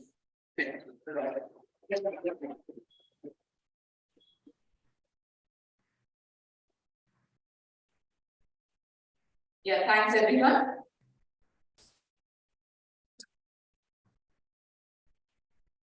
We finally move on to the most awaited ACM India Chapter Awards. And in the last year, the Chapter Awards have been bifurcated into several categories. The Chapter Award is also decided by a jury chaired by Dr. Raman at Bhopal. It's joined virtually from Coimbatore. But may I request the backstage team to please highlight Dr. Raman at Bhopal, the jury chair of ACM India Chapter Awards. We begin with first award in the category, Emerging Student Chapter Award. And then we move on to the other ones. But before we begin, may I request Dr. Naga to please say a few words. And may I also request Dr. Mayank on behalf of the award sponsor, Ionnidis, to please come here on stage. We'll give it to Dr. Mayank and then enter this side.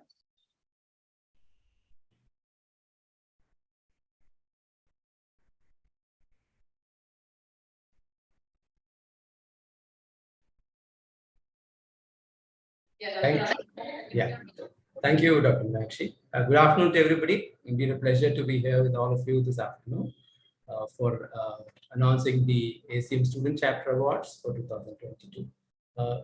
Last year, what we did was the ACM India Council aligned most of the awards with the ACM Headquarters Awards, and there were new categories that were added.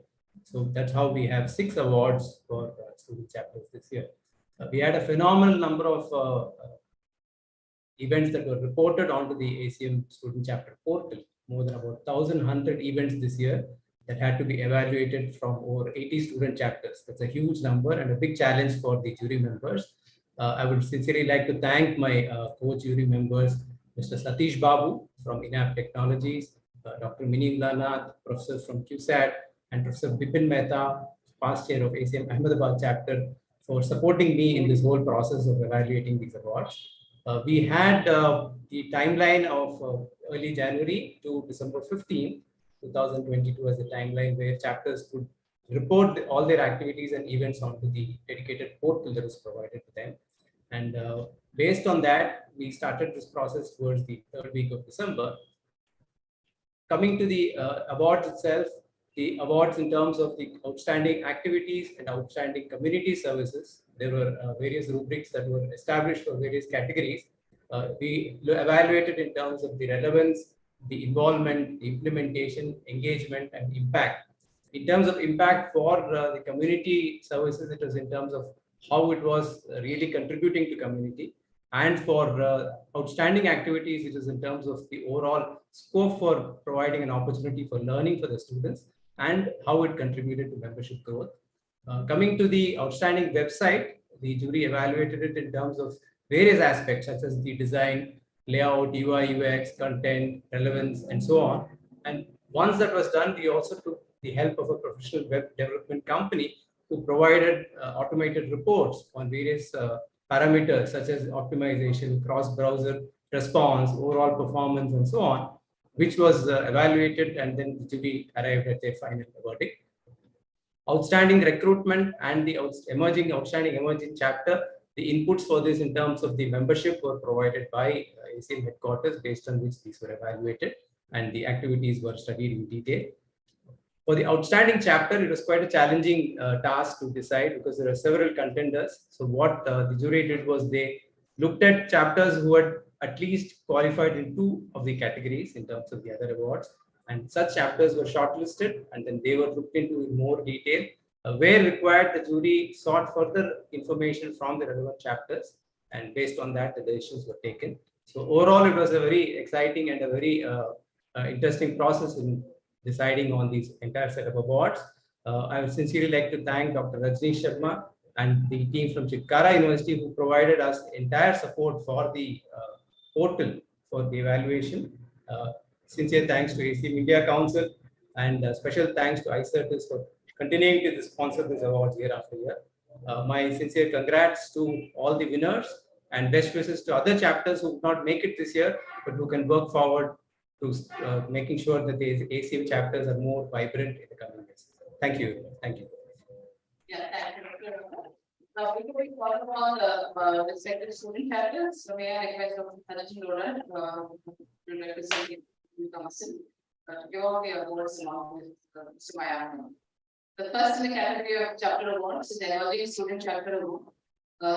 Goes to JFCM, RSCM, ACM student chapter. May I request the team to please come on stage?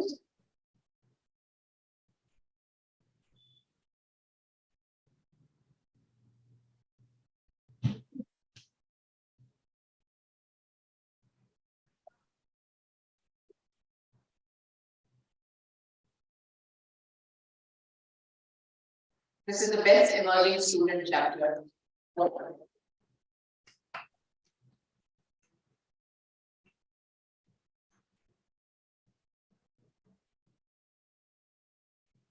Yeah, requesting you all to please stay on the side. We'll take one more photo at the end. The next award is the chapter award for outstanding recruitment program. Go to I-Square IT ACM student chapter. Requesting the representatives to please come.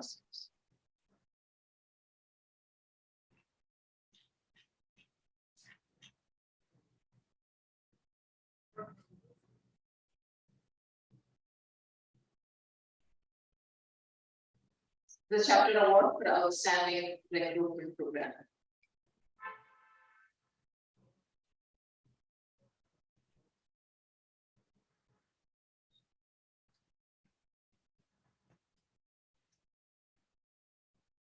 Requesting the awardees to please stay on for a group photo.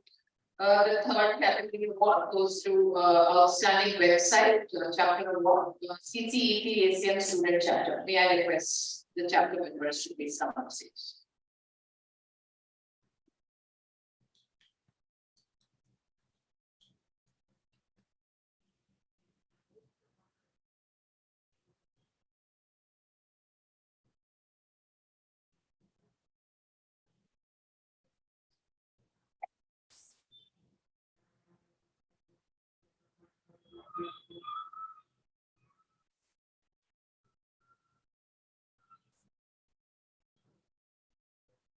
This is for outstanding website. The next award in the chapter category is outstanding activities. That goes to MUJ ACM student chapter. We're very grateful for one of the Generalize and compute. We welcome to take some of this.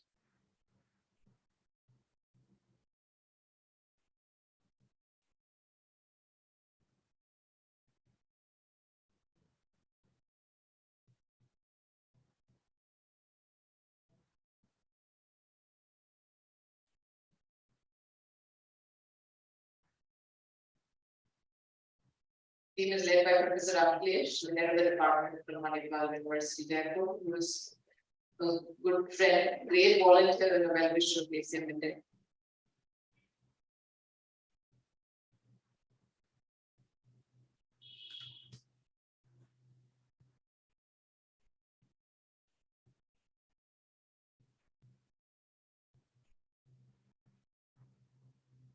So this is the chapter award for outstanding activities. Manipal, you please do that.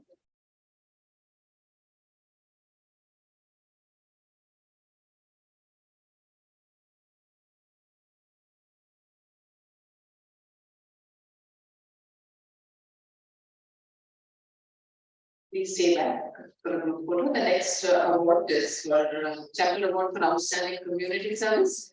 Goes to PCCOE ACM student chapter. May I request the representatives to please come.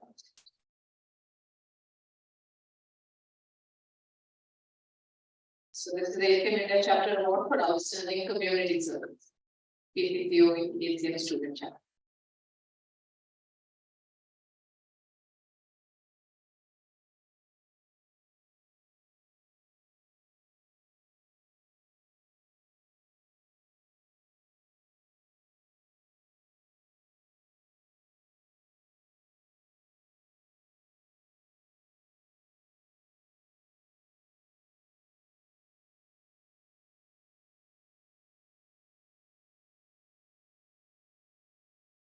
Please see back on stage. The final award in this category, the most prominent Indian chapter award, is for the outstanding student chapter, PICT ACM student chapter. May I request the to please come on stage.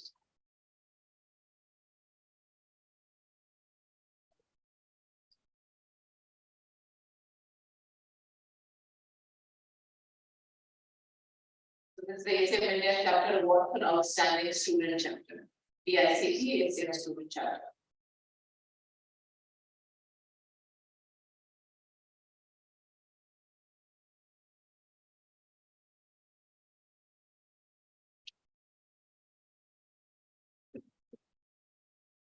Please put together your hands.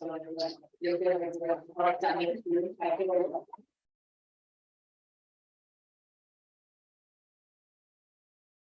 we'll again try to take one hybrid group photo if we can. May I request the backstage team to please spotlight the beauty chair, Dr. Ranga.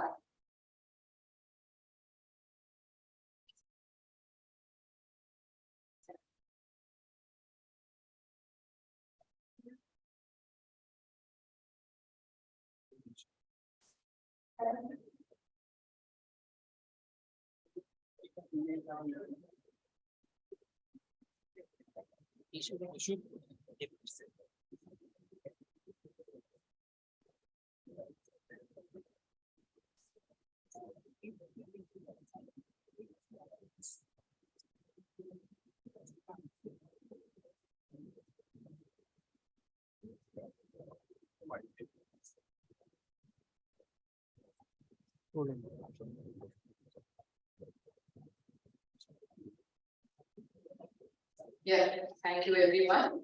Congratulations once again to all of you. The student volunteers, thank you. Thanks to you.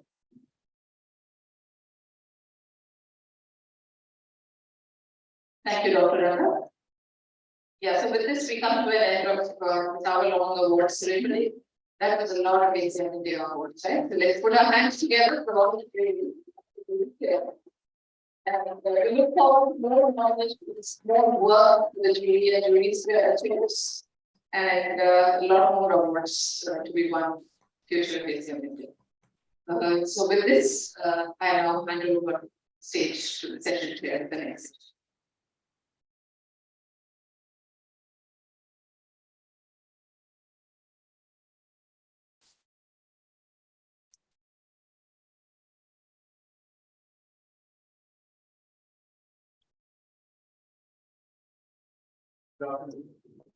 And welcome to the third keynote session of our annual event. In the morning, we had two captivating presentations, one on deep theory, and the other on hardcore systems. Now we will move to another facet of computing, and that would be our applications and entrepreneurship. And in this context, we are absolutely delighted to have with us one of our most creative thinkers and entrepreneurs, Dr. Arjun Jain, for UAVO Labs, which is of which he was himself the founder. So, Arjun received his undergraduate degree from Harvey College in 2007, and she spent a couple of years in the software industry. Subsequently, he went to the Max Planck Institute in Germany, where he did his PhD in 2008. After that, he also worked with other than Yannis, Turing Award as a postdoc at NYU, and also spent time at Apple Research. Subsequent to this, he has been involved in a series of startups, most of which he has himself founded, and this is related in the current outcome of hoping that we still have a side of the UAV Labs, which is making very impressive strides in the field of autonomous intelligent vehicles. So if you can look at one thread that connects all these very different activities that in which is involved in, it is with regard to sensing. It could be sensing of human motion, which is what we initially started off with his earlier career. And now it's sensing in the context of autonomous vehicles. And especially the happy to know that one of highlights of his career is that he is both civil field. He's actually been involved in the advances of thinking and helping them with their imagery. So with that brief introduction, we are really looking forward to Arjun's talk on those vehicles for Arjun. Thank you for that very kind introduction. Welcome on.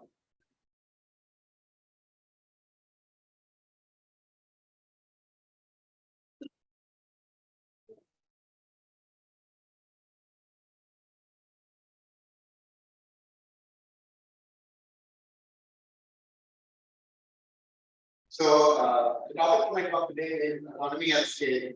Where are we headed? And what I'm going to do in this is quickly go over some of the work that I've been involved for the last 7-8 years, and getting back to India in 2015. And then I'll talk to you about how it all started, a little bit of history. And then I'll talk to you about how it's actually done. So these are the various modules that I will talk about all the way to control. We'll talk about central systems, redundancy, complementary, and so on, and why they are so important. We'll talk about the role of simulators. We'll talk a little bit about data engine, how you build continuous integration, test them in real time. And yeah, how do you quantify, say, safety critical systems? Is there a way? What are good practices? And finally, we'll try to brainstorm that we will all get to experience these kind of technologies. And we're not talking about them in a lot of detail in how it goes. So yeah, let's start. So a little bit about my work. I came back to India in 2015. I had a small company in the Valley which I sort of Mercedes-Benz. I gave me an easy way to come back to India. What we did with them was first the India, which is more controlled, more structured, and then later towards automated driving. So this is what we did first. So it took us about 3 years to create this. This is also 2018. This is organic map demonstrating the system. So we put a camera behind the rear view mirror, and based on that, we could realize a few user experience use cases. For example, we know if it's the driver hand or the passenger like body joints in 3D, the cockpit of the car. And based on that, you can reduce one fit. So you don't have to select either driver or the car. Not just free, even if the user takes his hand close to the touchpad, which is below, it still works because we localize the joints in the entire cockpit. You could also enable favorite pose, for example, this V pose to your favorite function, which is in this case speed comfort and so on. It took us 3 years, and I asked why. We already have the model ready, but as Professor Morning explained, right, to get that big model to work on that small FPGA, less than 2 watts, was basically what went into those real models. And the motto of Mercedes is meaning best or nothing. So it has to be the 6 sigma kind of accuracy, right? It has to work maybe 9,999 times out of 10,000. But Mercedes to put this kind of technology in there. And then this was our aim all along. So in 2020, this is when I stopped working for this feature. Here we have cameras everywhere, and we do head pose. Based on the head pose, the seat gets adjusted. So that was implicit. We wanted to do more implicit things. This is still explicit. This is again an implicit feature where the seatbelt is presented automatically presents the seatbelt when the hand is over the shoulder. And this is again an explicit one. My favorite two are one where you can switch on the reading light without having to look where the button is, but can be tapping below the light. And one which we did not show here, which came out recently in the EQS one, is where we remove the left-right selection button for the rear view mirror. Because we know the head pose, we can tell if it's the left or the right. Based on that, you simply change the rear view mirror. changes. I mean, sometimes it happens to me that, I'm changing the right finger, but because the switch is towards the left, the left one is changing and, I have to readjust forward. So that was cool. We published a bunch of papers, including ICV 2019, ICV 2018, and so on. And published papers, which were now to the first time. And then we moved on to some challenges in the exterior of the car. So we started by trying, so we started by running a simple, say, pedestrian detection, human pose estimation model on the car. And so this was all kind of like, it was, so autonomous startup is like a big budget, right? You need a few $1 billion in your pocket to start working on this kind of endeavor. And it was an opportunistic thing that I met two other very accomplished people. Bishop Chaudhary, who is from the aerospace department in LLC, who were also interested in this. And at the same time, we got an invitation from, so we developed a few small things. We got an invitation from ADB to come and demonstrate our vehicle, especially the high altitude setting. So this was 4th of July 2022, where we flew at Tulika, 80,300 feet. We flew for about 1,000 feet. We learned a bunch of things. And our major USP here was to try and do GPS denied navigation. So GPS denied, we started doing it for vehicles, but it has a dual use case for military, because in wartime situations, GPS is not always available. You may know stories about the Kargil War. So yeah, so this is essentially a bigger drone which has a payload of 5 kilos, getting say, so, and it can, the endurance is about an hour with wind resistance of 8 meters per second. So this was one of our products that we started with. And then we moved on to something that we wanted to do all along, which was using visual and to create a product which is small, yet packs a punch. So this is our instrument, which we're displaying in Aero Show starting Monday. And it has essentially a 4-level flight economy, and it has Qualcomm RT5 based neural engine, which computes 15 terabytes and with very low power consumption. Right? And our first deployment of this drone was in warehouses. So we have a tier 2 customer who has warehouses like this one. And what we wanted to do for them, and what we did for them, was to read the barcodes. What in a warehouse, what happens is, there's always a mismatch between their SAP system, for example, and what is actually there in the warehouse. And they do this audit periodically, maybe once every month or once a quarter, and it's a very time-taking and expensive process where they have to use these forklifts, bring the second boxes down, simply scan the barcode, and then put it back up. It's also a safety problem. So, using cloud solutions, futuristic warehouses or these large warehouses can have a more efficient way of doing this. So, how it works is that, and it means onboard computing, right? You cannot do this on the cloud. You cannot send it because these barcodes are small. We need at least a 4K video. Now, and if it's a big warehouse, you need multiple nodes. So if you want to then process everything on the cloud, first you have this problem of bandwidth, second you have the problem of scanning. And why do we need to do it immediately? Because if we have detected a box and a sheet of the box, we are sure that we need to read a barcode. So the drone must hover around the area if the barcode is difficult to read. So it has to be done onward, and that's probably the only way to do it. So this is about what I have been doing, for the past few years, and now I would like to switch over to like a more talk kind of thing where I'll tell you what I know about, say, this field of autonomous vehicle.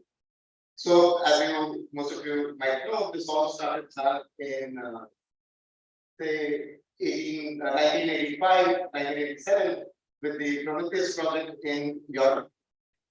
And then the Beta 2 by Daimler was a car, the right side here, which was already driving successfully on highways for significant intervals of time.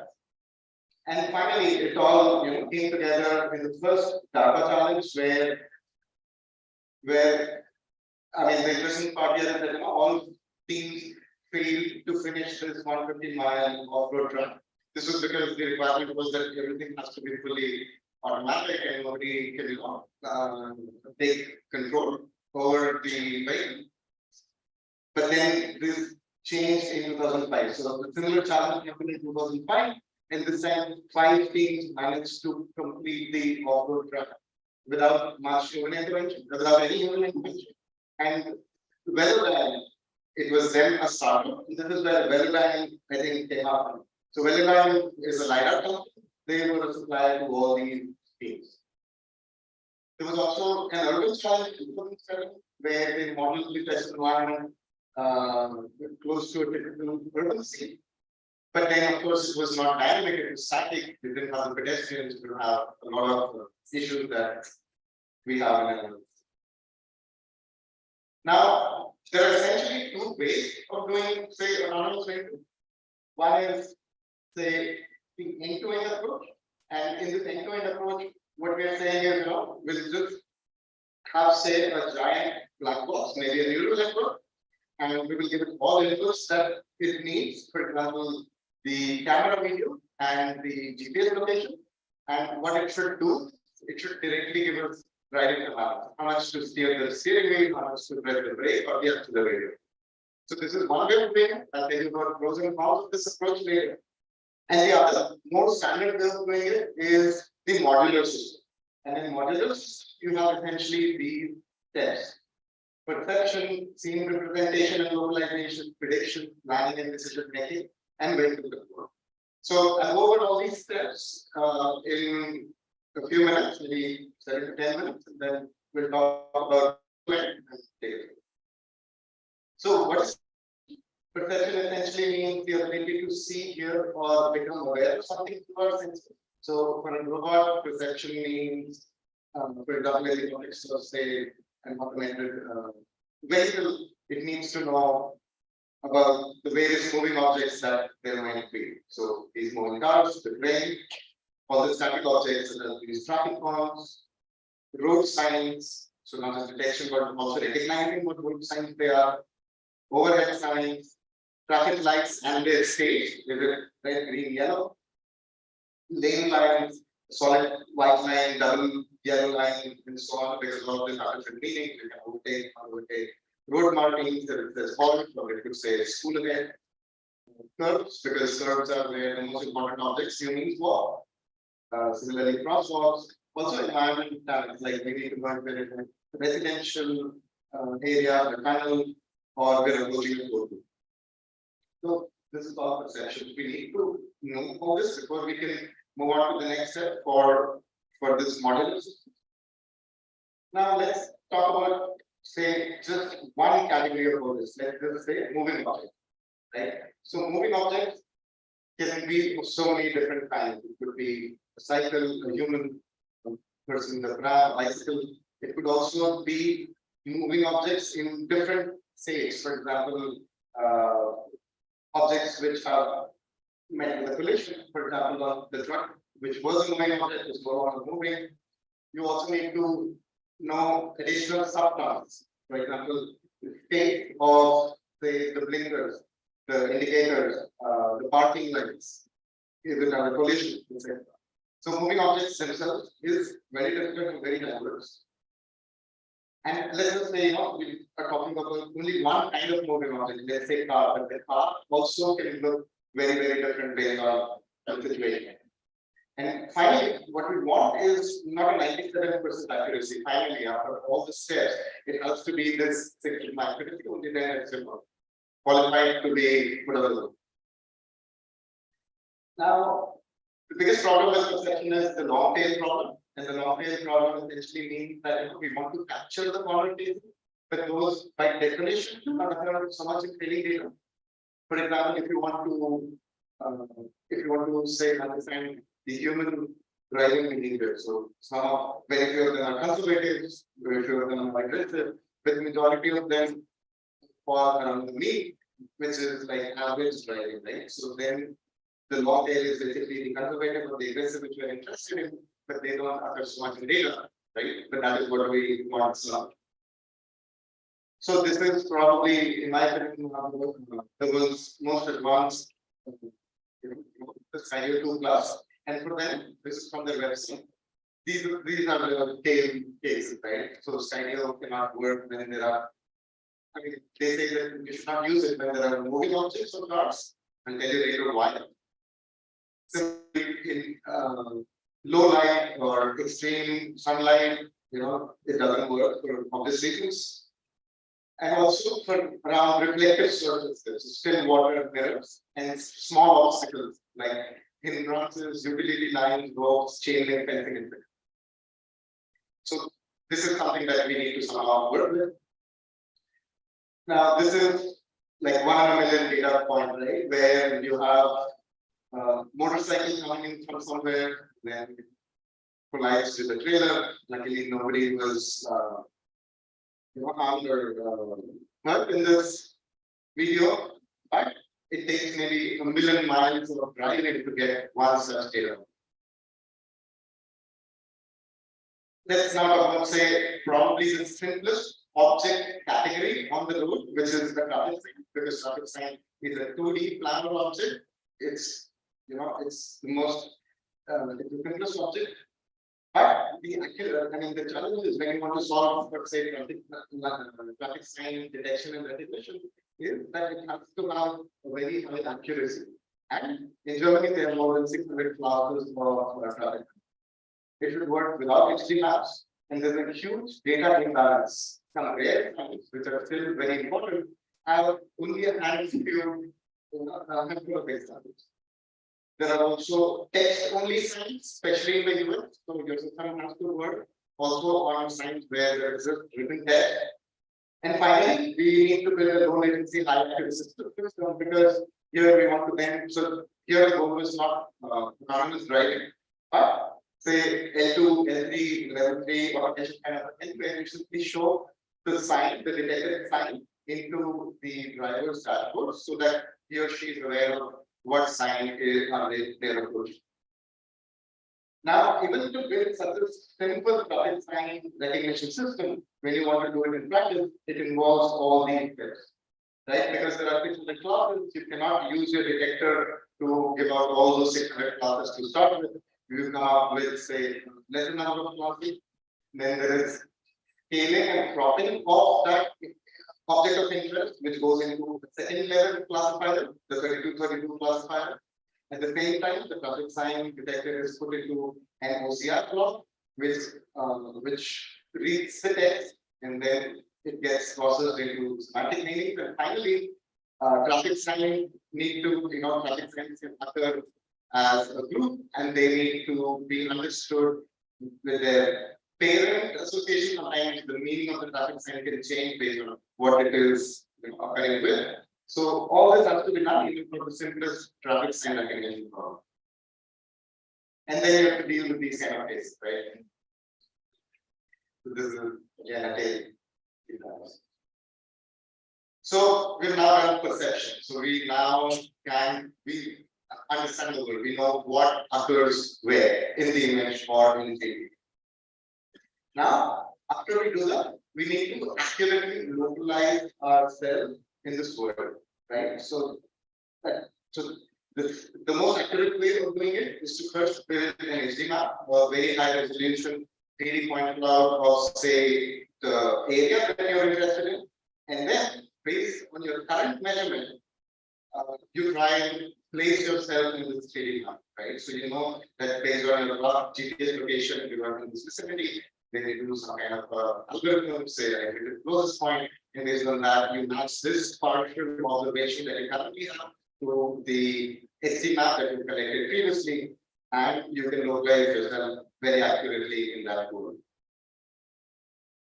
You can also try to do it without, say, like our 3D measurement, for example, what Tesla was doing, and here you have to do it using only vision. So after you've done this thing representation and localization for the scene in the bottom row, you will essentially have this understanding, right? You will know where you are, where the car is. This yellow box is this pedestrian. Those purple boxes are essentially vehicles. You know the speed limit. You know this is the yield sign because you recognize it. You know that there is an intersection. The state of the light is green. So this is how you then represent the the word that comes from perception infusion into what you what the computer basically see. Now you've done perception and you've localized yourself and others in this common 3D. Then we need to do prediction. So we need to predict where others will be. And this is because suppose we are on a highway, right? So we don't have enough time to make the maneuver if we do not predict where others will be. For example, and also on a highway, prediction is somewhat easy, right? Because the car has a very well-defined behavior and it will not divert from that behavior very easily. So it's easy to predict what the car will do, say, a few milliseconds in the future. So in this case, we're trying to predict what the bicyclist will do, and it's predicting that it will stop at the traffic light. So once we predict what others will do, we then decide on what we should be doing. Okay. But prediction, although it sounds very simple, and you could maybe just like just simply forecasting, you see that Toulouse recently met with an accident late last year, and the user was that Toulouse was actually making a left turn stop at the intersection, thinking an oncoming vehicle would come in front of it, meaning it got this prediction wrong. Right? So prediction is also very important. We also sometimes need to do prediction in the sun, especially for fixed wings, which cannot change their course so easily. So this is by zipline in Africa. In Africa, they have certain challenges. For example, the AEC is not always aware of all aircraft flying. So this is an acoustic phase obstacle avoidance system where this aircraft, the red one, and acoustic sensor, in case of this, it can localize objects which are emitting certain, say, sounds, for example, these bigger airplanes, which they are interested in avoiding. And finally, planning and decision making. So once we've perceived, we've localized ourselves, we've predicted where others will be. Now we are in a state to plan and decide where we should be going. Right? So if we know that there is a traffic flow and the green Jeep will be at that point, we then have a search algorithm where we come up with different paths. All each of these paths can be associated with a cost based on our goal, what we're trying to achieve, right? And we then choose one of those. So this is final planning. So you also do that for the drone. This is an indoor space where the drone is trying to enter the other group. And since this is in the outdoor setting where we're again trying to, so this is a given waveform, but then because there is an obstacle, it then needs to replan and go around the obstacle.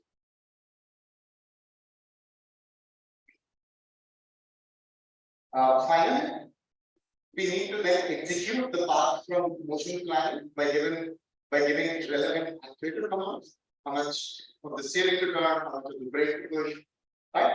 There are errors all the way because we have not modeled the physics 100% perfect. So we then have to somehow fix those control errors, how to translate what we want in terms of motion planning, the manual control by the actuators. So modular versus end-to-end. So what is the advantage of doing modular architecture? The biggest advantage is that it helps us divide tasks within a team, and engineering is made easier, more interpretable. You can add hand-coded trials easier to each module, but each step, I mean, the performance after each step of the process is performed in sequential modular silos. that has to be manually tuned for each introduced change. Limited information is shared across modules, so there is a cascaded error. Whenever there is an error early on, there is no possibility for a future module to fix that error. And finally, rely on modules to fix problem. For example, say fix a foliage problem, which is a very well-known problem. Autonomous driving, where there is foliage in front of the traffic sign, you need to do something very specific to solve that problem. And then you keep doing that for your entire long period. Now, the exact opposite approach to doing this modular way of doing things is this end-to-end, where we say, okay, let's just replace all of this with a giant neural network. So the advantage is that, of course, it's a single AI system, and it is really trained for the end task, what we're trying to optimize on. But it is difficult to add priors and rules. It lacks interpretability for validation and safety, and requires a lot of examples because this huge network doing everything into it. However, this is work from Wave, based out of Cambridge, UK, where they are trying to do this end-to-end. They have achieved a certain amount of success. Their claim is that they will probably not be the first one to get their cars on the road, but they'll be the first ones to save 200 cities. Let's see. So this is essentially an index to what they have, and you have your input, which is of the view of the dimensions given how big these dimensions are. Other say measurements are. You then put this into a network, and the network has to give you say 10 outputs based on the actuator or other ways of control. Should it link the indicator and so on. And then they're trying to interpret some of the intermediate representations learned by the network in terms of attention, uncertainty, semantics, geometry. So one very interesting thing that came out was attention. So they have this end-to-end transformer for driving one, and this was something learned, implicitly, not explicitly. So what is interesting to note here is that the attention of the model changes from the traffic light to the road when it turns from red to green. So once it's green, it's no longer looking at the traffic light. And this emergent behavior. So these are ways with which we can try and interpret it, but you can already see that it's not very straightforward. You need to do something extra to then interpret what the model is.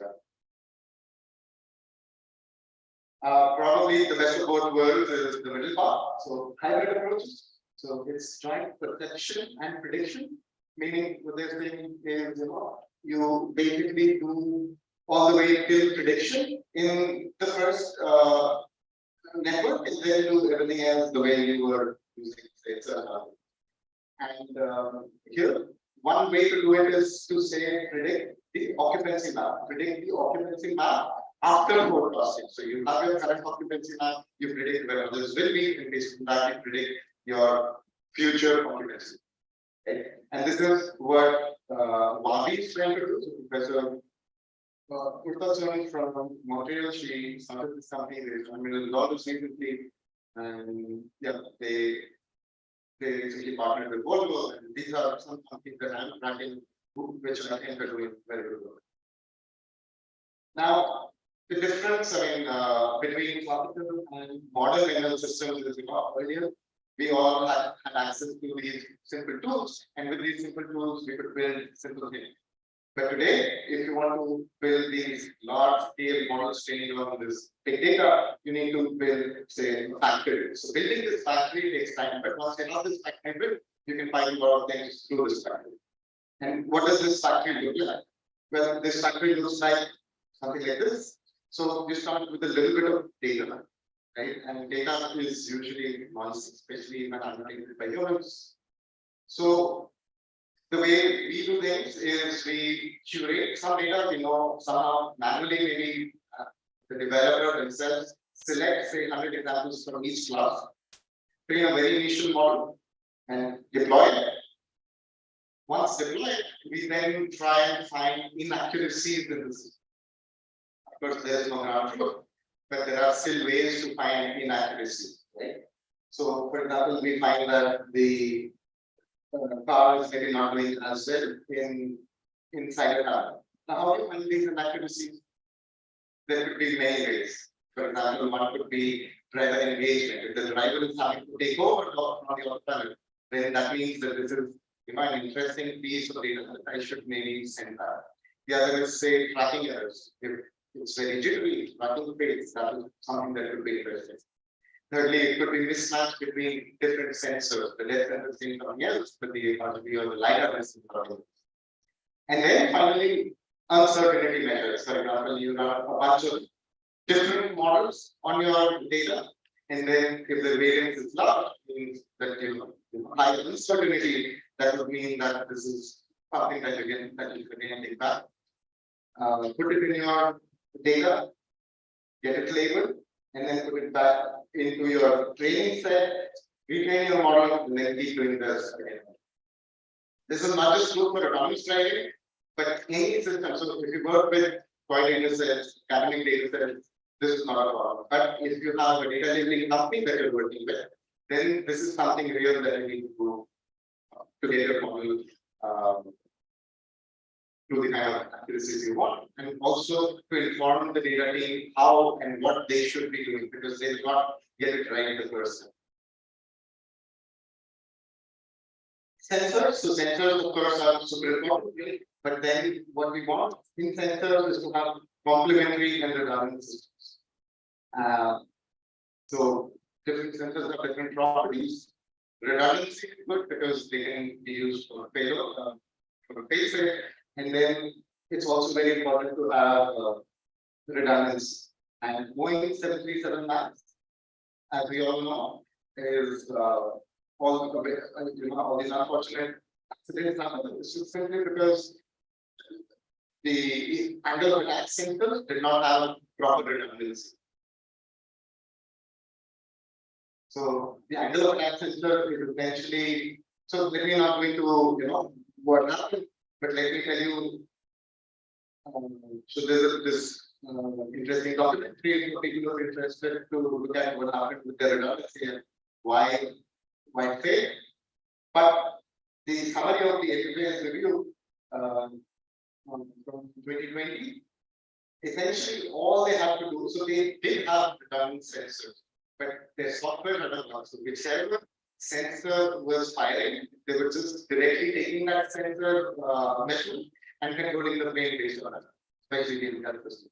Right? So now all they have to do is, if the difference between the angle of attack inputs is above a calculated threshold, F60 will disable the SCS, including the NCAPS function, for the remainder of the flight and provide a corresponding indication of such a deviation on a flight there. So the human could take over instead of doing something wrong.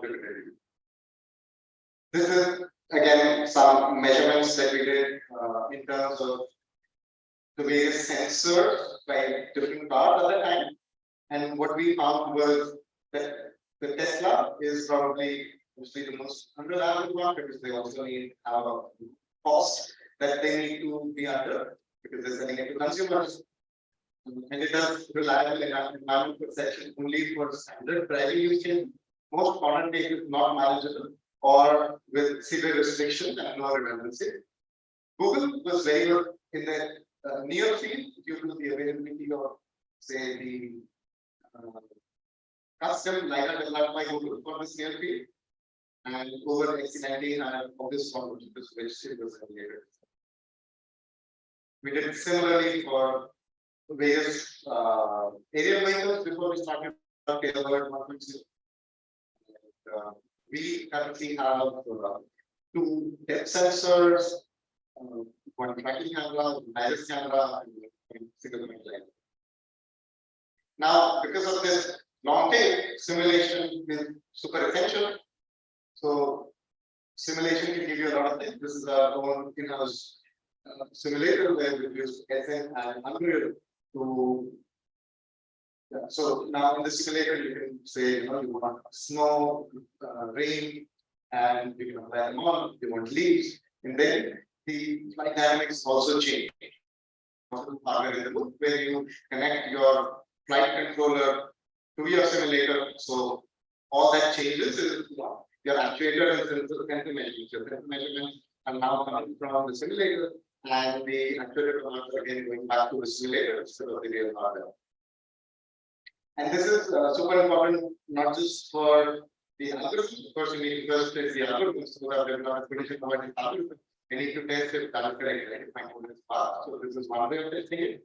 Secondly, it's also useful for say first time flyers because the flight dynamics really change with all this, and especially if you want to learn how to fly, say, PT or first person viewing one where it was power. So they're super fast. So how do you learn to fly them, right? You cannot afford to maybe crash them. So one way to do it is using a simulator.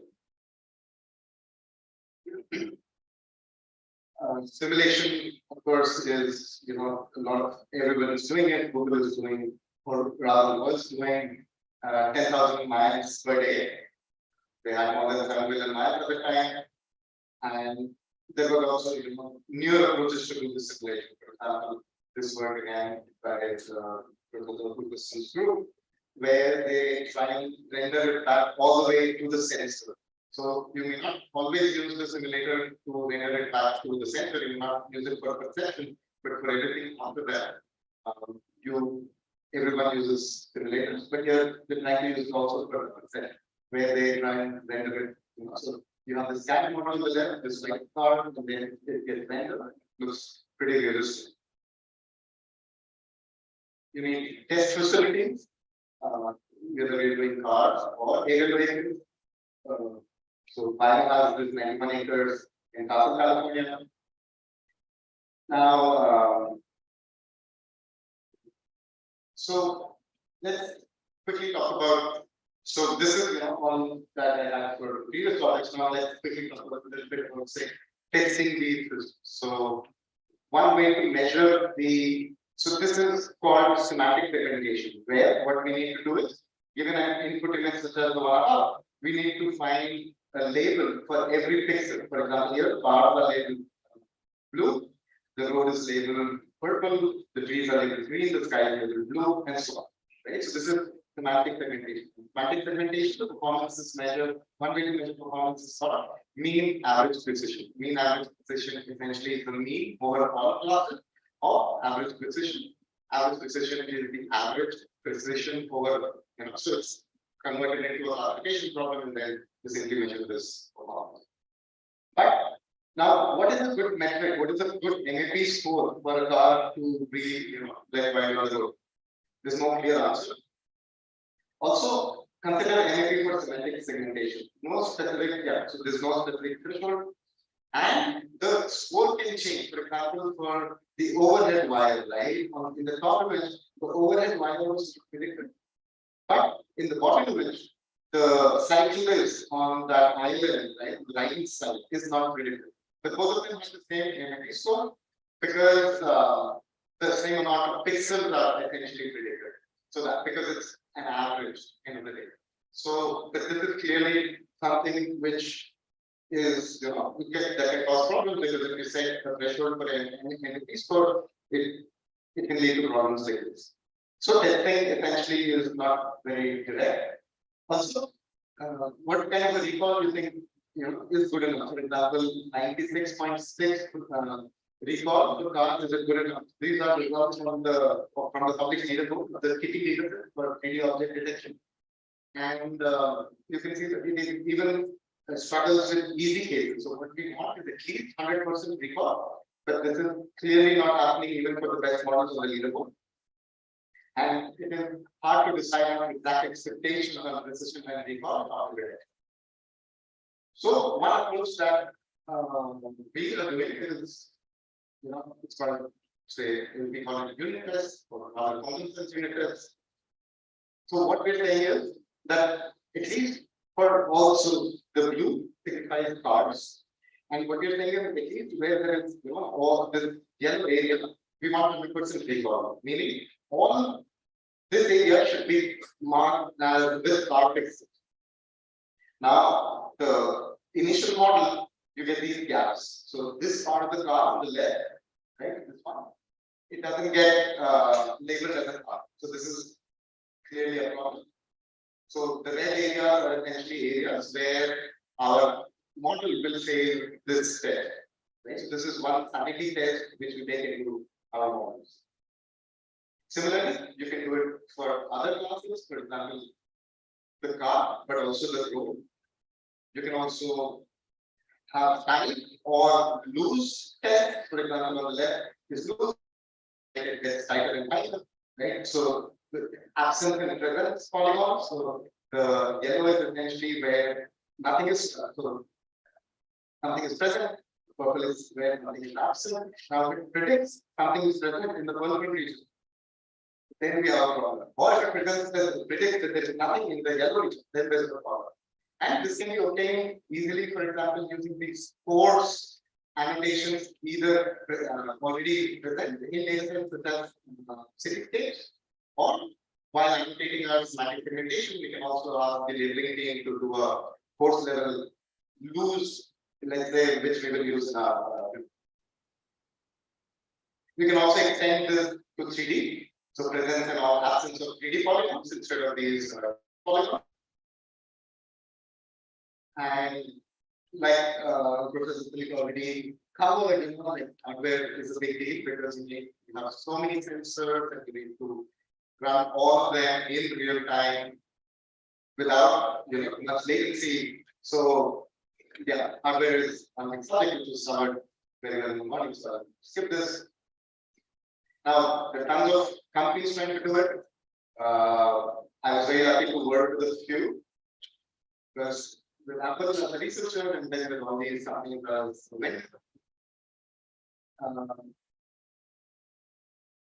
yeah, and let's skip a little bit of autonomy. I'll basically want to, so this is the last topic that I'm going to cover. I want to use, so there's a lot of hard press, especially for autonomous driving. But I'm going to show you how far we have come.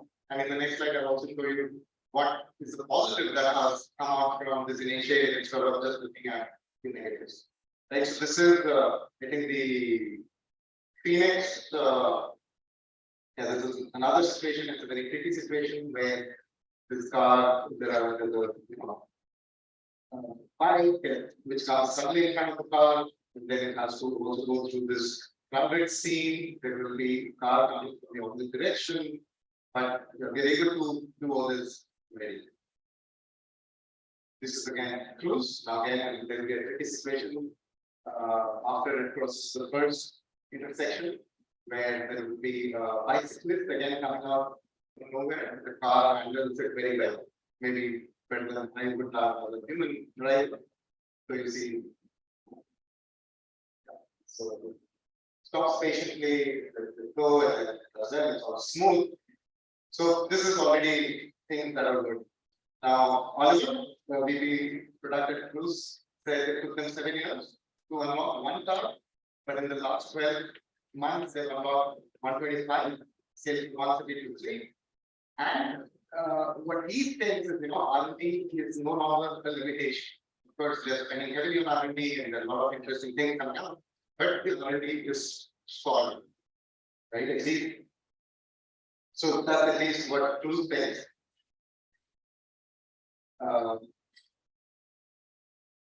So yeah, about the batteries, right? So with all these incidents, especially Tesla, where were delivering more than what they have, and then under delivering their practices.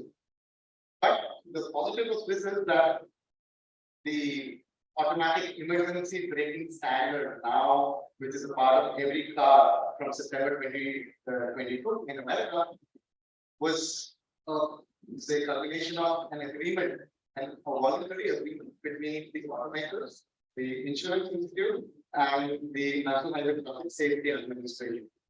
So now all these cars, all cars in America will have this emergency braking as a standard. And what this insurance institute, highway institute has found is that radar or camera link brakes have cut police reported rear end collisions by 50%. So in my opinion, that's a huge number, right? You can reduce the number of rear end collisions by 50%. I think that's something, right? Similarly, automatic braking has reduced the number of car unit collisions again by 30% based on police and insurance data. And finally, anti-log grids, cameras, data, ultrasonic sensors will manage, and ultrasonic sensors to manage blind spot and lane departure monitors and rapid group control have become a standard or are becoming one very quickly. Now, this $1 million question, where did we have good year starts, good year meaning level 5, like us humans. So if you simply extrapolate this curve, so on y-axis we have number of miles, and on the x-axis is the year. So automated driving till 2020 was doing about say 10 to the power 4 miles. Without disengagement, humans do about 10 to the power 8 without the first accident. So if you simply just extrapolate, this would be 2037 for L5 level autonomy. But this is just extrapolation, and I hope we'll do it. But we're doing level 4, where it's a known environment, right? It's a geographic area where you want to travel, and that has already come in certain parts of San Francisco and Phoenix and other areas, and more of that will go. In fact, I believe that maybe the level 5 is something that we don't need. Level 4, and then simply extending level 4. The perimeter of level 4 is what we will get in the next year. And a case for India, so this is when I was in Bombay, having a coffee in Giranandani, and it's on the street where the traffic police is trying to, manage these pedestrians, these bikers, these cars around this circle, and then so many things are happening. So, I mean, when will we get there is the question, right? So there are some startups in India who are trying to stay in this direction. And it's a joke, but maybe it's even easier to do it in India. We don't need to do traffic sign recognition, lane detection, light detection, right? And our speeds are low, maybe it's not so hard here in which you try to. And like Hyderabad is now so something in this direction. So there is a car, which is a collaboration with Intel, which already has a lot of sensors, LiDARs, other sensors. Companies can request to the car for data collection purposes if interested. And yeah, so this is all I have for you. Thank you so much for your time.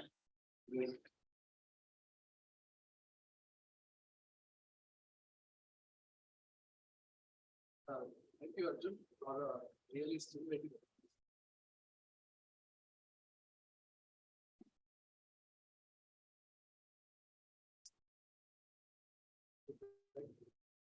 Thank you, Arjun, for a really stimulating talk that showcases how deep tech can be used for complex applications.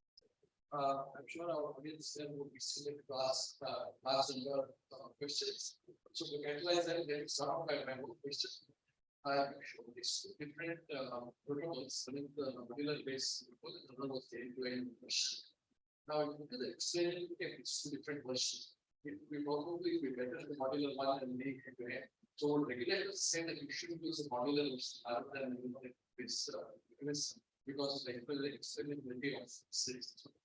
Yeah, absolutely. So explainability is definitely very hard when you monolithic network, and it is much easier when you have this modular thing where you can explain the output of every module. But yeah, so this is why most people are doing modular approaches. People see that if you use YMO, etc., everybody is doing modular approach. But there are some interesting aspects of this end-to-end approach which will probably get involved.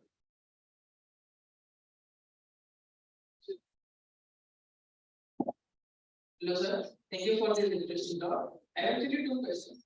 The first one is related to that basic perception problem that you said.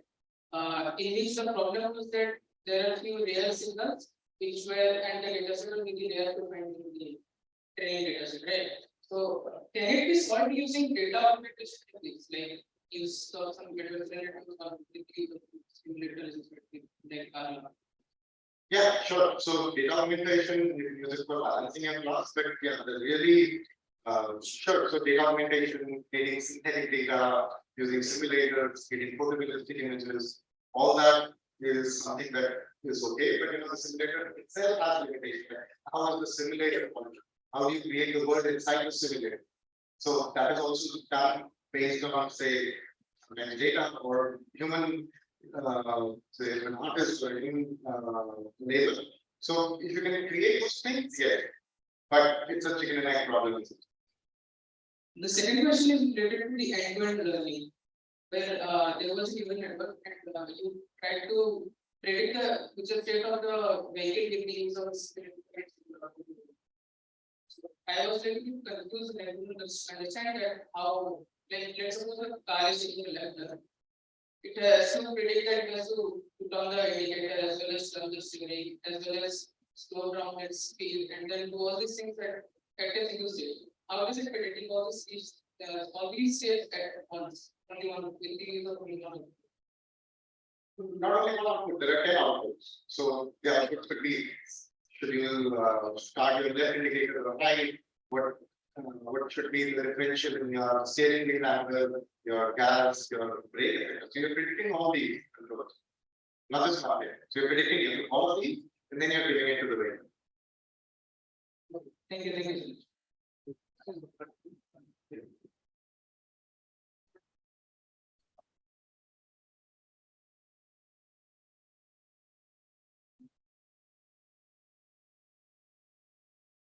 I have a question about car design and road network design, which both assume a human driver right now. So can you comment a little bit on that? Yeah, that's a great question. So, I mean, why is the autonomous driving so hard? Because we're trying to retrofit these autonomous vehicles for roads and infrastructure designed for humans with eyes and ears. Right? If we were to do it, for example, Professor Suresh did it for APU Singapore, and what he did was he put magnets in the center of the road. So with these magnets, you can have, so these are essentially passive. You can have a passive system which would accurately relocalize your car when you go over these magnets. So if you do such changes to infrastructure, our problem becomes significantly simpler. But since this is something we don't want to do, maybe, or if you do it for, say, new campuses and smart cities that are being built, but currently none of that is happening, and we would want our cars, these autonomous cars, to do more than just what is happening. So yeah, I agree with you. If infrastructure could change even slightly, then our problem will become way.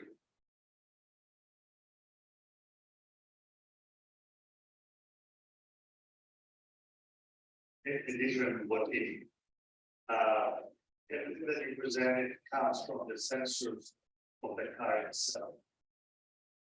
If we have well-behaving cars, and they communicate with everyone's sensors into the network, could we improve the statistics and this?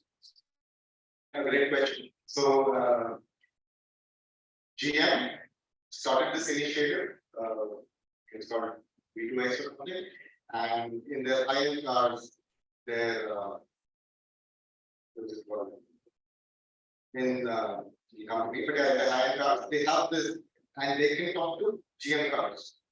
Now it helps with the rear intuition on highways, but then it's again like bringing people together, because now they can only talk to GM cars. They cannot talk to say Ford or Tesla yet. So it's already out there, and they're talking to each other, but not to other companies. So the impact is. But there is improvement. Right? Yeah, yes, that's true.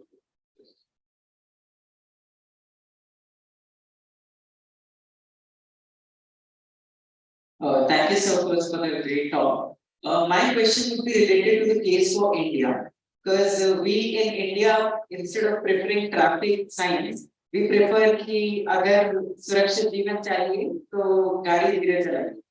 These type of traffic signs are used in India. So how the cars will be able to recognize such traffic signs in India? And we have seen that the common traffic signs from the foreign countries are scattered away. Like you will find a 10-mile speed limit here, and just 50 meters far you will find a 20-mile speed limit. So how the model will be able to interpret all these traffic signs? So your two-part question. I mean, I didn't understand your first part. Are you saying that how do you do it in India? And then secondly, what happens when there are two traffic signs, one after the other? Yeah, so if the two traffic signs one after the other, the car starts to behave how it should based on the traffic sign, based on what it has seen first. And then if it seems, then the second one overrides the first one. So that's pretty straightforward. And how do you do it in India? And there are various approaches. So yeah, like I mean, for example, so firstly, people need to be interested and they need to work on this problem. And I know of 200 startups only in India, so as far as robotics and -0. But there needs to be a lot more interest and also, you know, people working on it. So also in academia, I don't see too many people really, because so like Natarajan probably is doing something where they have two cars, one is this one, the others group also another one. But again, very few institutes where they have an actual car and they're working. So The year 2037 might be global, but for India it will take more time. Let's see, I think it's too far in the future for me to. Thank you. I saw. So I was just wondering, like, what is the state of the art on the moral dilemmas of these? So how do companies tackle this problem these days? Yeah. So yeah, to raise funds and then one having somebody and the other having somebody, but I think we're far away from that currently, but we're not at least. So even before the moral dilemma, they should be able to stop at least, like, so it's not there yet. So this is not stay so much into the foreground yet. So let me comment on this. Whenever say harm is inevitable, so what is the policy that these companies? So some of them distribute money. Currently, we're not there where we think about these advanced questions yet. Currently, it's about stopping the car so that the harm is removed. But we're not there where we try to minimize the harm, where we go into the divided systems. It's not there. Thanks for the question.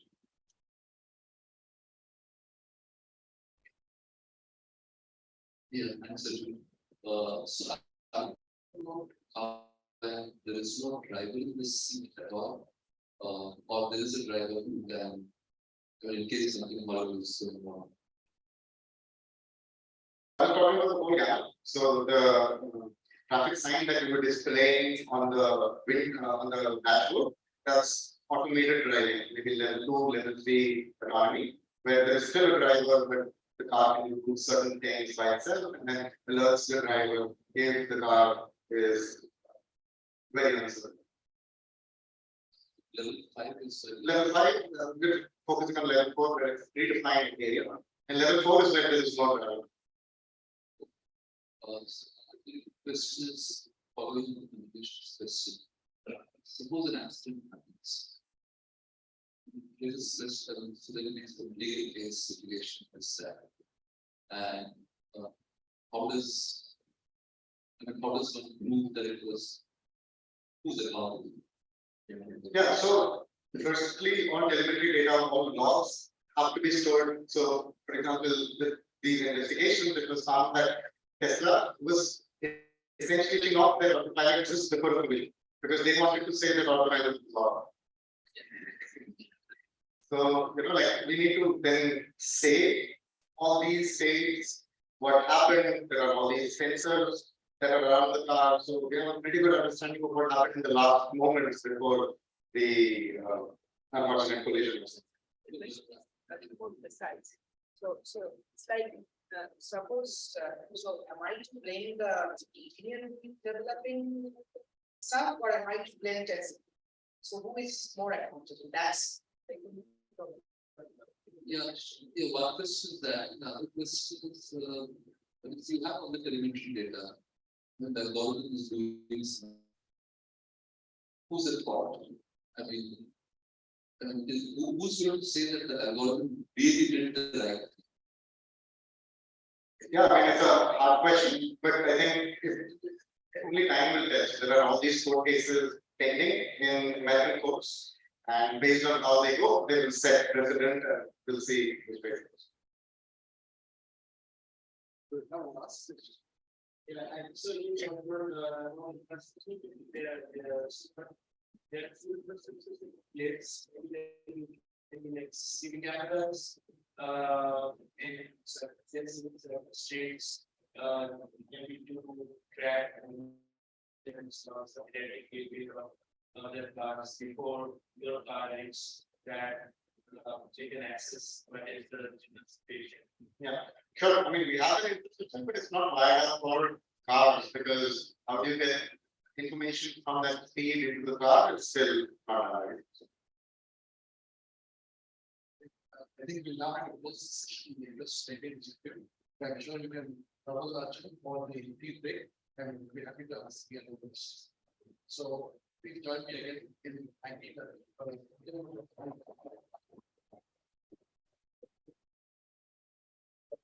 Small component of this of the ACM India. There is a certificate again for a chief.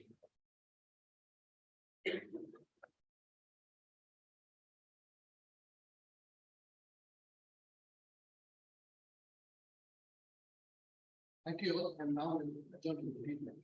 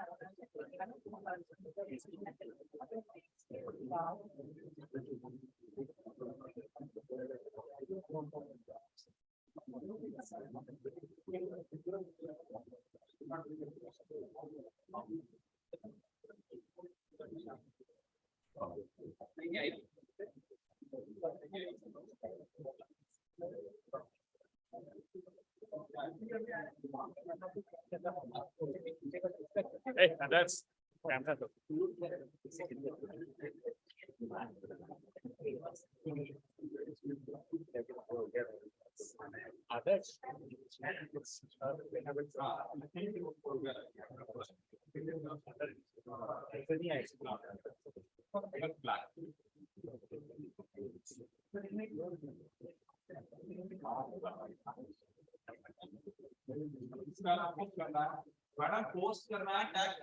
Yes, sir, we got the trick now. Yes, yes.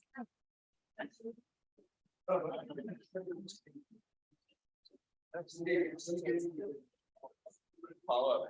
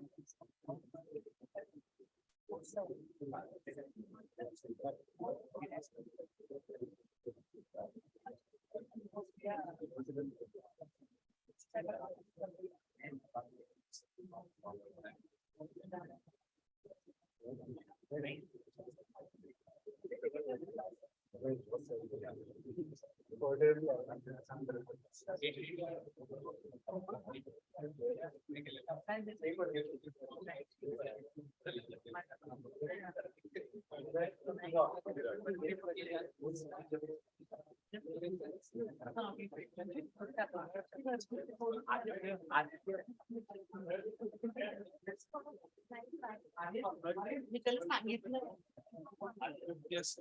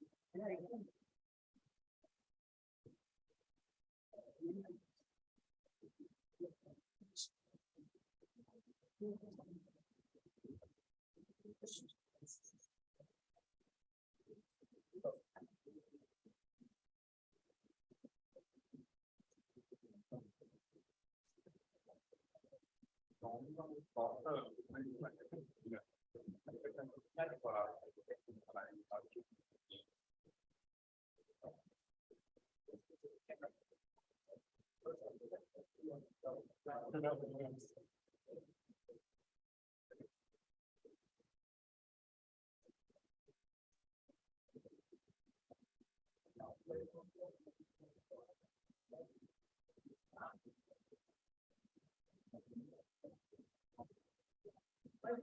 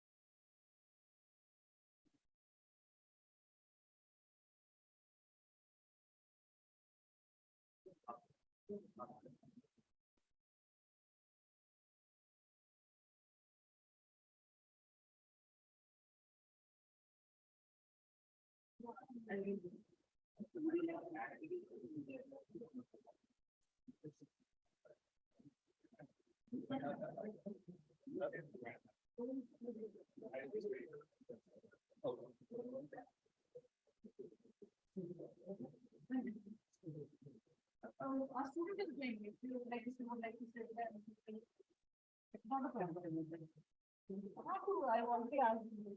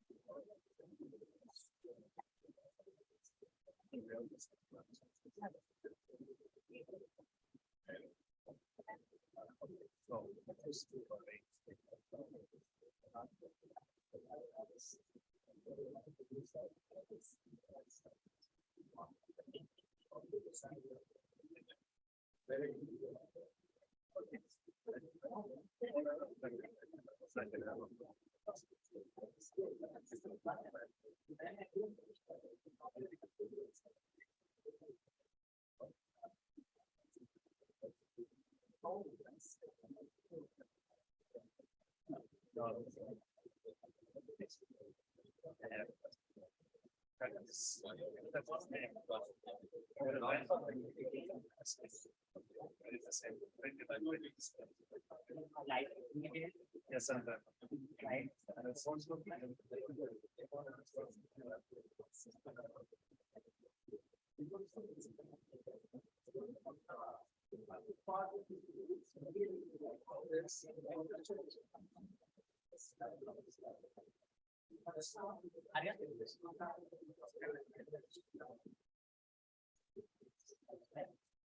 Okay, welcome back, everybody.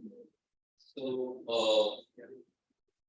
we are in the final session of the event, and our invited speaker for this talk is Natarajan Shankar. He is a distinguished senior scientist and fellow at the SRI International Computer Science Laboratory.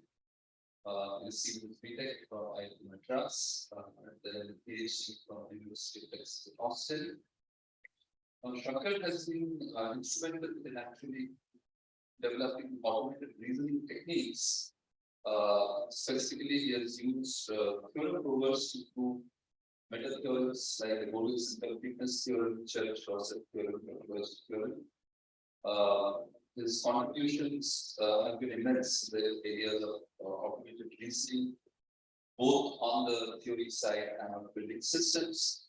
Specifically, for those of you who have used theorem proving, you may have already used in some application the protocol verification system (PVS). So Shankar was responsible for the creation of the citing verification system.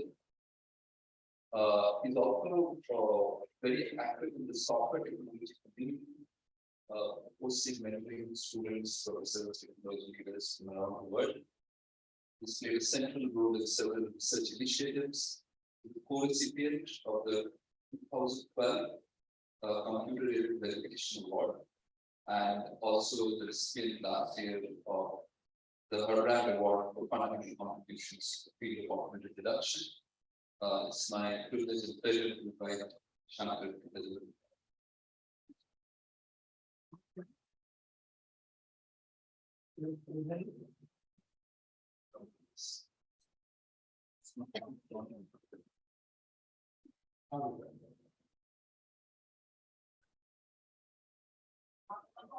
Okay, now it's truly a pleasure to be here amongst old friends and such a distinguished audience. I thank ACM India for the invitation to come and speak at this event. I really enjoy the other speakers' presentations. I do work in some of those areas that the other speakers touched on. My talk today will not be it won't be very speed. I made individual minds upload. That's the way I think I think online upload and back then really hard. The progress of doing things and that's something really the ones to do with there's been a lot of discussion about whether that one's ideas actually disappeared slowly. For 40 skills and all on value, software design skills and all on value these days. We just mix and match like it is to achieve goals quickly and then the lifetime of software and systems that actually not really long. That's these core subjects are not going to go away anytime soon. They'll be with us for a long time. Just because we're able to do more than all the languages doesn't mean that you don't have to get down to the level in which you must go get the class related stuff. Now the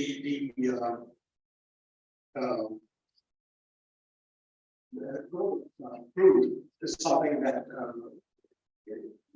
I think it's become more and more common.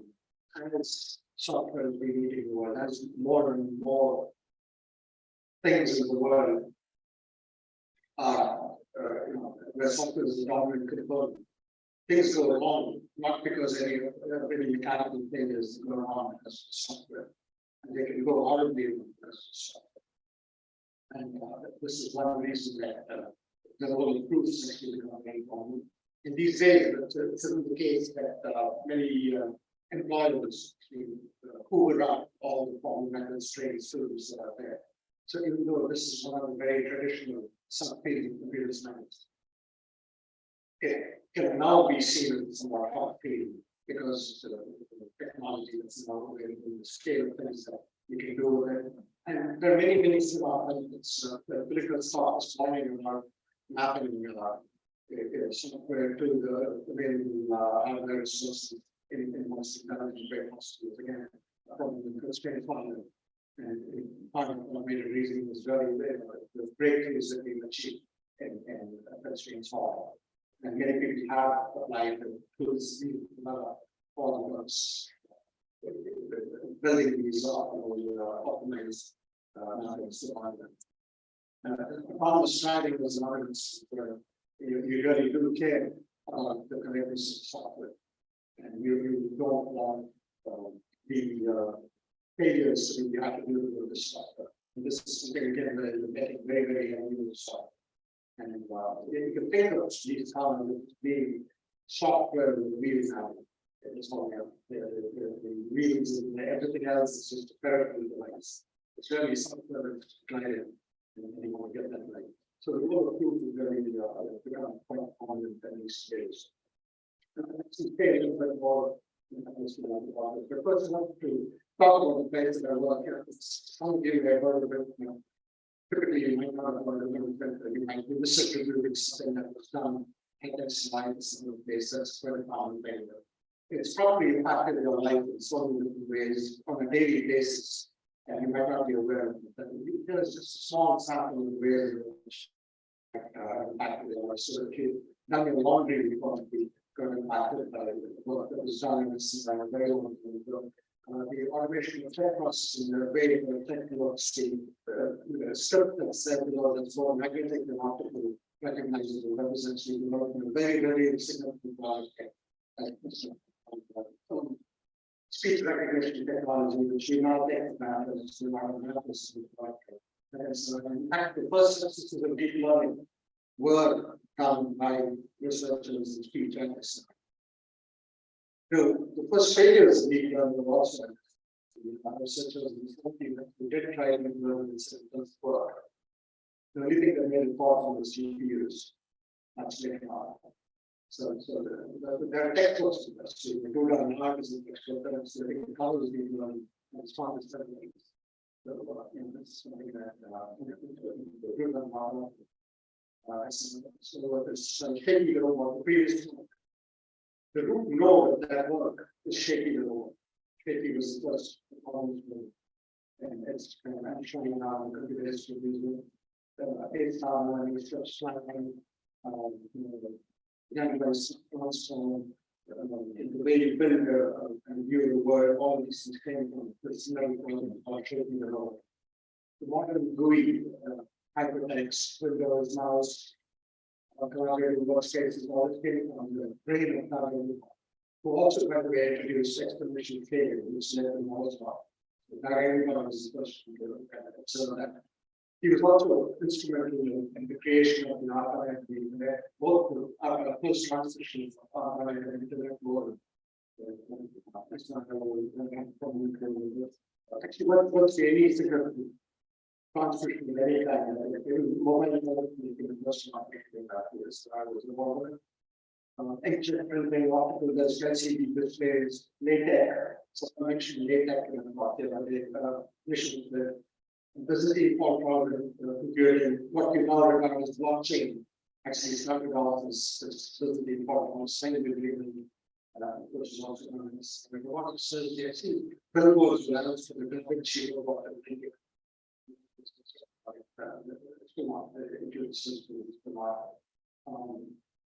How many of you know what SWOT Johnson.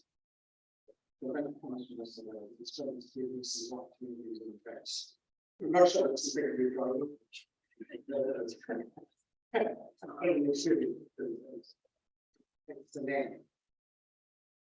So what we can attribute the number 5 of them is this one, the laser printing, the small arc, the most is I thought I also that the first people used the organ, the first people used the support in way out in 1849. And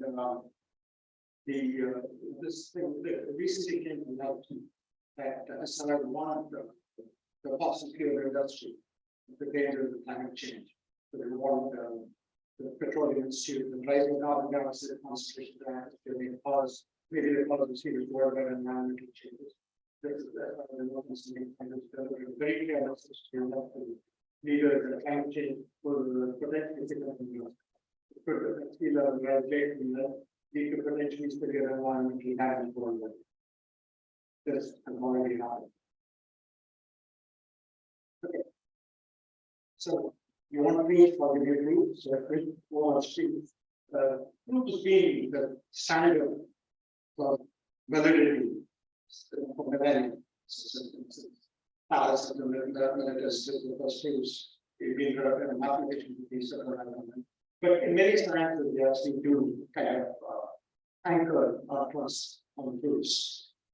And this led to the idea that in many sciences you can actually have a notion of an axiomatic development that you could ground out truth in terms of trust in the axioms. I agree with what you take it here, and then everything else must follow from that experience. And this kind of reaches pinnacle in Euclid's geometry. For a long time, human beings didn't do much thinking, so not pages about that. But things came to light at least in the Western world in like around 15th century, with the language is a very important process. All the others, but the development of static systems in the 19th century led mostly to focus on foundation. They never really on pragmatics. I don't have a course on people like Chinese peer to really create the creators of modern logic, which is it's object and model concepts, not applications of that power.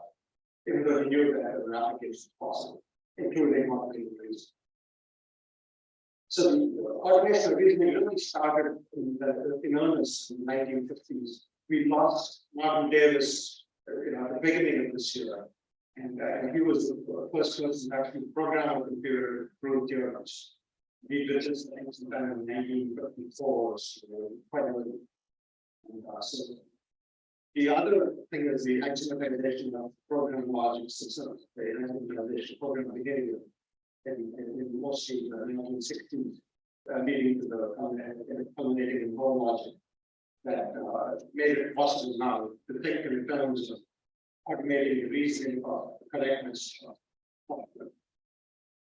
and this is the kind of holy grail. This is you want to actually make sure that software works as intended. There was a backlash, and this is an important backlash. It's important to take a critic seriously. It's not you can't dismiss them claiming that they had a bad intention. It's not. You've got to take their arguments seriously. This was a serious argument saying that proofs work in mathematics because the proofs themselves are being examined and analyzed and have social cost.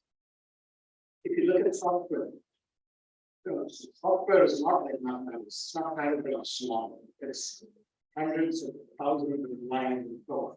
Who is going to look at those proofs involving hundreds of thousands of lines of code in order to check whether it's being done right? And then you think, okay, that's hand proofs. What about automated proofs? And they just sat and they were saying that if mathematical process really want strictly was to protect it. Derived from the actions, we will still be competing on figures.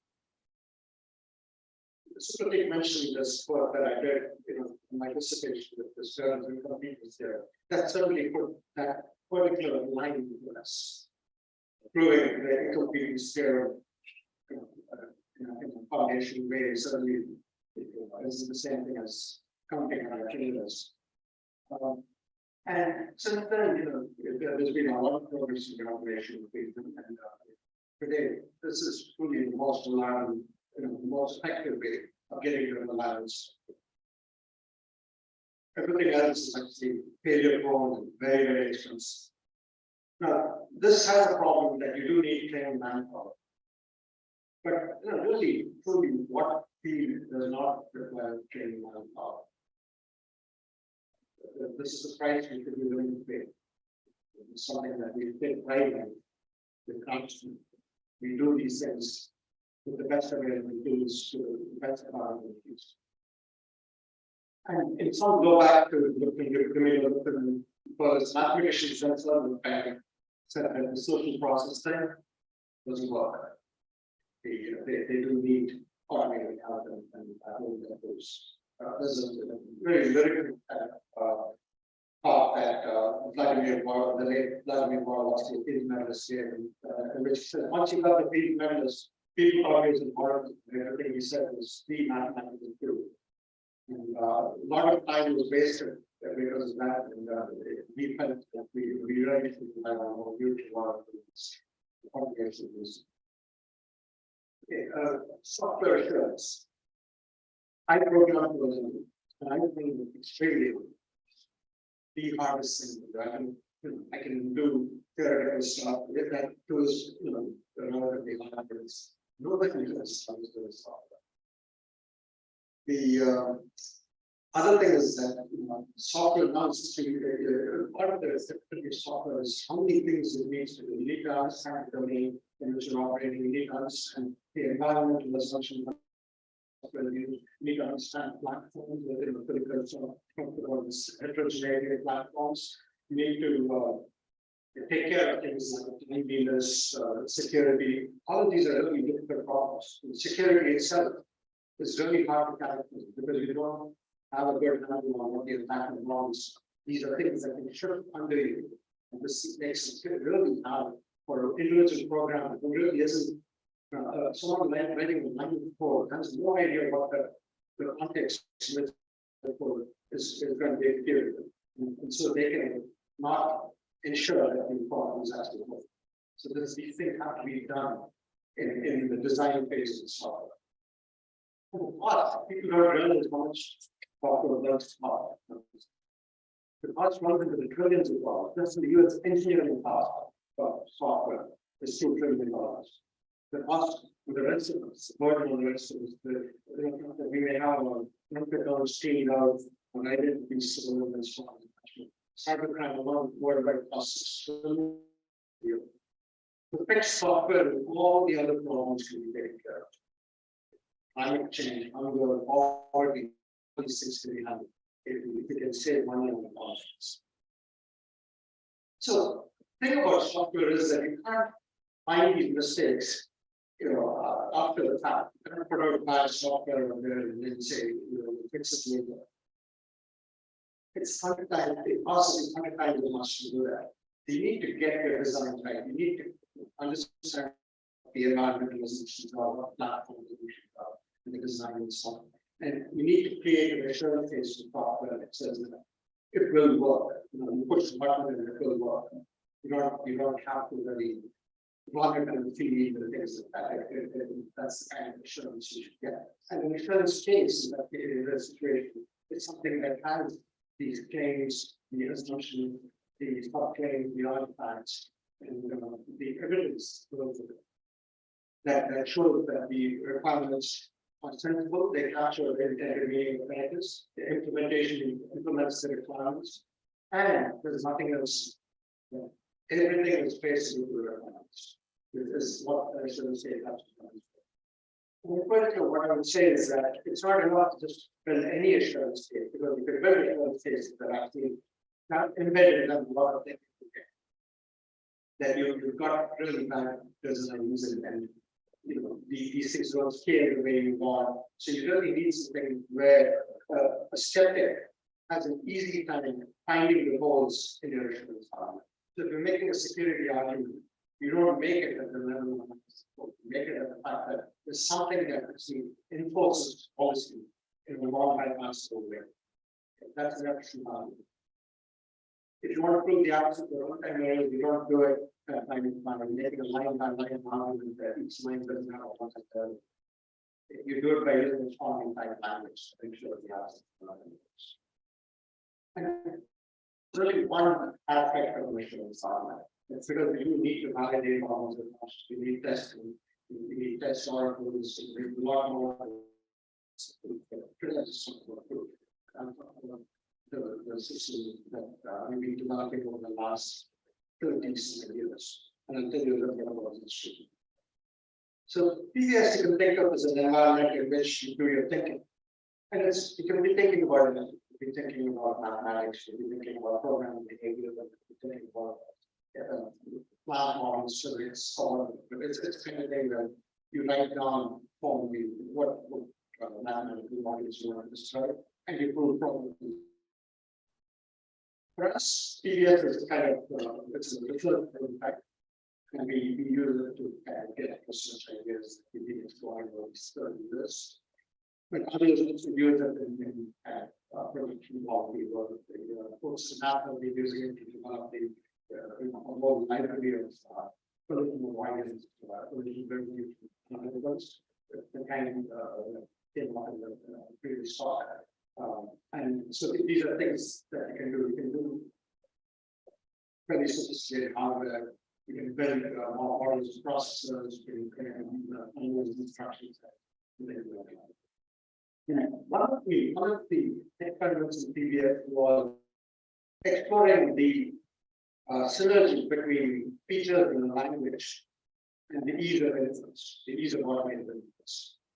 So in natural language, the idea that language should impact is conversational of the system. It's generally generally not regarded as being valid, except in a few small instances. A typical example is when I come to India, you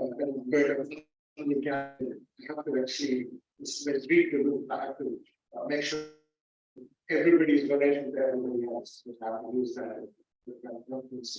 People are saying, your uncle or your network. I don't do that in many other cases. But to a large extent, but in computing, at least, there is what I call a computation simple protocols. The formal language does the ease of reading. And PBS shows that. The other is synergy between the interaction and automation. You can make things kind of extremely automated. And what happens if the automation often goes out of control? Then the human being is doing the laborious work of psychoanalyzing the automation. That's how I was doing the incomplete school with applied research or Royal.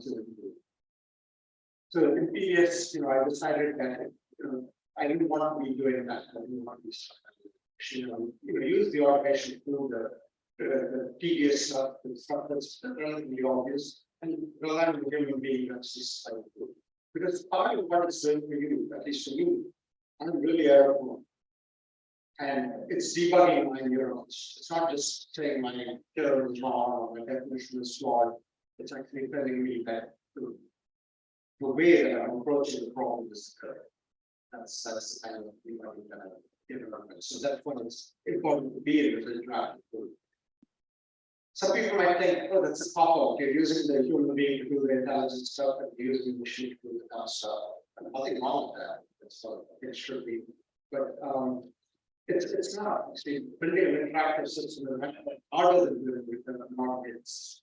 You can hide a lot of things in markets. You can hide much practice because people have to be able to read the output from the processing model.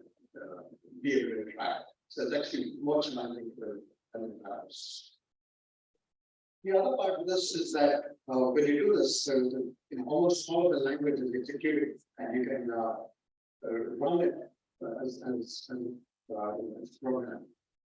And you can think of it as a very high level. In some ways, it's been a kind of holy grail in this. You've always had to move to a higher and higher level of description so that you get. That's something that math has the good experience and thinking. And so this is part of what we do with this. And initially, we would mainly just analyze specifications. Let's see whether we have that specification. So we write complex description and immediately go along with it. And it's nice. That's great to find something there. But eventually, we progress towards something where we think we can invent an analysis, but we're not there yet. And this would be nice if we could work on this.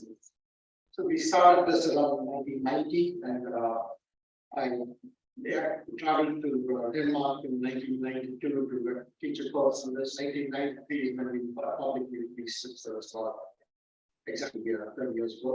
And since then, there's been a lot of milestones, the integration model checking and core generation posted in 98. This sort of about generating code in a language like C. That kind of more language. Now, I'm not here to sell PBS, it's so called enterprise engagement. So I'm mentioning some of the others that you might get to use. ACM-W is the one that I'm mentioning, Boyle Turing Award. The newer version of the Turing Award that I use in my dissertation. That Turing Award, actually, I described using that and the closest that come to relative experience. This system is amazing. It can do boost at a high school level. But the problem is that often they're giving me the things that are incorrect and you're not going to go astray and wants feedback on why didn't that work. It's a truly amazing program. It's kind of the thing that sort of solve these problems that made it a lot of stuff possible. Then systems like all four modeling again and the model system is an obviously comparative system. These are the following family systems are similar to previous. And then there's a whole bunch based on constructive activity across the lab and movements. So these are all systems that are there. They have different kinds of automation, different kinds of language expressed in that. So there's various systems between these. But I would be very happy to use any of that. The thing that makes PBS a little different from the others is that it takes a higher order logic, under which you can talk about numbers and booleans, but you can also talk about functions, you can talk about functions, predicates on functions, like saying something with a continuous function, the predicate of all. So you can talk about this in the pattern logic was introduced by a lot of the church, essentially, and that means that it's very convenient to write an analysis, pragmatic analysis. But adding the subtype into it means that you can bring in things like subtype of even numbers, type of odd numbers, random numbers, certain values. But you can also take it to the higher order level, where you talk about critical solutions, order preserving maps, and whether a function is differentiable or interval. These are things that make it really convenient for expressing mathematical concepts in a precise way. And making sure that you never apply something on it. So that's these sometimes many uses. And in particular for my needs, if you don't have it, to us to me is that 85% of what I need is these. So the other system that we don't essentially have this feature in the way that it is used. But the flip side of this is that you might get annoyed. Why is it that every time I have to think that the sum of two even numbers is even this thing that's annoying out? If I apply the square root machine, then I have to show that I'm going to wrong with the number. Because I want to show that the denominator is not zero. But it turns out that the automation takes care of all of this. But the flip side is that when you fail to prove these things, it's quite often the case that you find a deep mistake. And mathematics actually full of these deep mistakes. It's very, very easy to guide all these things. And they can cost you a lot. They can actually invalidate a 200-page model just because you made one of the mistakes. And so it's full of this. In any given page, in mathematics, you probably have one of these kind of levels.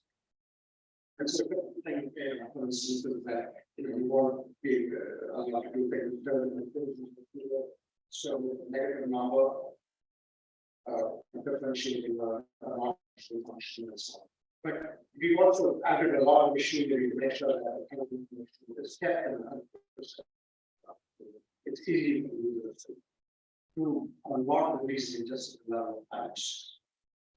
One consequence of this is that mathematics, you never have something that's a good expression in mathematics. And the other consequence of the computations that I say, the same mechanism ensures that you never apply, you never exist in the layer of the bounds, you never have overflow, underflow, and one part exception, all of these things will vanish.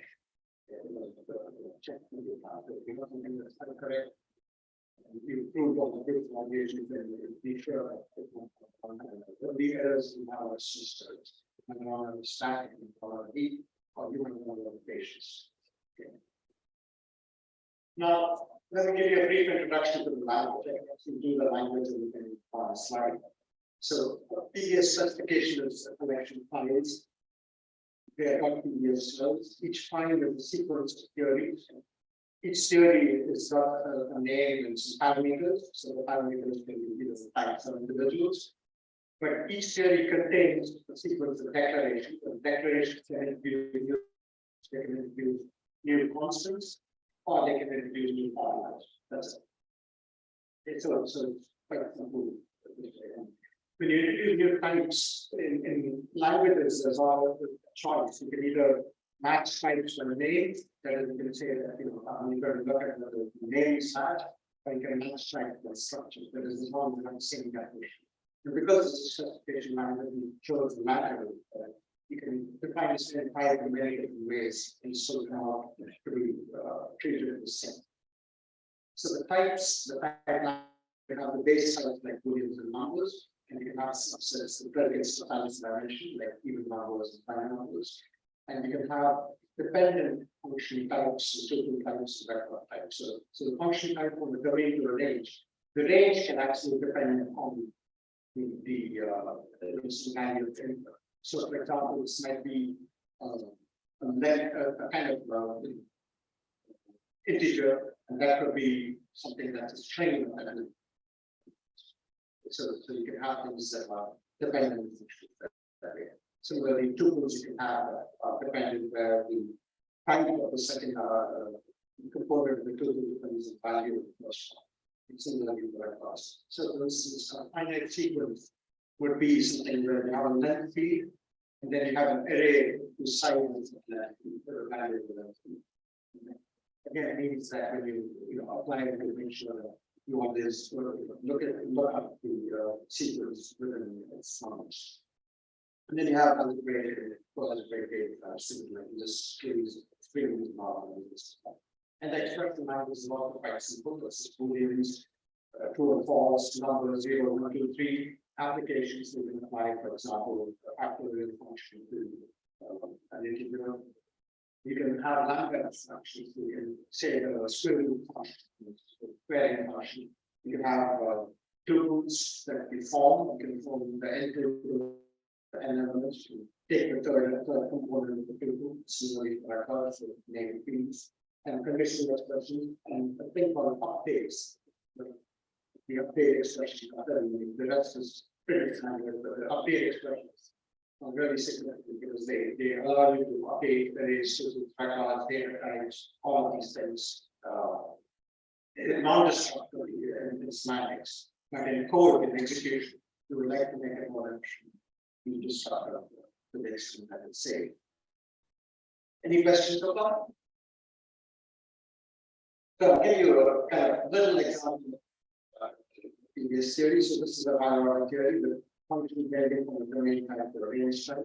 And this is an extensionality posture. It says that if you have two functions f and g that return the same value and reflect the same argument, then they're equal functions. there is, nothing else matters. The size of the definition of the function doesn't matter. It's only behavior, it's only its observed behavior that matters. And you could say, you have this, second one, I think that says it's inject and this kind of simple example. The girl I was trying to do it,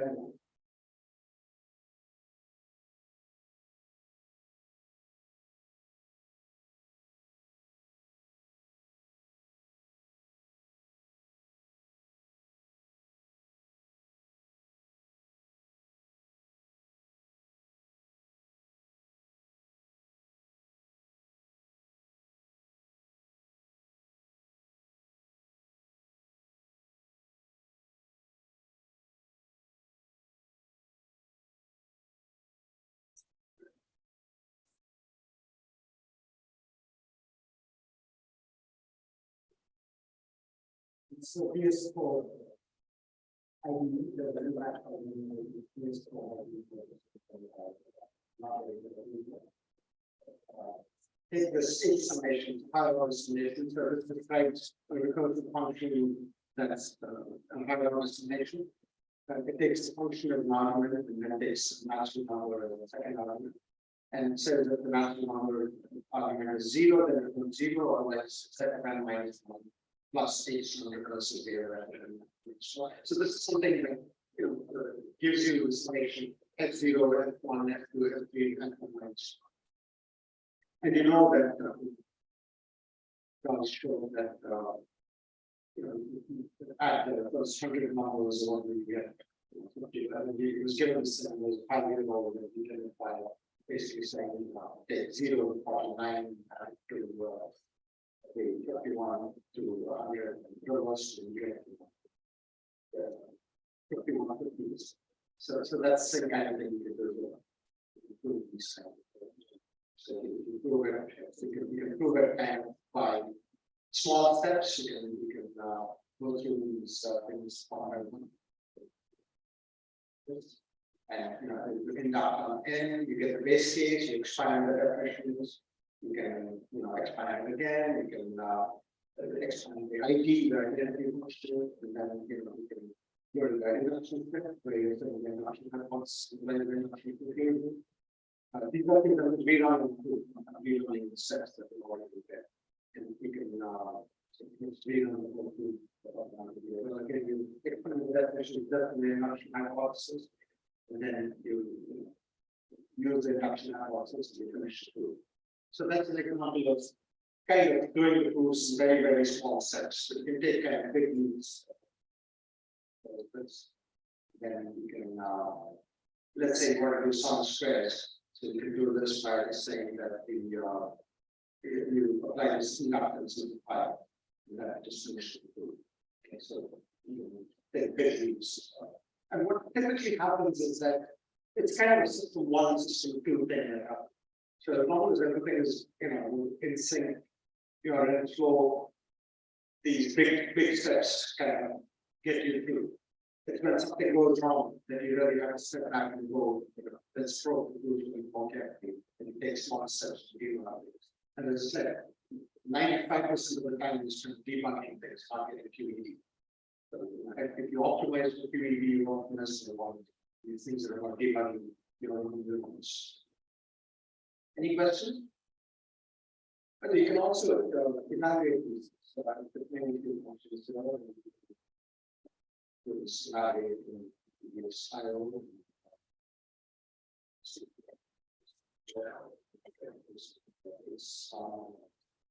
Square.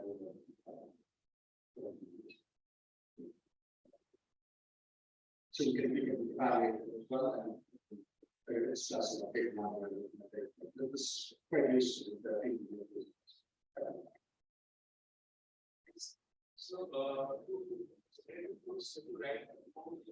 So, PBS. So, but to get a board we want to be able to this language. Yeah, so we don't have a particular number of encodings, but in ACM2, for instance, there's not a lot of trouble to actually have the JVM model. So you can actually verify JVM programs. And one of the things that happened in ACM2 that's very, very impressive is they have a very detailed x86 file. And you can prove theorems of x86 behavior. Well, but these things are, there are a lot of work to do like PhD thesis. But you can do that. And the thing that you may have, there are also things that are Java verification engines. And there are things where you directly allocate verification Java. But the static language for Java, I have a collaborator, Michael Yannis, at the University of Washington, as I said, check the thing for. The problem with those is the languages are very complicated. Doing groups with lines of code is very difficult. So in many ways, the subtext of my talk is that you really don't want to do that. You want to be improving on the abstraction of generating code in these languages. There is a kind of PDS to Java works, and the rest of the books are written. I'm going to use it myself. But this PDS to live is what I read. The PDS to see was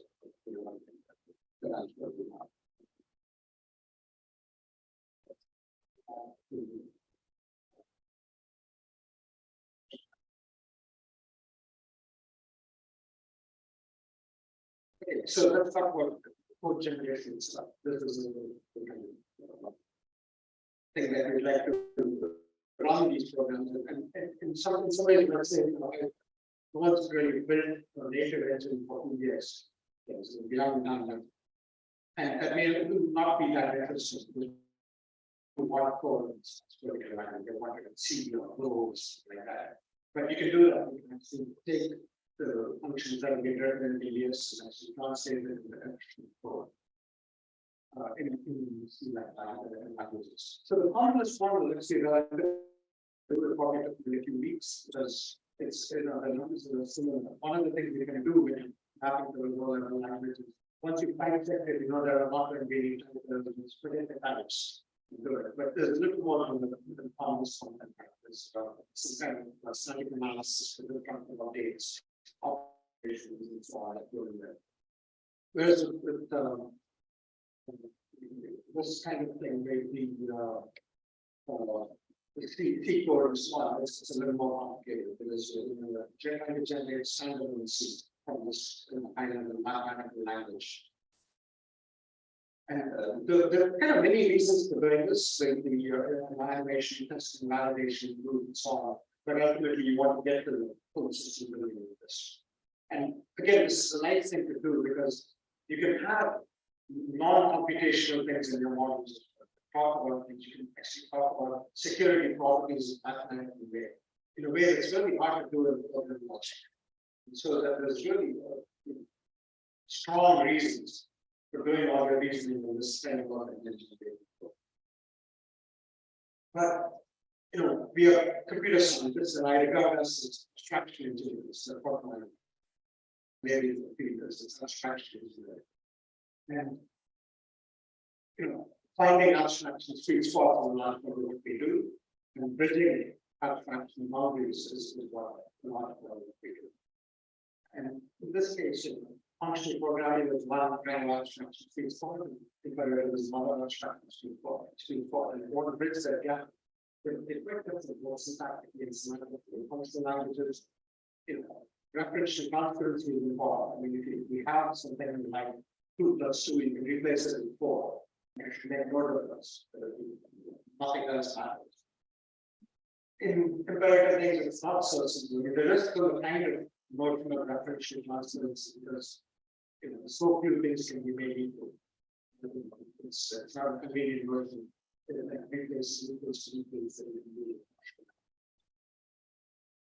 With functional languages, both manual and mechanical verification are almost less. I tend to speak in quotes. I tend to kind of say things in a way that's quotable. Code verification is basic. It's just, especially certain things that it's really not we're taking C and trying to verify. very, you can generate perfectly what you see. And then evaluation is pure, nothing is just, remember you have to update construct. It's not a singular instruction based, creating a new copy of things. And then the word memory management is nothing in the semantic set, an array is actually something that needs to be allocated. Nothing set that, so it's just, there's a competitive languages, lots of problems, and coping is tricky as well. Then the thing that you live and die with in functional languages, let x equal to a or b. There's not really this languages. The evaluation is triggered by control through value. So in functional languages, as long as your arguments are evaluated, you evaluate the functional application. It's all data the imperative languages broken, then also the control flow. But semantically, it's closer to machine execution. It's easier to map to a machine, and you can integrate expensive libraries, application software, all kinds of things. And memory management has to be done. So PBS2C generates state action kind of C code in functional language. And the thing that surprised me about it is who knew that sitting inside C was actually a pretty nice functional programming language. It would not be realized. But it's nice as one each PBS after C file. The way you do it is you take the PBS definitions, you translate them into something like a normal form. You do a mass where the mass occurrence in any computation variable is. So that is the point at which is potentially release point in the reference. So you know that. And then you make use of that thing to actually the fact that you have reference points, you do destructible updates. So as long as you have enough release point of reference and it has the reference to one, if nobody no other part of the evaluation you're going to be using this value, so you can safely destruct the update. So this is the main effect. So to give you an example of this, take this very simple swap here, you have defined size of 10, it could be, and you have this index, the index that is called below 0 talking about 1, and square is basically square matrix.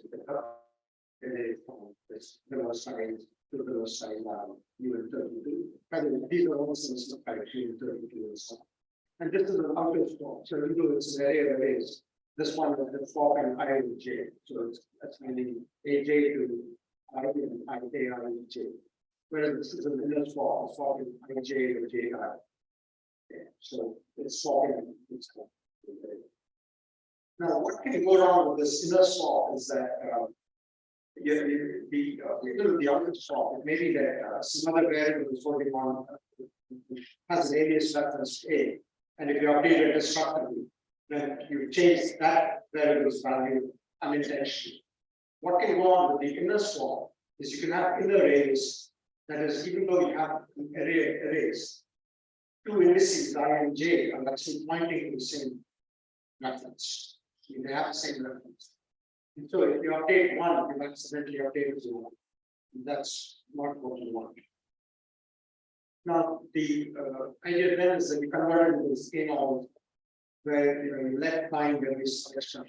But what you see over here is the lookups kind of show up with the intermediate line of the lookups, and then you have the updates showing here. Now, this still has a functional view. So, but then you notice that each update, this is the inner swap, the inner swap function. Each update now is translated into 2 updates. So in order to do the inner update, you actually replace the outer update with nil, because it's a null reference, just to get the reference to programming is hard. You've got to take care of a lot of bookkeeping things like this. So all of this is just so that the bookkeeping reference can't be is not accurate. Then you end up with this C code here, and you see the lookups here, and you see the updates here, where you're kind of replacing with null. And you see some reference coming in between things as well. And this isn't, this is readable, but I actually think like very cool. there are many things that are going on here within this. I won't get into the details of this very small example. But the main thing here is that you started with something that was mathematical elements in the C code. That would be if you would write that. Single line of C can go on 100 ways. And it's very hard to keep so much stuff in your head and get it better. That's how do anybody work at this? Be like 30 people this. It's very hard to do this. You can see it.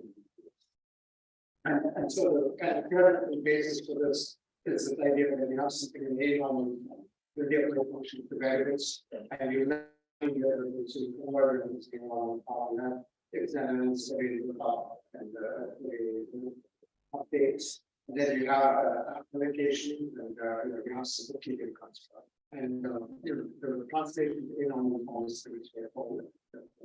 Language does. And then eventually you can map it to something that language. By the way, I use I don't generate C code, I just don't know how to program in C. I use 10 constructs and that's good enough.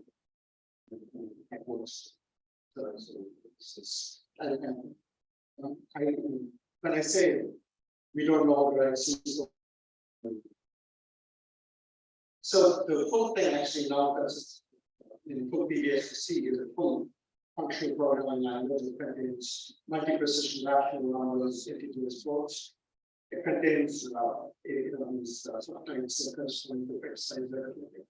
Now you might have something where you have two multi-precision integers and you know for some other reason that difference can be placed inside a real data. You can do that, and all the things happens and it's safe to do it because you verify all this. Okay, these are things that I really want to get time to make before. So you probably just throw out the hands and say, I'll do everything. But here you actually get the most nothing possible. You get depending inside of the you get dynamic size. The finite sequence, you can keep adding to the finite sequence. Finite sequence will adjust the size. So again, this would be taken to your rule.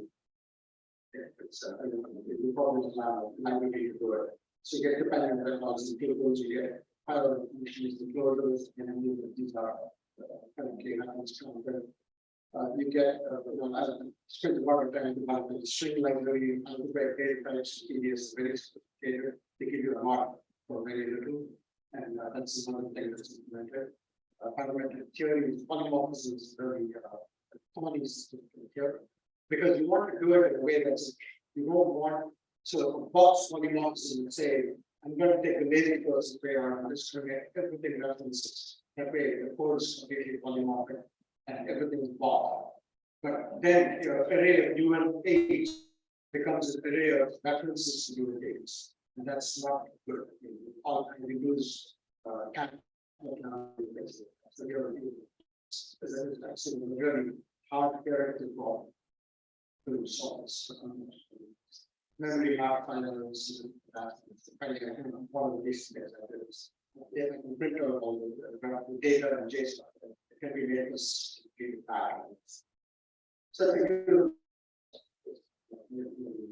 but can't regard this problem in programming languages that lots of people they come lots and lots of elements. This is not like so things I've done with that in some of this HMAC, for instance, so that interesting because this is the pseudocode from Wikipedia page. They changed it on the Wikipedia page, but this is what it used to look like.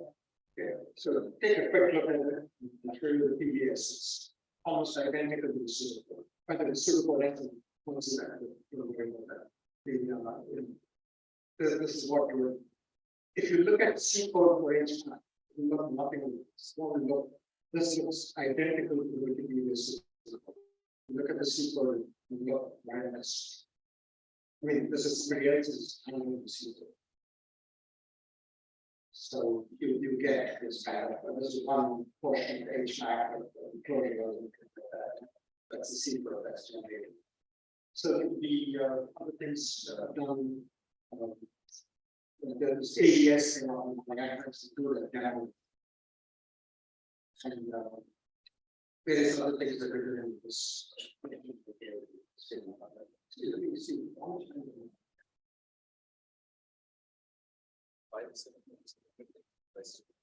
so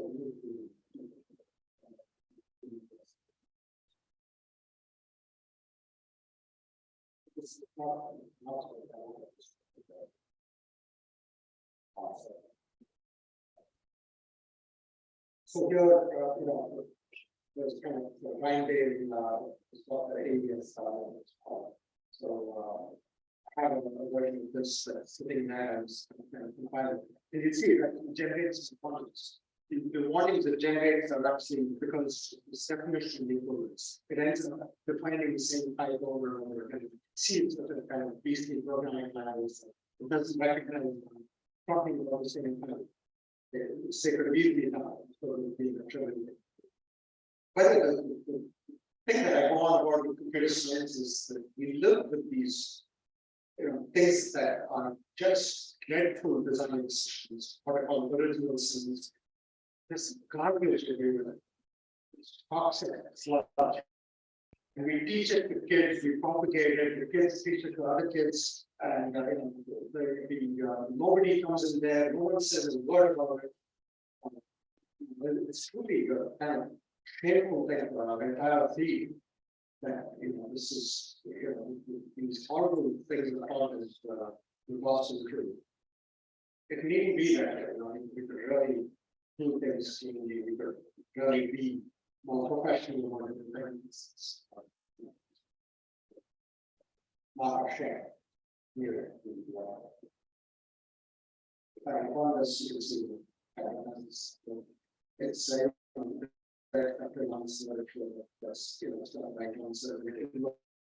so that thing is proved, and the proof the invertibility and the code generated. And this is not competitive in speed. I think competitive with what we intend to faster, but in that direction it's not possible.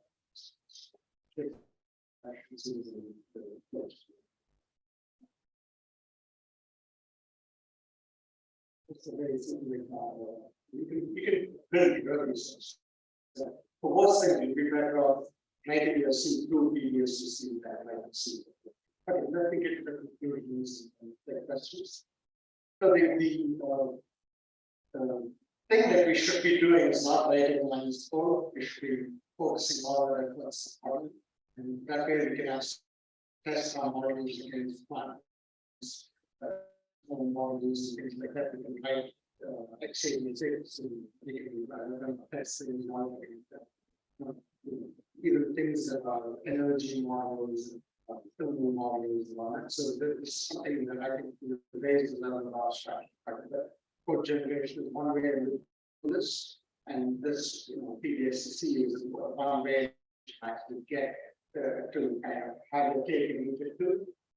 And a lot of the stuff, depends like heavily on certain theoretical ideas can give you the foundation. The advantage of it comes from your exploration log. So once you have your abstract models, it then gives you the kind of straight and narrow kind of which you can do the practical work. So theory is very, very, very foundationally important. Even if it's only the theoretical part of the work where only be 5% of the work, it's the 5% of the work that gives you like 100x improvement in the rest. So it's very important to do this. And the key value here is you don't have all on there, you don't have multiple languages, models, people are thinking in one system. And the big lesson in this is that software is even the word for good reason. Software is this flexible, malleable thing that you can mold into all kinds of nice shapes and use. But that software is something that's not. We need to take a lot of things seriously. We need to take integrity of information, the processing of information seriously. This is something that is critical. Because things will go out of control. If you don't get a handle on these things early, you're going to get a big situation. So this is really important to take seriously. Now, we have the tools to do this. We have the guidance and that's any of this stuff that we've been done with previous 30 years ago. So this is very bad. We have the tools to do this. Even though there's been a lot of advances there, they've just been kind of layers of things for technology that existed for a long time. And the students, I tell them, this is really a golden age for other people have done a lot of painstaking work. You can take these tools, you can apply them in all kinds of advances ways. And people are doing this. So this is truly a golden age in which we can operate because the problems, the complex problems, and the capability of the tools is really complex. Finally, kind of a theme that's been going through this meeting. So we inherited a word that is toxic power and equity. Sometimes we think that we can take advantage of our privileged positions. That's something that people often choose to do of some interest. But the problem with information technology is that it amplifies really makes it saves the point. And this is something that is a lot more information technology reminded them of colonialism, where the colonial powers took up the gatekeeping positions, and then they just got fired. Everybody took raw materials and processed them, sold them and then taxed people. That's happening to you. So, lots of you're getting these things where agents that hold the levers of information can do all kinds of things to you. And you need to, as a profession, something like for collective information. I hope you do this.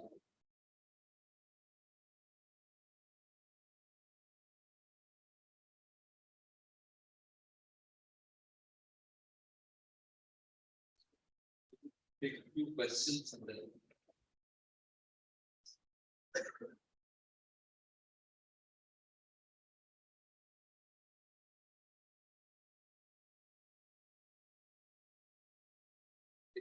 Yeah.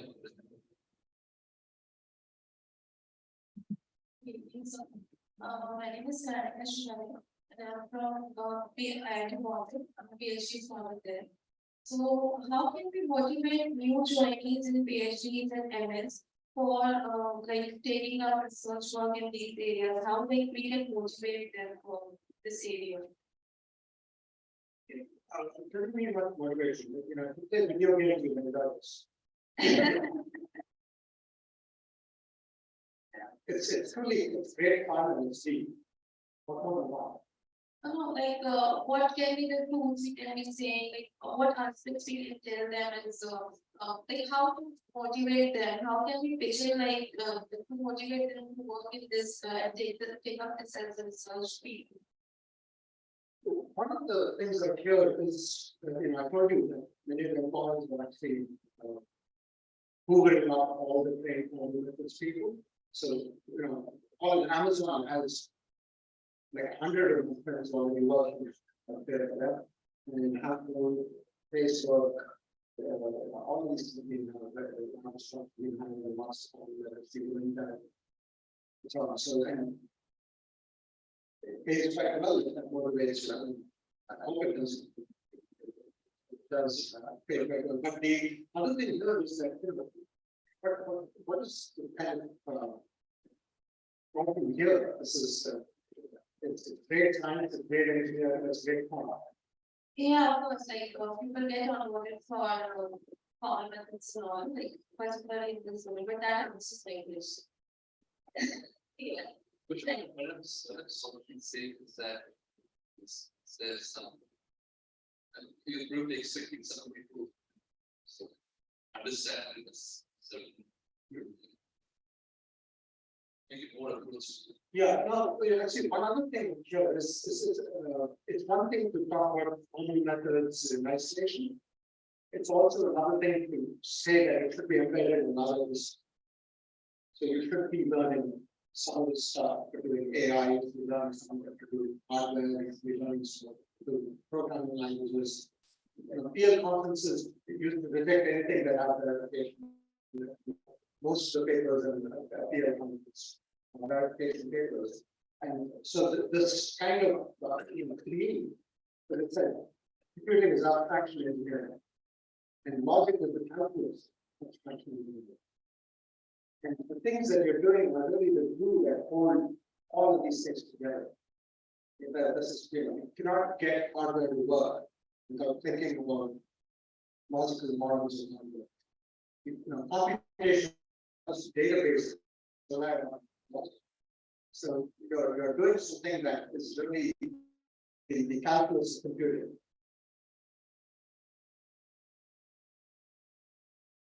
Hi, thanks for this for the great presentation. This is an question.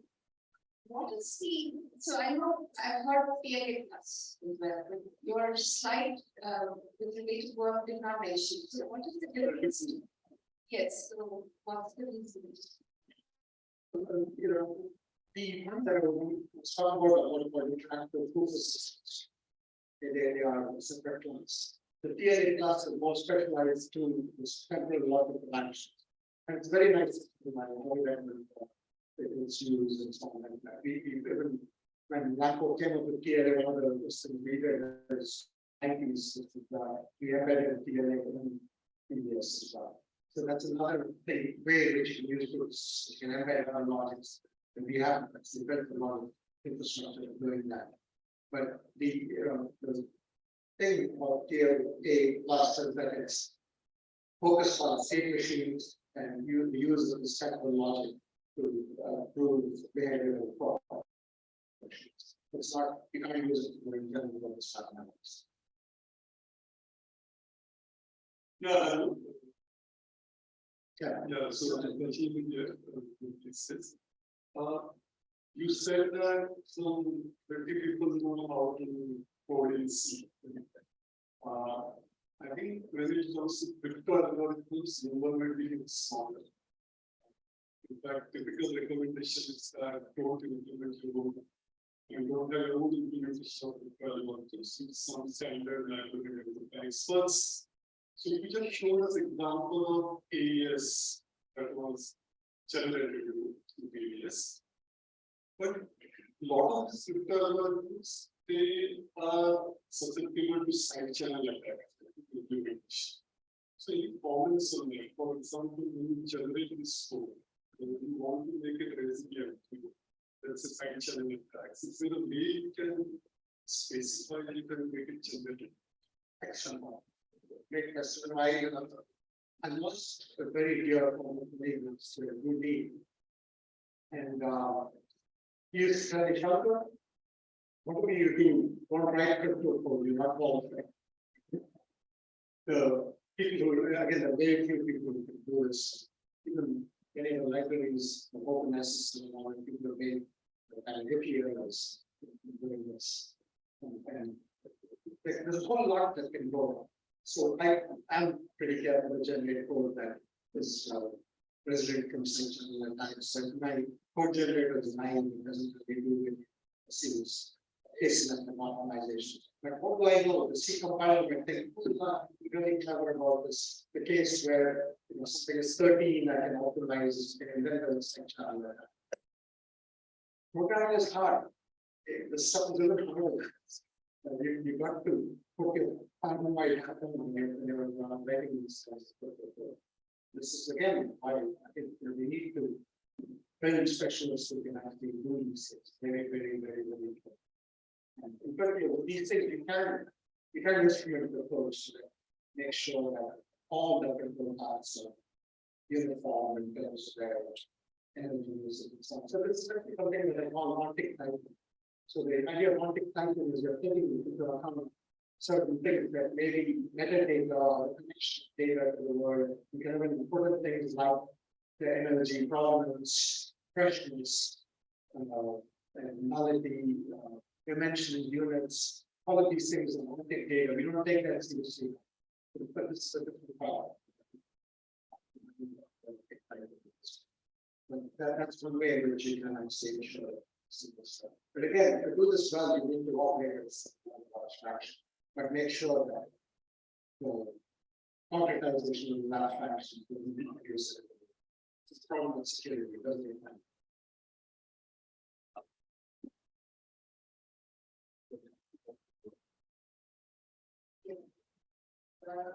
Just a question and a small note of appreciation. I think, staying on the US, one of those very rare researchers who devoted from the most of your professional life to develop experience. And I think that's something that it's too good to believe.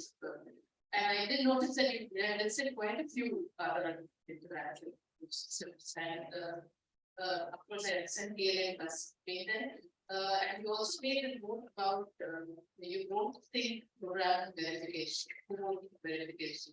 So I'm just curious, why not extra? What is your opinion? Something like extra? Let's see, it's very similar to PDS. Right, so that's verification also. So they don't have something like PBS. So you can add write things and show that it's equivalent to more abstract style definition. And that to me is this. You can put things.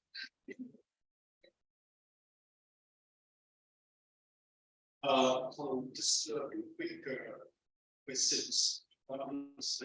You mentioned the on-site readings. For the same machine, the second. Yeah, so this is a thing that I forgot to emphasize. I've been talking about all the complex terms that's there. One of the most children for this kind of thing is the fact that you configure the construct of the variables. That's a $1 trillion. Right? If somebody made $1 trillion, teaching it to so we're separating out the call stack and variables, and I'm going to put Irish stack allocation not be allocated in the stack. But the important thing about separating call stack and variable stack is that there's no way to modify data in a way to affect control. That's the exception argument. $1 trillion error that has a 5-cent fix. And we haven't done it. Thanks. Okay, so with that, I'd like to conclude. Just to sort of say a few things related to what I'm trying to do. Every time we certainly will see drive into the Windows machine for those questions. There's little, let's see whatever the hourglass going around. There's actually a common verification happening to driver weapons every single time. Every single time you fly an airplane, the autopilot software is skipping away and just flying. The guarantees, I mean, the entire autopilot software is not verified. There are proven guarantees that certain things are going. So we really don't see this because these are they start affecting our lives in invisible ways. But I think what you can say is we need to be aware of that and try to. I mean, the previous talk Arjun gave was about self-driving cars.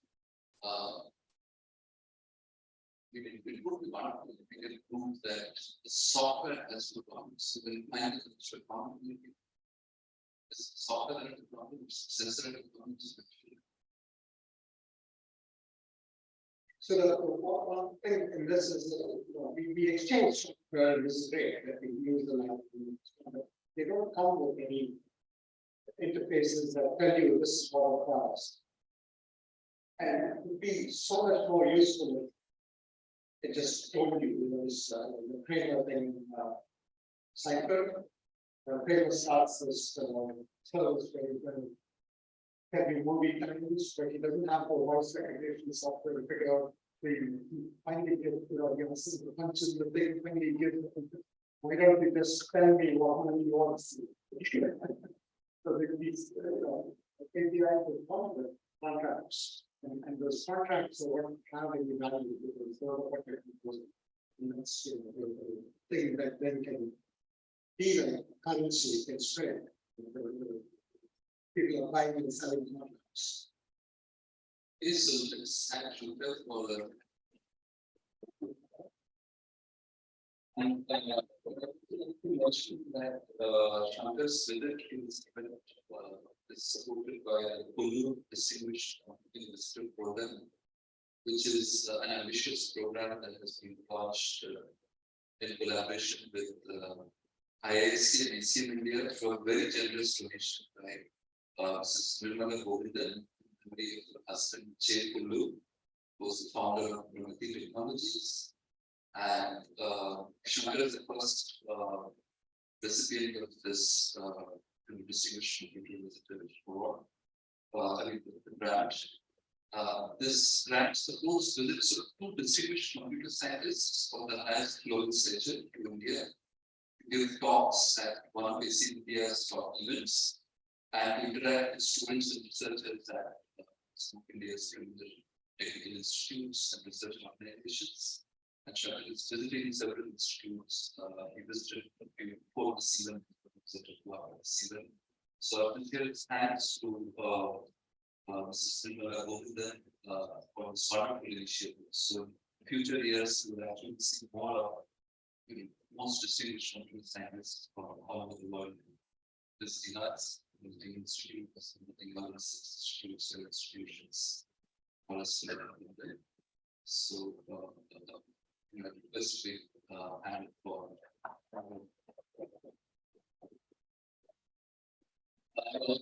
Mr. Ramesh Govinathan, who is the president of the Women, she will not come here to is on stage on behalf of Mrs. Women. And Memento session Shankar's. Yes.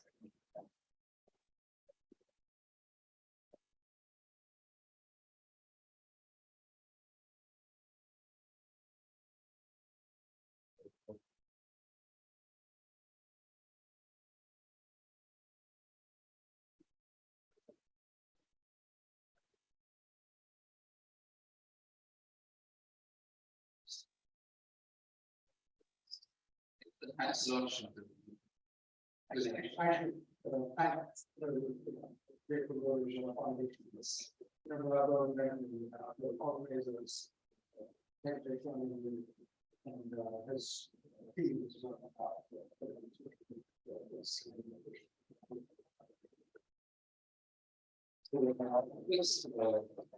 ACM India director Raman and Venkatesh, Raman, president, so that we like all the representatives of our sponsors of the stage.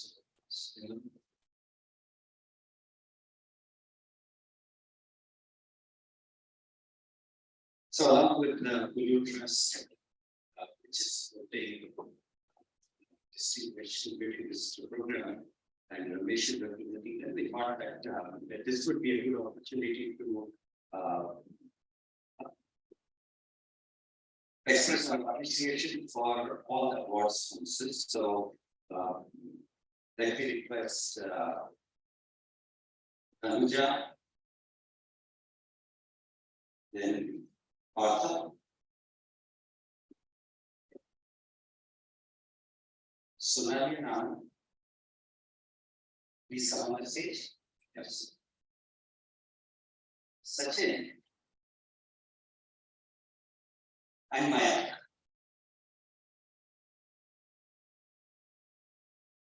And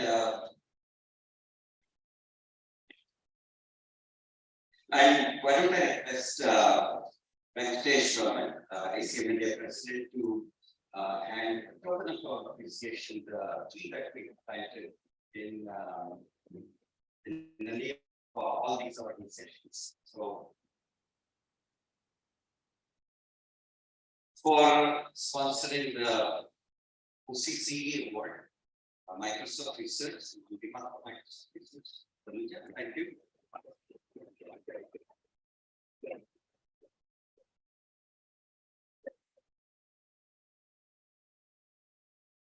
For conferring the Outstanding Educator Award to CCE, we would like to give a token of appreciation to Google Research and on behalf of Google Research. Thank you.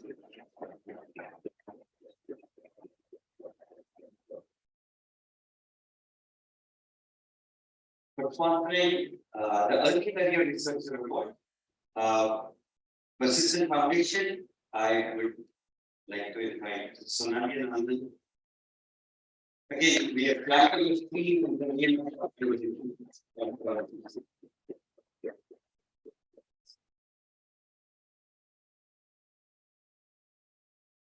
for the Doctoral Dissertation Award, TCS Research, I request Sachin Vora. Thank you.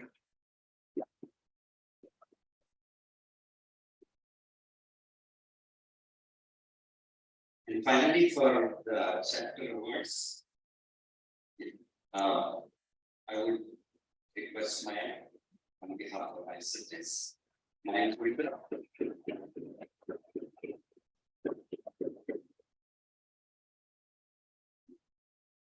And as we said, for the Distinguished Computing Visitor Programs from State Night, which is our most recent program, which is sponsored, I request Ramesh to accept complete appreciation.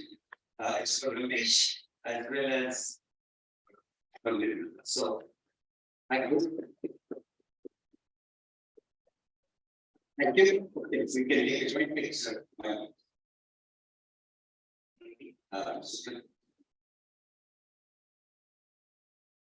So I hope you will be able to get it to the okay. Thank you.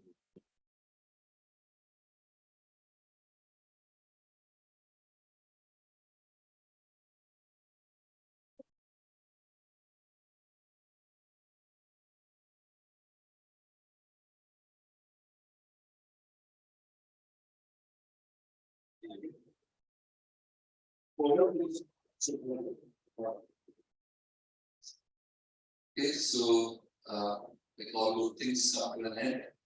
So I guess we're also getting the end of this the last few days, wonderful talk, sessions, meetings. So I'd like to do a vote of thanks.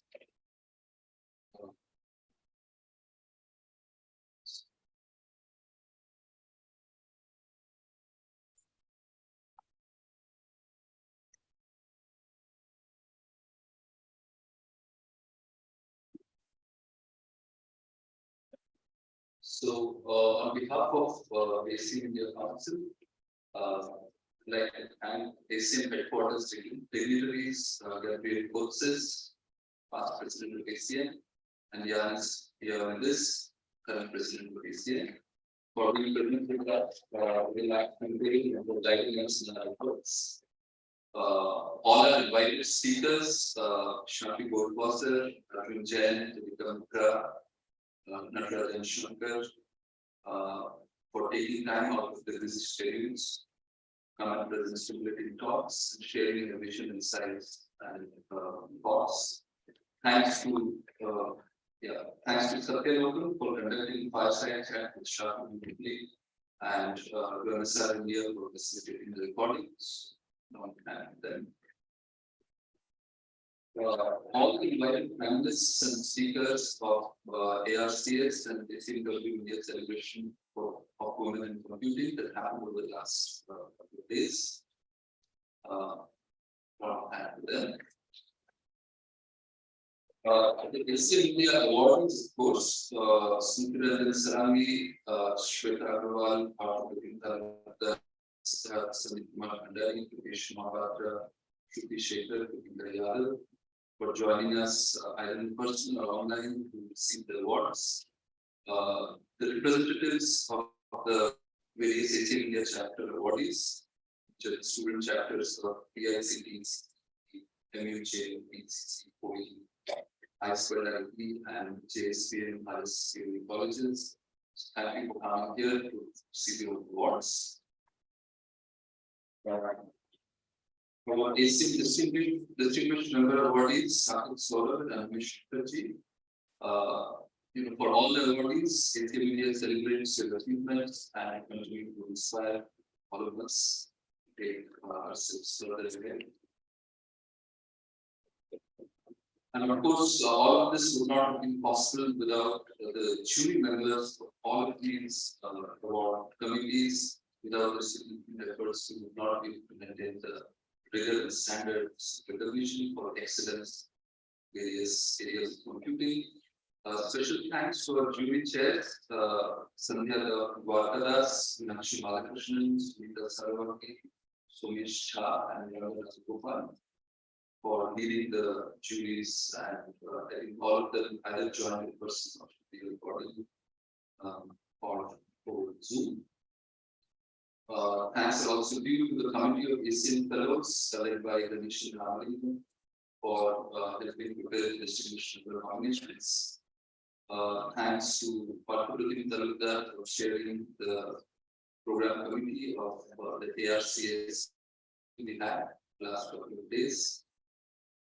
A very special thanks to the Oriental group of institutes, and particularly the Oriental Institute of Science and Technology, all the faculty, staff, and students of the institute who have helped in hosting this event under the leadership of Director Rajesh Shukla. Without the some hard work, we would not have access to the event. And then there are recording, logistics, transportation, and all other teams. There be the silent workers on the ground. We all enjoyed this event because then. Very special thanks to all our sponsors. Sponsorships for the awards is gratefully acknowledged from TCS, Google, ICERTS, and India Foundation.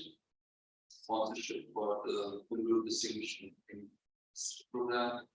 Gratefully acknowledged from this gentleman over there.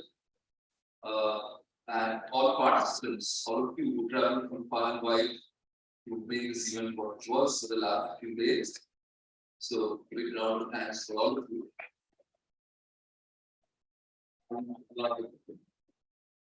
I would not be doing justice by thank some very key people from the ACM India Council who actually put in a lot of work on the ground, visit the site a few times in the past to make sure that all the arrangements with everything was in place, coordination, transportation. Required a lot of coordination on the ACM India Council. And special thanks to Meenakshi D'Souza, who was our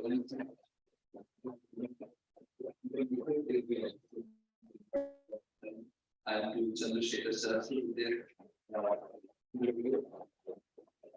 Of course, all council members joined. And now I'd like to request all the student volunteers of OIC to please come on stage for the work. You will see all of you and we will dance some videos with this.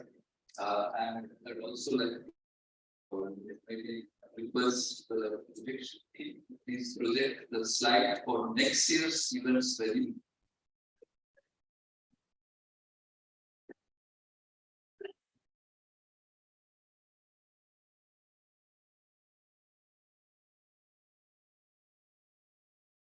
So next year's ARCS ACM-W an annual event for ACM India will be held in Bhubaneswar in Odisha, and this will be hosted by NICER Bhubaneswar and IIT Bhubaneswar. Shankar Mitra is somewhere in the audience. Please raise your hand.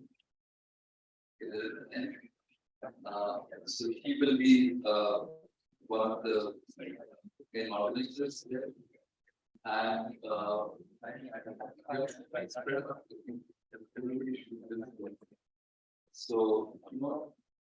think First kneel down. Kneel down. Kneel down. I think you should also come on stage. Sir, I'll just take a picture and then. Okay. I will wait.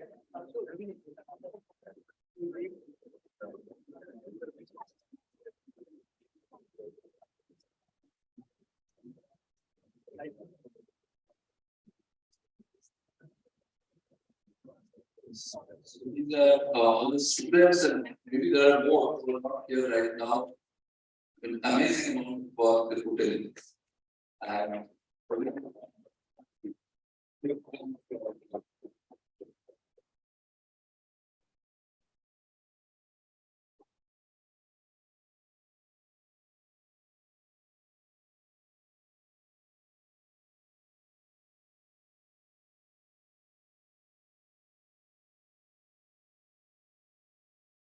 I think I'll take one picture with all of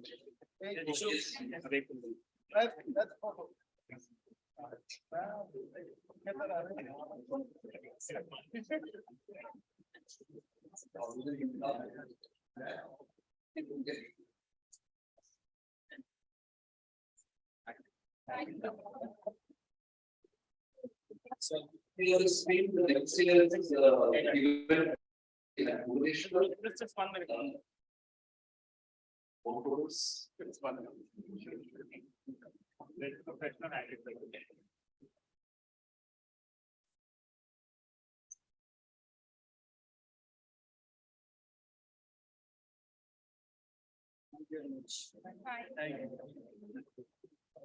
Thanks.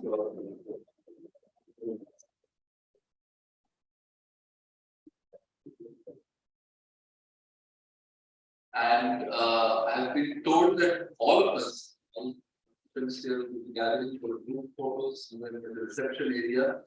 So